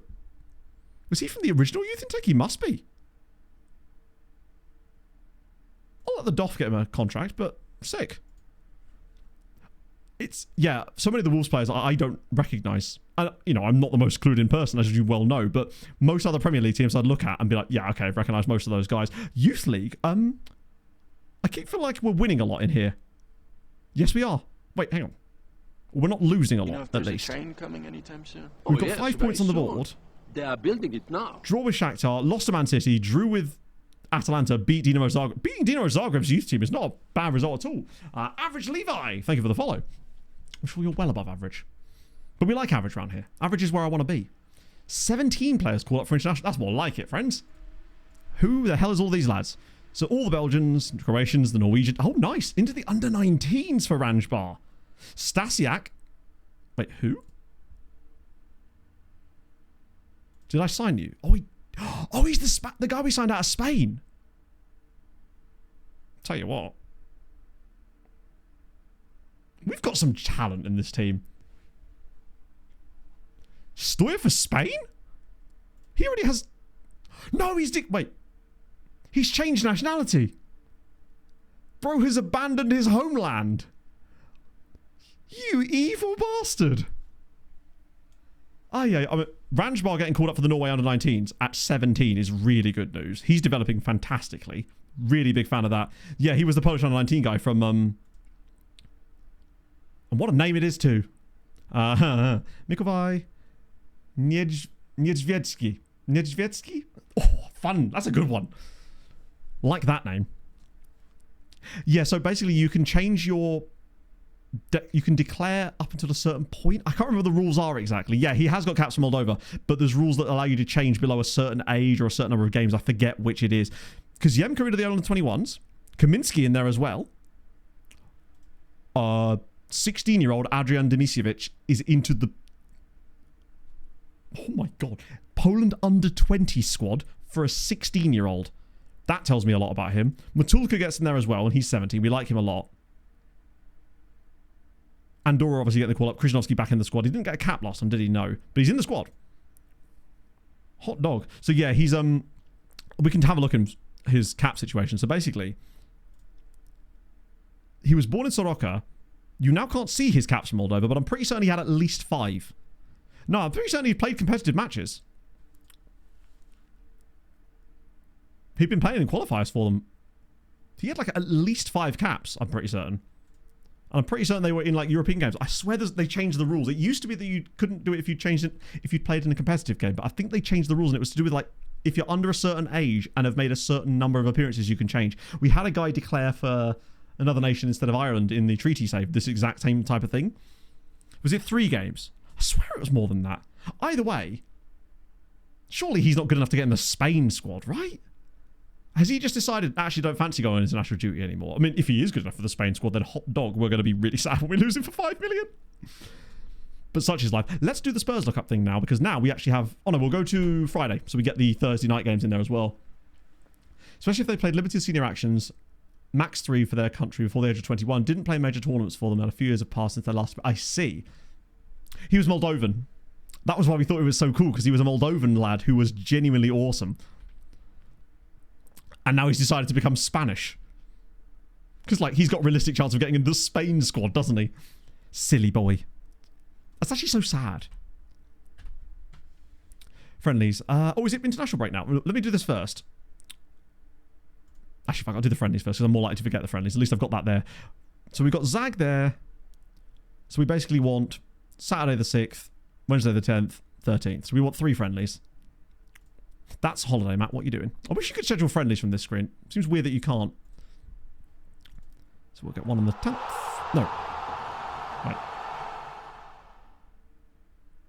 Still here, occasionally. Someday I'll outgrow this nonsense. Today is not that day. Spoonerman, thank you very much for the 20 months, friend. I hope you're well. Match on the 7th. Oh, I thought this was the last match before the international break. Yeah, we've still got another game. Sorry, that's why I got confused. I thought we were into the international break now. So that's why I thought you were asking about the friendlies. That's my bad. I should have looked that up. We'll do Europe. Coefficients on the year.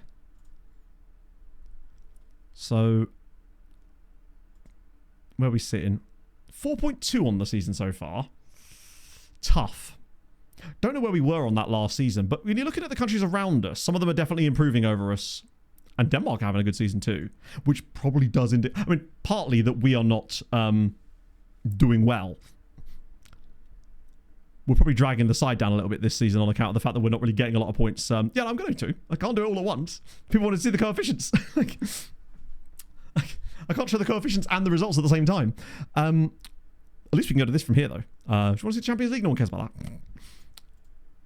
So, we did have... Oh, dear. What did we? No, there they are. Lech Poznan. Is that going to show their games? So they have actually, unfortunately, dropped some points. In fact, they've lost 2 games since then, unfortunately. They lost to Feyenoord, lost to Brighton. Those are tough games. I think they'll still do enough to get through, probably. They started well, but those are tough games. God, I hate the fact that window will not minimize itself. Oh, good. Wait. What? Oh, yeah, no. Why would the back button or the... Oh, wait, that's the forward button. Wait, what? What is it doing? Sure. Yeah, why would it take me anywhere near I was... Sure. Wow. Conference League. Oh, Lechia are there. And where are Lechia? Oh, lads, come on now. What's happened? They've lost to Besiktas and Roma. They can't play Viking twice. That was their knockout game to get to this stage, so I have no idea. Oh, no, Winterthur. They got a draw against Winterthur. So, not great. At least Lechia, ironically, are doing better than the other. Yeah, no wonder Poland's not having a good year. They're arguably doing the best of the bunch. They've beaten Karabag and Budućnost, and they lost to Dunajska Streda. Overall, not the best season for Poland. Playing poorly in Europe, playing poorly in the league, other than Lechia, who are the one team that are kind of holding down the fort. It's lots of call-ups there. North Macedonia, Tajikistan, the usual. No Mali cap for you. Okay, right. Let me just actually schedule those friendlies now. Yeah, a few more call-ups, which is nice. So we've got a game then. So I want 10th, 13th. Yeah, I want 10th and 13th. That's it. Just dump in a couple of cheeky little ones. There we go. 10th for that. We want someone low and crap that we can knob about a little bit and get some fitness levels and hopefully no more ankle break injuries. That would be nice, wouldn't it? 13th as well. And nearby teams. No, we don't want nearby. We want very small. Smaller the better, please. Bring me your wares. We need some nice pylons that we can knock over, essentially. Do the basic stuff well. Pogon. Wow, that's actually kind of a mid-table battle. Yeah, their badge is a bit of an odd one, isn't it? It feels like one of those things that... I feel like badge stuff can be very homogenous these days. Most of the new badge designs you see... I love that he's the worst trainer, pretty much. Mostly follow the exact same design. They're either the really weird minimalist stuff or they're just circle badge. I mean, I imagine that... How many of you in chat right now in the last sort of 5 years has your club gone to, yes, we are now circle badge team? Because I can just think of so much... Brentford did it. City did it. There's definitely more that have done circle badge. Bristol City, I think, had... Theirs was a bit older than that, but I think they went circle badge too. It'll happen to you. You least expect it. One day you wake up, circle badge. I dread the day that Fulham realise what circle badge is. Newcastle... Yeah, Villa did it. Then they reverted it back, didn't they? Because people complained. Yeah, Mishi's just... He's saving his energy. He knows when he's needed. Made up bird. Hey, wait till that is a circle badge with made up bird on it. Was it really that long ago? I mean, your old logo, I didn't think it was any good, but that's because it's Brentford. But also, it at least had character, right? It stood out because it was immediately noticeable. Just feels kind of like the circle badge trend. Just makes all of them look very similar to each other. Particularly when the colour schemes are very similar, which in a lot of clubs, let's be honest, they are. Tactical advice. I don't need... Actually, what is the tactical advice? A balanced mentality. No. A crossing threat. You focus on stopping crosses. That's not really... Yep. Long range goals. Oh, yeah. We want to shoot from distance, do we? I'm glad that these things exist, because I think that would really much... It would help a new player, perhaps, build a tactical setup initially. But I'm just not sure how consistent that information actually is and how good it is compared to what the teams are actually going to do. Make a lion look like a lion. That's the kind of changes you want. Drawn by a child. I guess. I know it's about brand identity and all that, but just it was cool when clubs had interesting badges and stuff like Cambridge United, for example. They went down the minimalist route, and I'm not a fan of Cambridge United's new badge at all. It reminds me a little bit of, you know, those games you play where you have like the wire, but like the piece of metal, and then you have like the thing you don't want to get zapped basically by it, and you have to like guide it along there. Cambridge's one looks a little bit like one of those. It's the only way I can really describe it. Right. I'm going to do a quick pick. I just want to see what my assistant does when he's given free reign. Rodriguez. Oh, he only wants to put him in the team because of the... Why does he want to put... I guess because he's got that promise, right? Bandama and Kubizian. Interesting.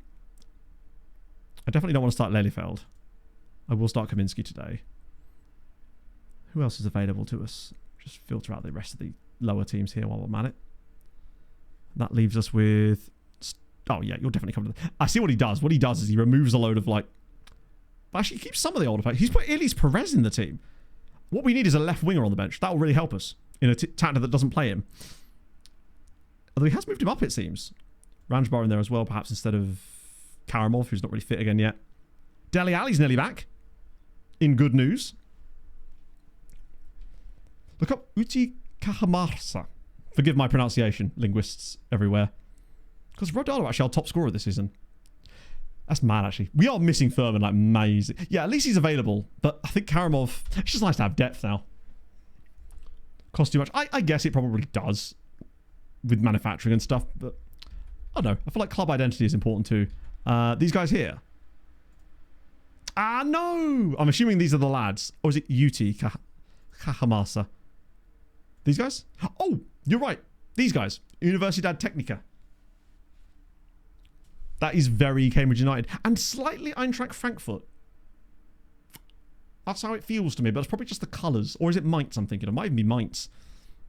Khalifa, sorry, ended up back in goal there. Kind of that.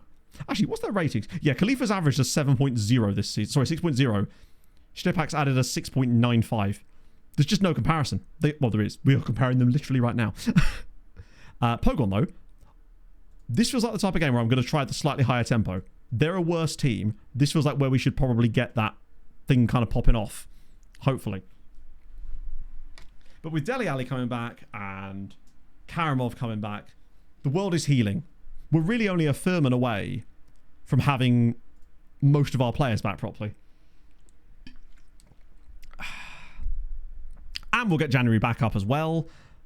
Some of them might even be first team quality as well. And we can probably... What I might do in January is have a proper look at the under-19s and B team. Because some of them we would have brought in with the knowledge of... they're probably for the loan farm. But if they're not going to get a loan, some of them might still be usable on the fringes for us. And might be worth getting moved around in some squads, perhaps. Plan for the future. Well, I don't use substitute goalkeepers, so there's no point in putting another goalkeeper on the bench. I've just noticed that Mason Greenwood is up front here for Pogon. That's a move that I did not see coming in this save. I assume that's he. How many points have we got in the UCL? 1. We actually got a point.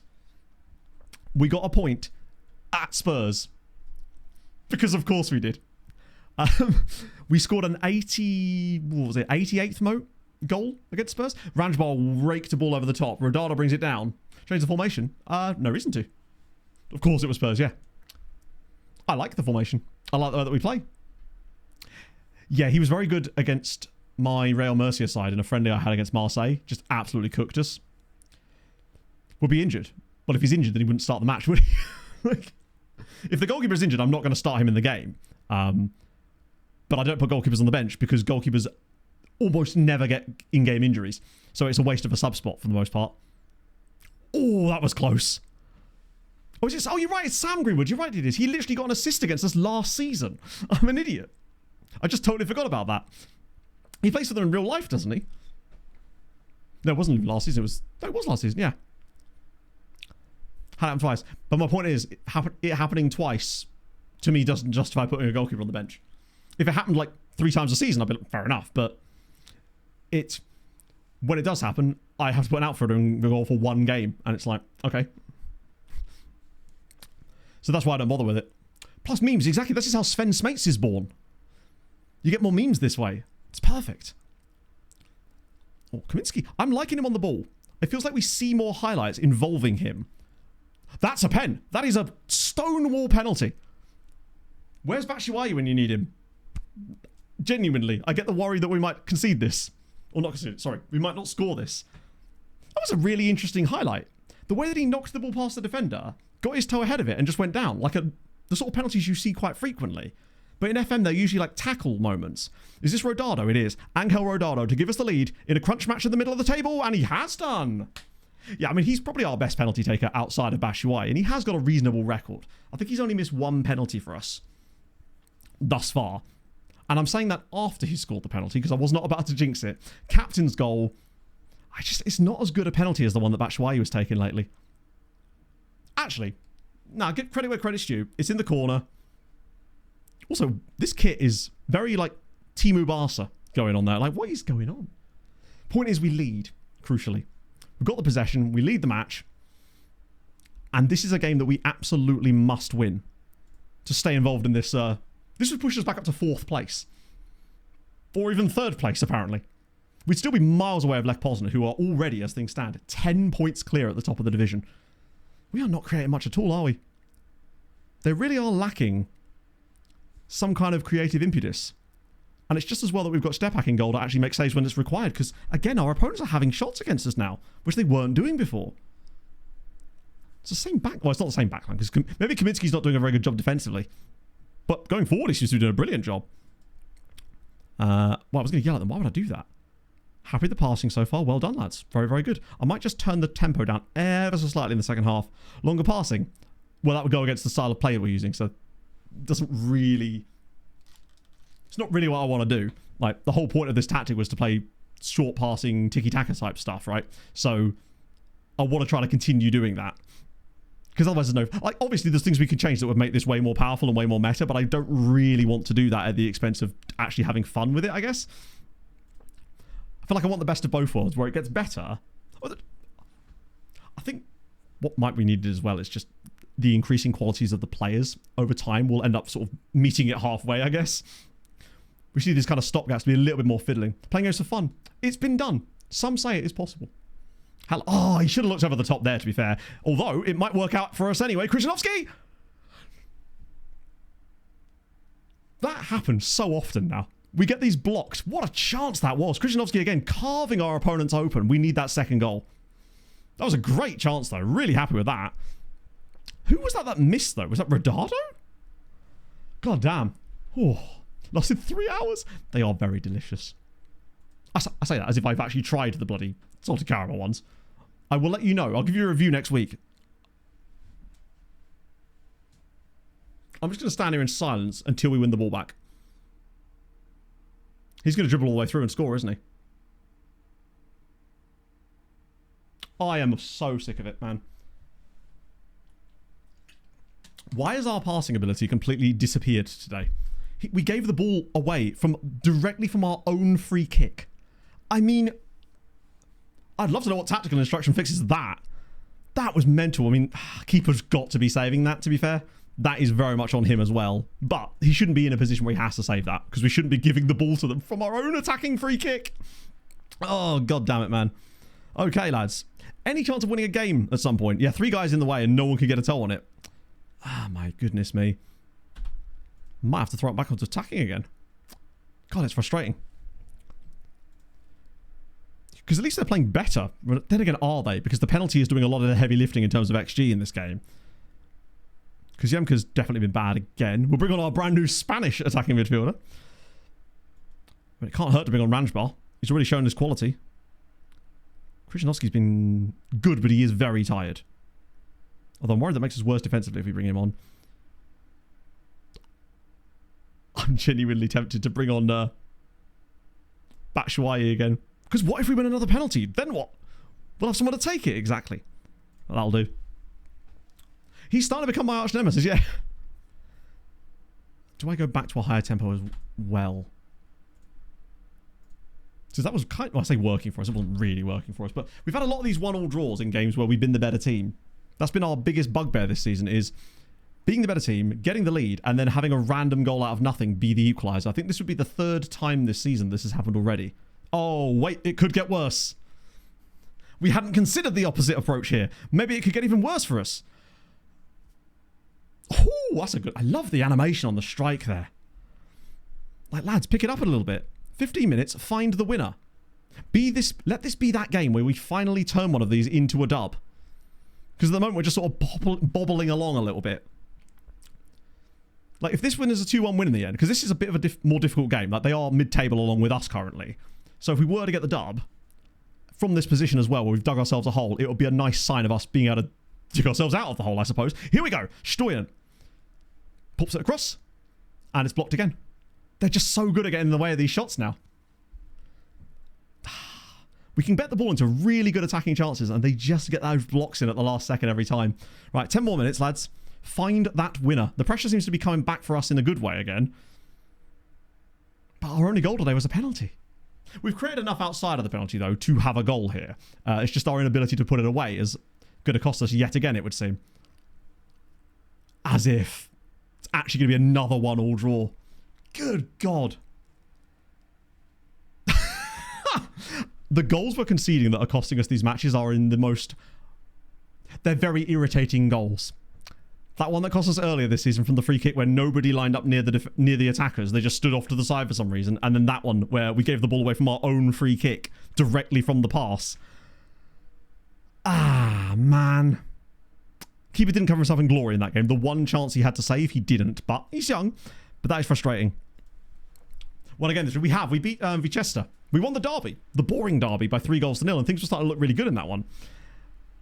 Until they then weren't. No, we haven't. We've only won 1 game today. I love that we've barely won any points today, but we did manage to get a draw against Spurs. Because that now pushes us up to 9th. Still right in the battle for this, of course. They dropped points in the end. Got a shit right. Maybe, but that seems unlikely. Hey, bit of adversity never hurt anyone. Yeah, we're underperforming ever so slightly. It's not exactly like we're ripping up trees this season at the moment. I just think all these extra matches are taking its toll on us. And there's only so many players you can have in your squad. Otherwise, they just get pissed off at you. We just were... I don't think we were ready for Europe this season.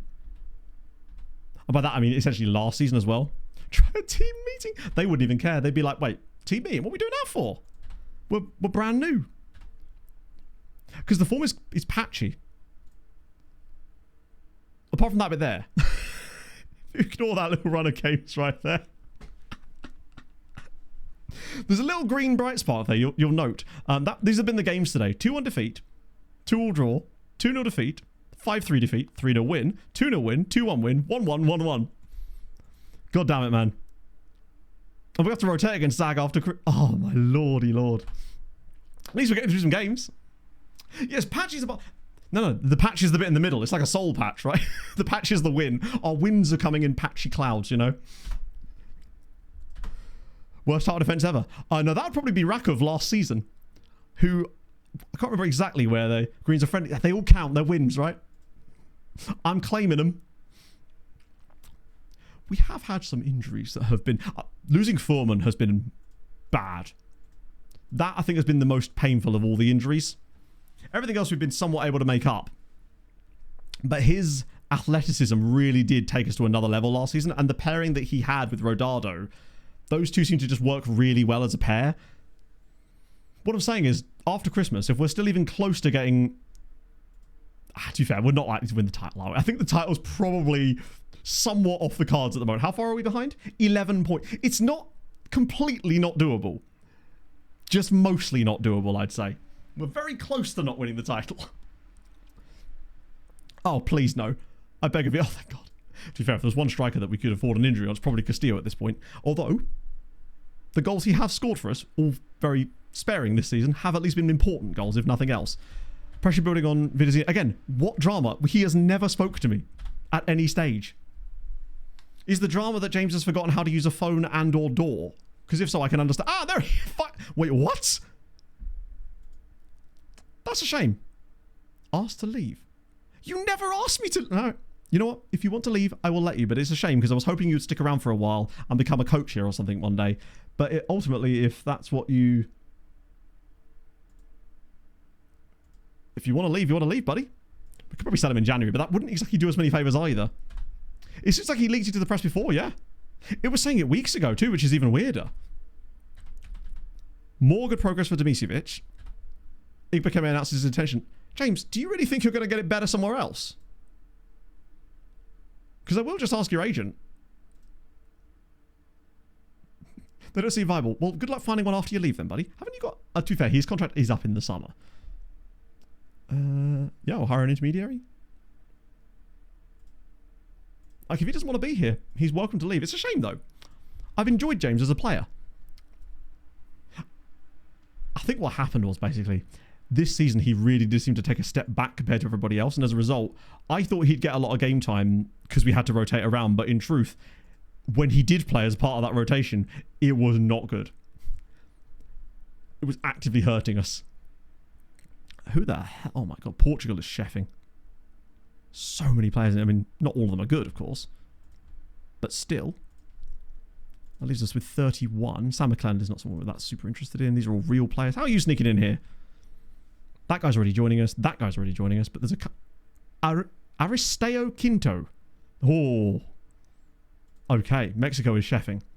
What knowledge levels? Right, what's extensive? So we can just send the other guys around immediately and not have to worry about it too much for the time being, because there's some quality in there. Especially this Darwin Angulo.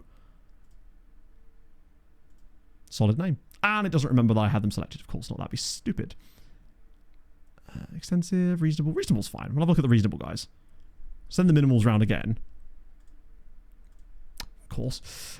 You're a real player, so I'll just ignore you for the time being. Right, who is the non-real players on here? Managers is joining us already. Joao Teixeira. Andorra.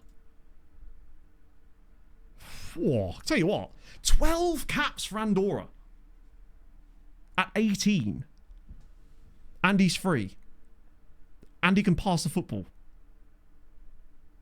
I think he's a bit of a no-brainer, really, isn't he? If he doesn't want stupid money. It's not super low, but it'll do. Some of the Andorrans we picked up in this have actually been quite decent. That Ilan Rodriguez lad we've got is pretty solid as well. He has a minimum fee release clause of £1,000. They don't even want that.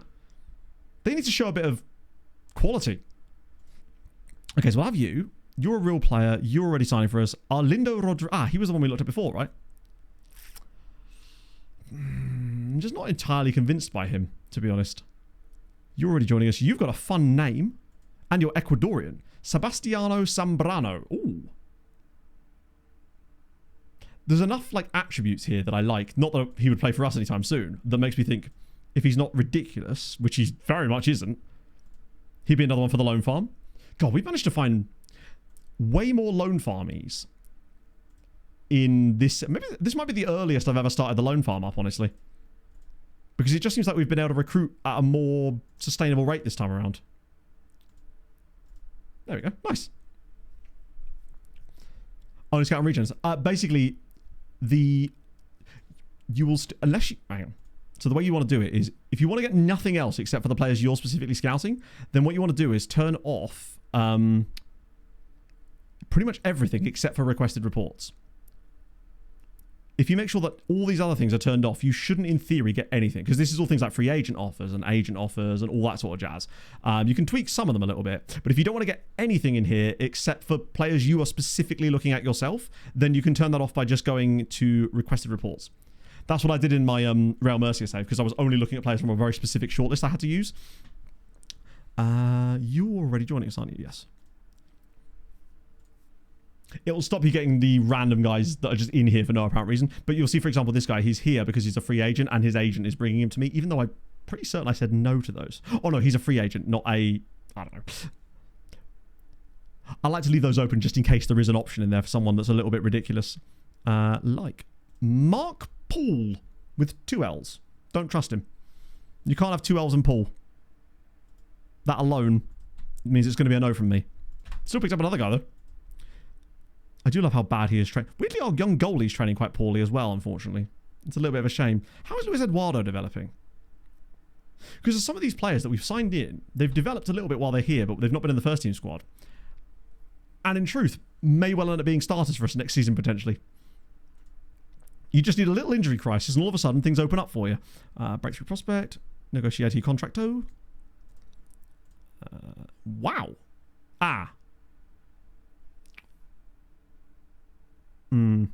Right, okay, this is a problem. I might have to use the relegation release clause on him because he's got, obviously, tons of caps. 4 million!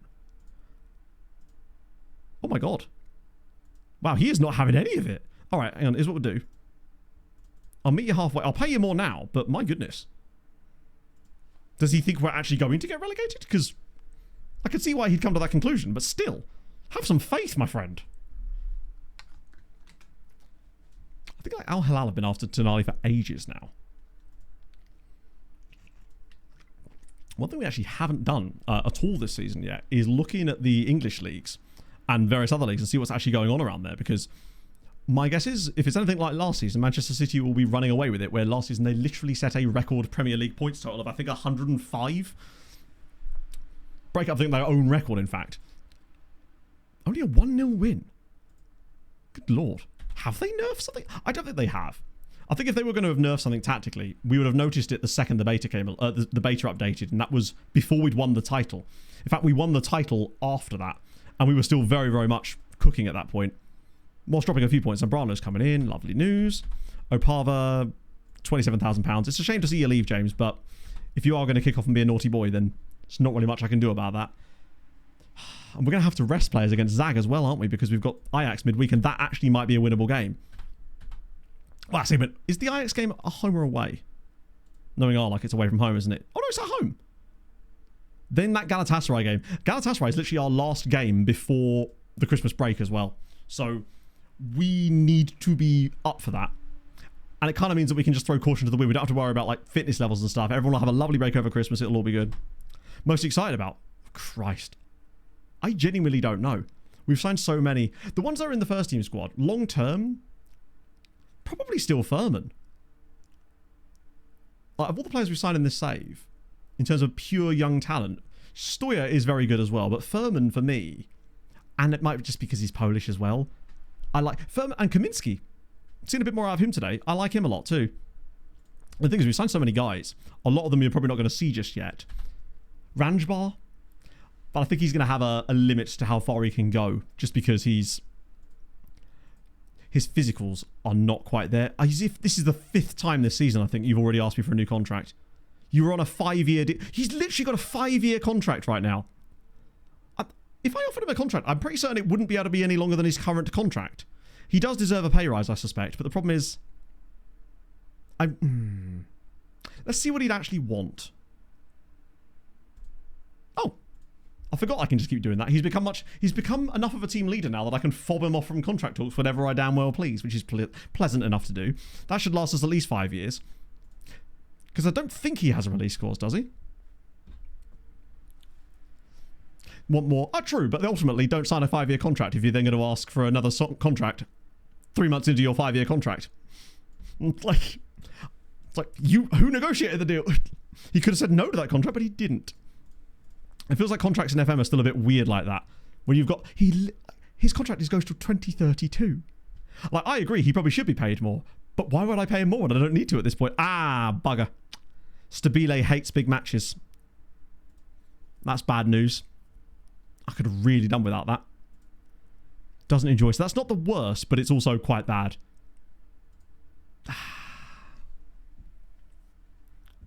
He's so great. I know. Get with the program, man.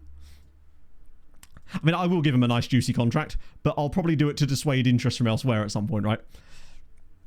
Okay, we're nearly there. Because it does seem to be, now that I've no longer got it on daily autosave, that it's processing much faster. As much as it's subtle and in the background, it does feel like it goes from day to day way quicker when it's not having to save it constantly. Edvardo is definitely becoming more of a, for whatever reason, he's developing lovely. Which means now we've essentially got, oh no, he was already kind of part of the rotation, wasn't he? He just had that injury. Okay, let's have a little look on the world. I just want to see what's cracking in, oh, we can't see any of the other news sites. And the fact that you can't click on the Premier League here and actually have it take you to the Premier League, why is this not clickable? It doesn't make any sense to me that that would not be clickable there. Like, show me the day's top fixtures, but then don't let me actually interact with it in any way. So close to being usable. Yeah,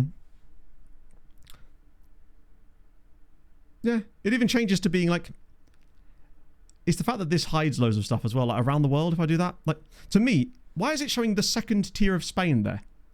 Like, why is that specifically the one there? That's actually really weird that that is the one that's showing on around the world. Oh yes, the Spanish second tier, everyone's favourite. I know that all of you secretly are massive fans of La Liga 2, so I understand why they're showing that to us here, to be fair. Just in the end, yeah. Usual suspects? Yeah, well, actually. Oh dear. Not going well for Getafe. Just have to do it the old-fashioned way then, aren't I? Can't believe this. Making me do work. Right, Premier League. Oh, actually, Arsenal are top. Brentford at bottom. Okay. The world is healing. Fulham are not shit. Always a good sign. I mean, not great either. West Ham are in the top 6, along with Man United. This is unrealistic. Spurs are sort of middling around there. Brentford have won 2 games this season. I bet one of them was probably against Fulham, though, wasn't it? Because it's... Oh, we can't see... Oh, no, we kind of can. Palace and Sunderland. Fair enough. What about the champion? Wow, Wolves are top with Coventry. Down at the bottom, Preston are not having a good time of it. My God. Birmingham are actually getting double relegated, it seems. They already got relegated from the Premier League last season. Maybe the Brady bunch have sold up. Because that's not a great start for them there. Wigan top of the... Yeah, that makes sense. Wrexham already back down here again now. Bristol Rovers struggling. Whoa. Terrible goal difference there in Notts County. Mostly on account of the fact they've scored 7 times in 18 games. Pro tip, you're going to want to score more than that. Just take it from me. Harrogate Town in trouble. Nobody's getting cut adrift down here, although there's some dreadful form. I do quite like the forms around here. Hello, Flawless. Makes sense that Copenhagen... Oh, that's amazing. Maybe this is where you pivot into it being a ban save, and therefore you can then claim the success of it. Be like, I knew that. I wanted that all along. National League, York City cruising-ish at the top. Tamworth with 1 win. 34 goals conceded is an impressive... Then again, so have Hartlepool also done that. Yeovil heading back down again as well. And what about the real lower leagues? Ultra, my God, 50 points! 50 points after 18 games is immensely impressive. They'll find somewhere to bodge this up and lose to Chester now, won't they? And 37 goals conceded for Kettering is immensely impressive as well. Oxford City are looking a bit worse for wear as well. Down here it does... Oh, it's not as bad in the other league. Dover doing well, but not quite that well. Tottenham, though, everyone's won a game. Everyone in the Football League and a little bit lower has at least won a game, which is something we can all be proud of and enjoy. Holy shit. I think that actually, weirdly, might be the most games we've got through in one of these streams so far, which is good, considering it feels like we're speeding things up a little bit now, which is nice. I might start, like, Insta on Cup games or something next season or something, just to allow a bit more progress so we can get through the seasons a bit faster. It's just, F126 is just, generally speaking, slower to play games across the board, it seems. Like, I don't know how many of you noticed this, but even on key highlights, they just take longer. And when it's a Real Madrid game, like that one we had, I'm totally fine with that. But when it's not, It's not quite as good. Now, am I spelling these names correctly? Yes, I am. I'm going to send you lovely folks over to Robbo. Haven't rated Robbo for a little while. So yeah, I'm almost certainly not going to be streaming on Sunday. I know I said that last week and I did anyway, but Pog has promised me that I'll actually will take a Sunday off for the first time in 3 months. So I'm probably going to be doing that, which means we'll be back for probably the final stream of the year, in fact, on Monday. No, that's not true. Monday? Does Bro even watch his own content? No. Part-timer, indeed. So yeah, I'll see you lovely folks after the weekend. There will be a video tomorrow on the Patreon. And probably out on Saturday morning on the main feed, which will be the scouting one we were talking about today with all the cool new stuff in it, basically. So yeah, look out for that. And I have one more video out before Christmas as well with scenario saves and things like that as well. So, exactly, Prepo. That was the exact counterpoint I had to that argument, which never made any sense to me at all. So yeah, it'll be the final stream of the year. Stream on Monday, I don't know where that's come from either. Sunday. No. Hang on. What's on Sunday? No, next stream will be Tuesday. Not Sunday. Not Monday. Specifically not Monday. It'll be Tuesday for the next stream, which will be the final stream of the year, in fact, because after that, Christmas Day is on the Thursday, and then I'm away for a little bit. Gonna go to Devon, see the fam, need to finally finish off some Christmas shopping, and yeah, so we got one more stream to make it happen. Might end up being one of those ones where we just go a bit longer because fun and right. And also the January transfer window is encroaching on us as well, so I'll be wanting to play some of that too. So anyway, see you guys soon. Hold your gun. Capybara. XD. That's a Polish thing.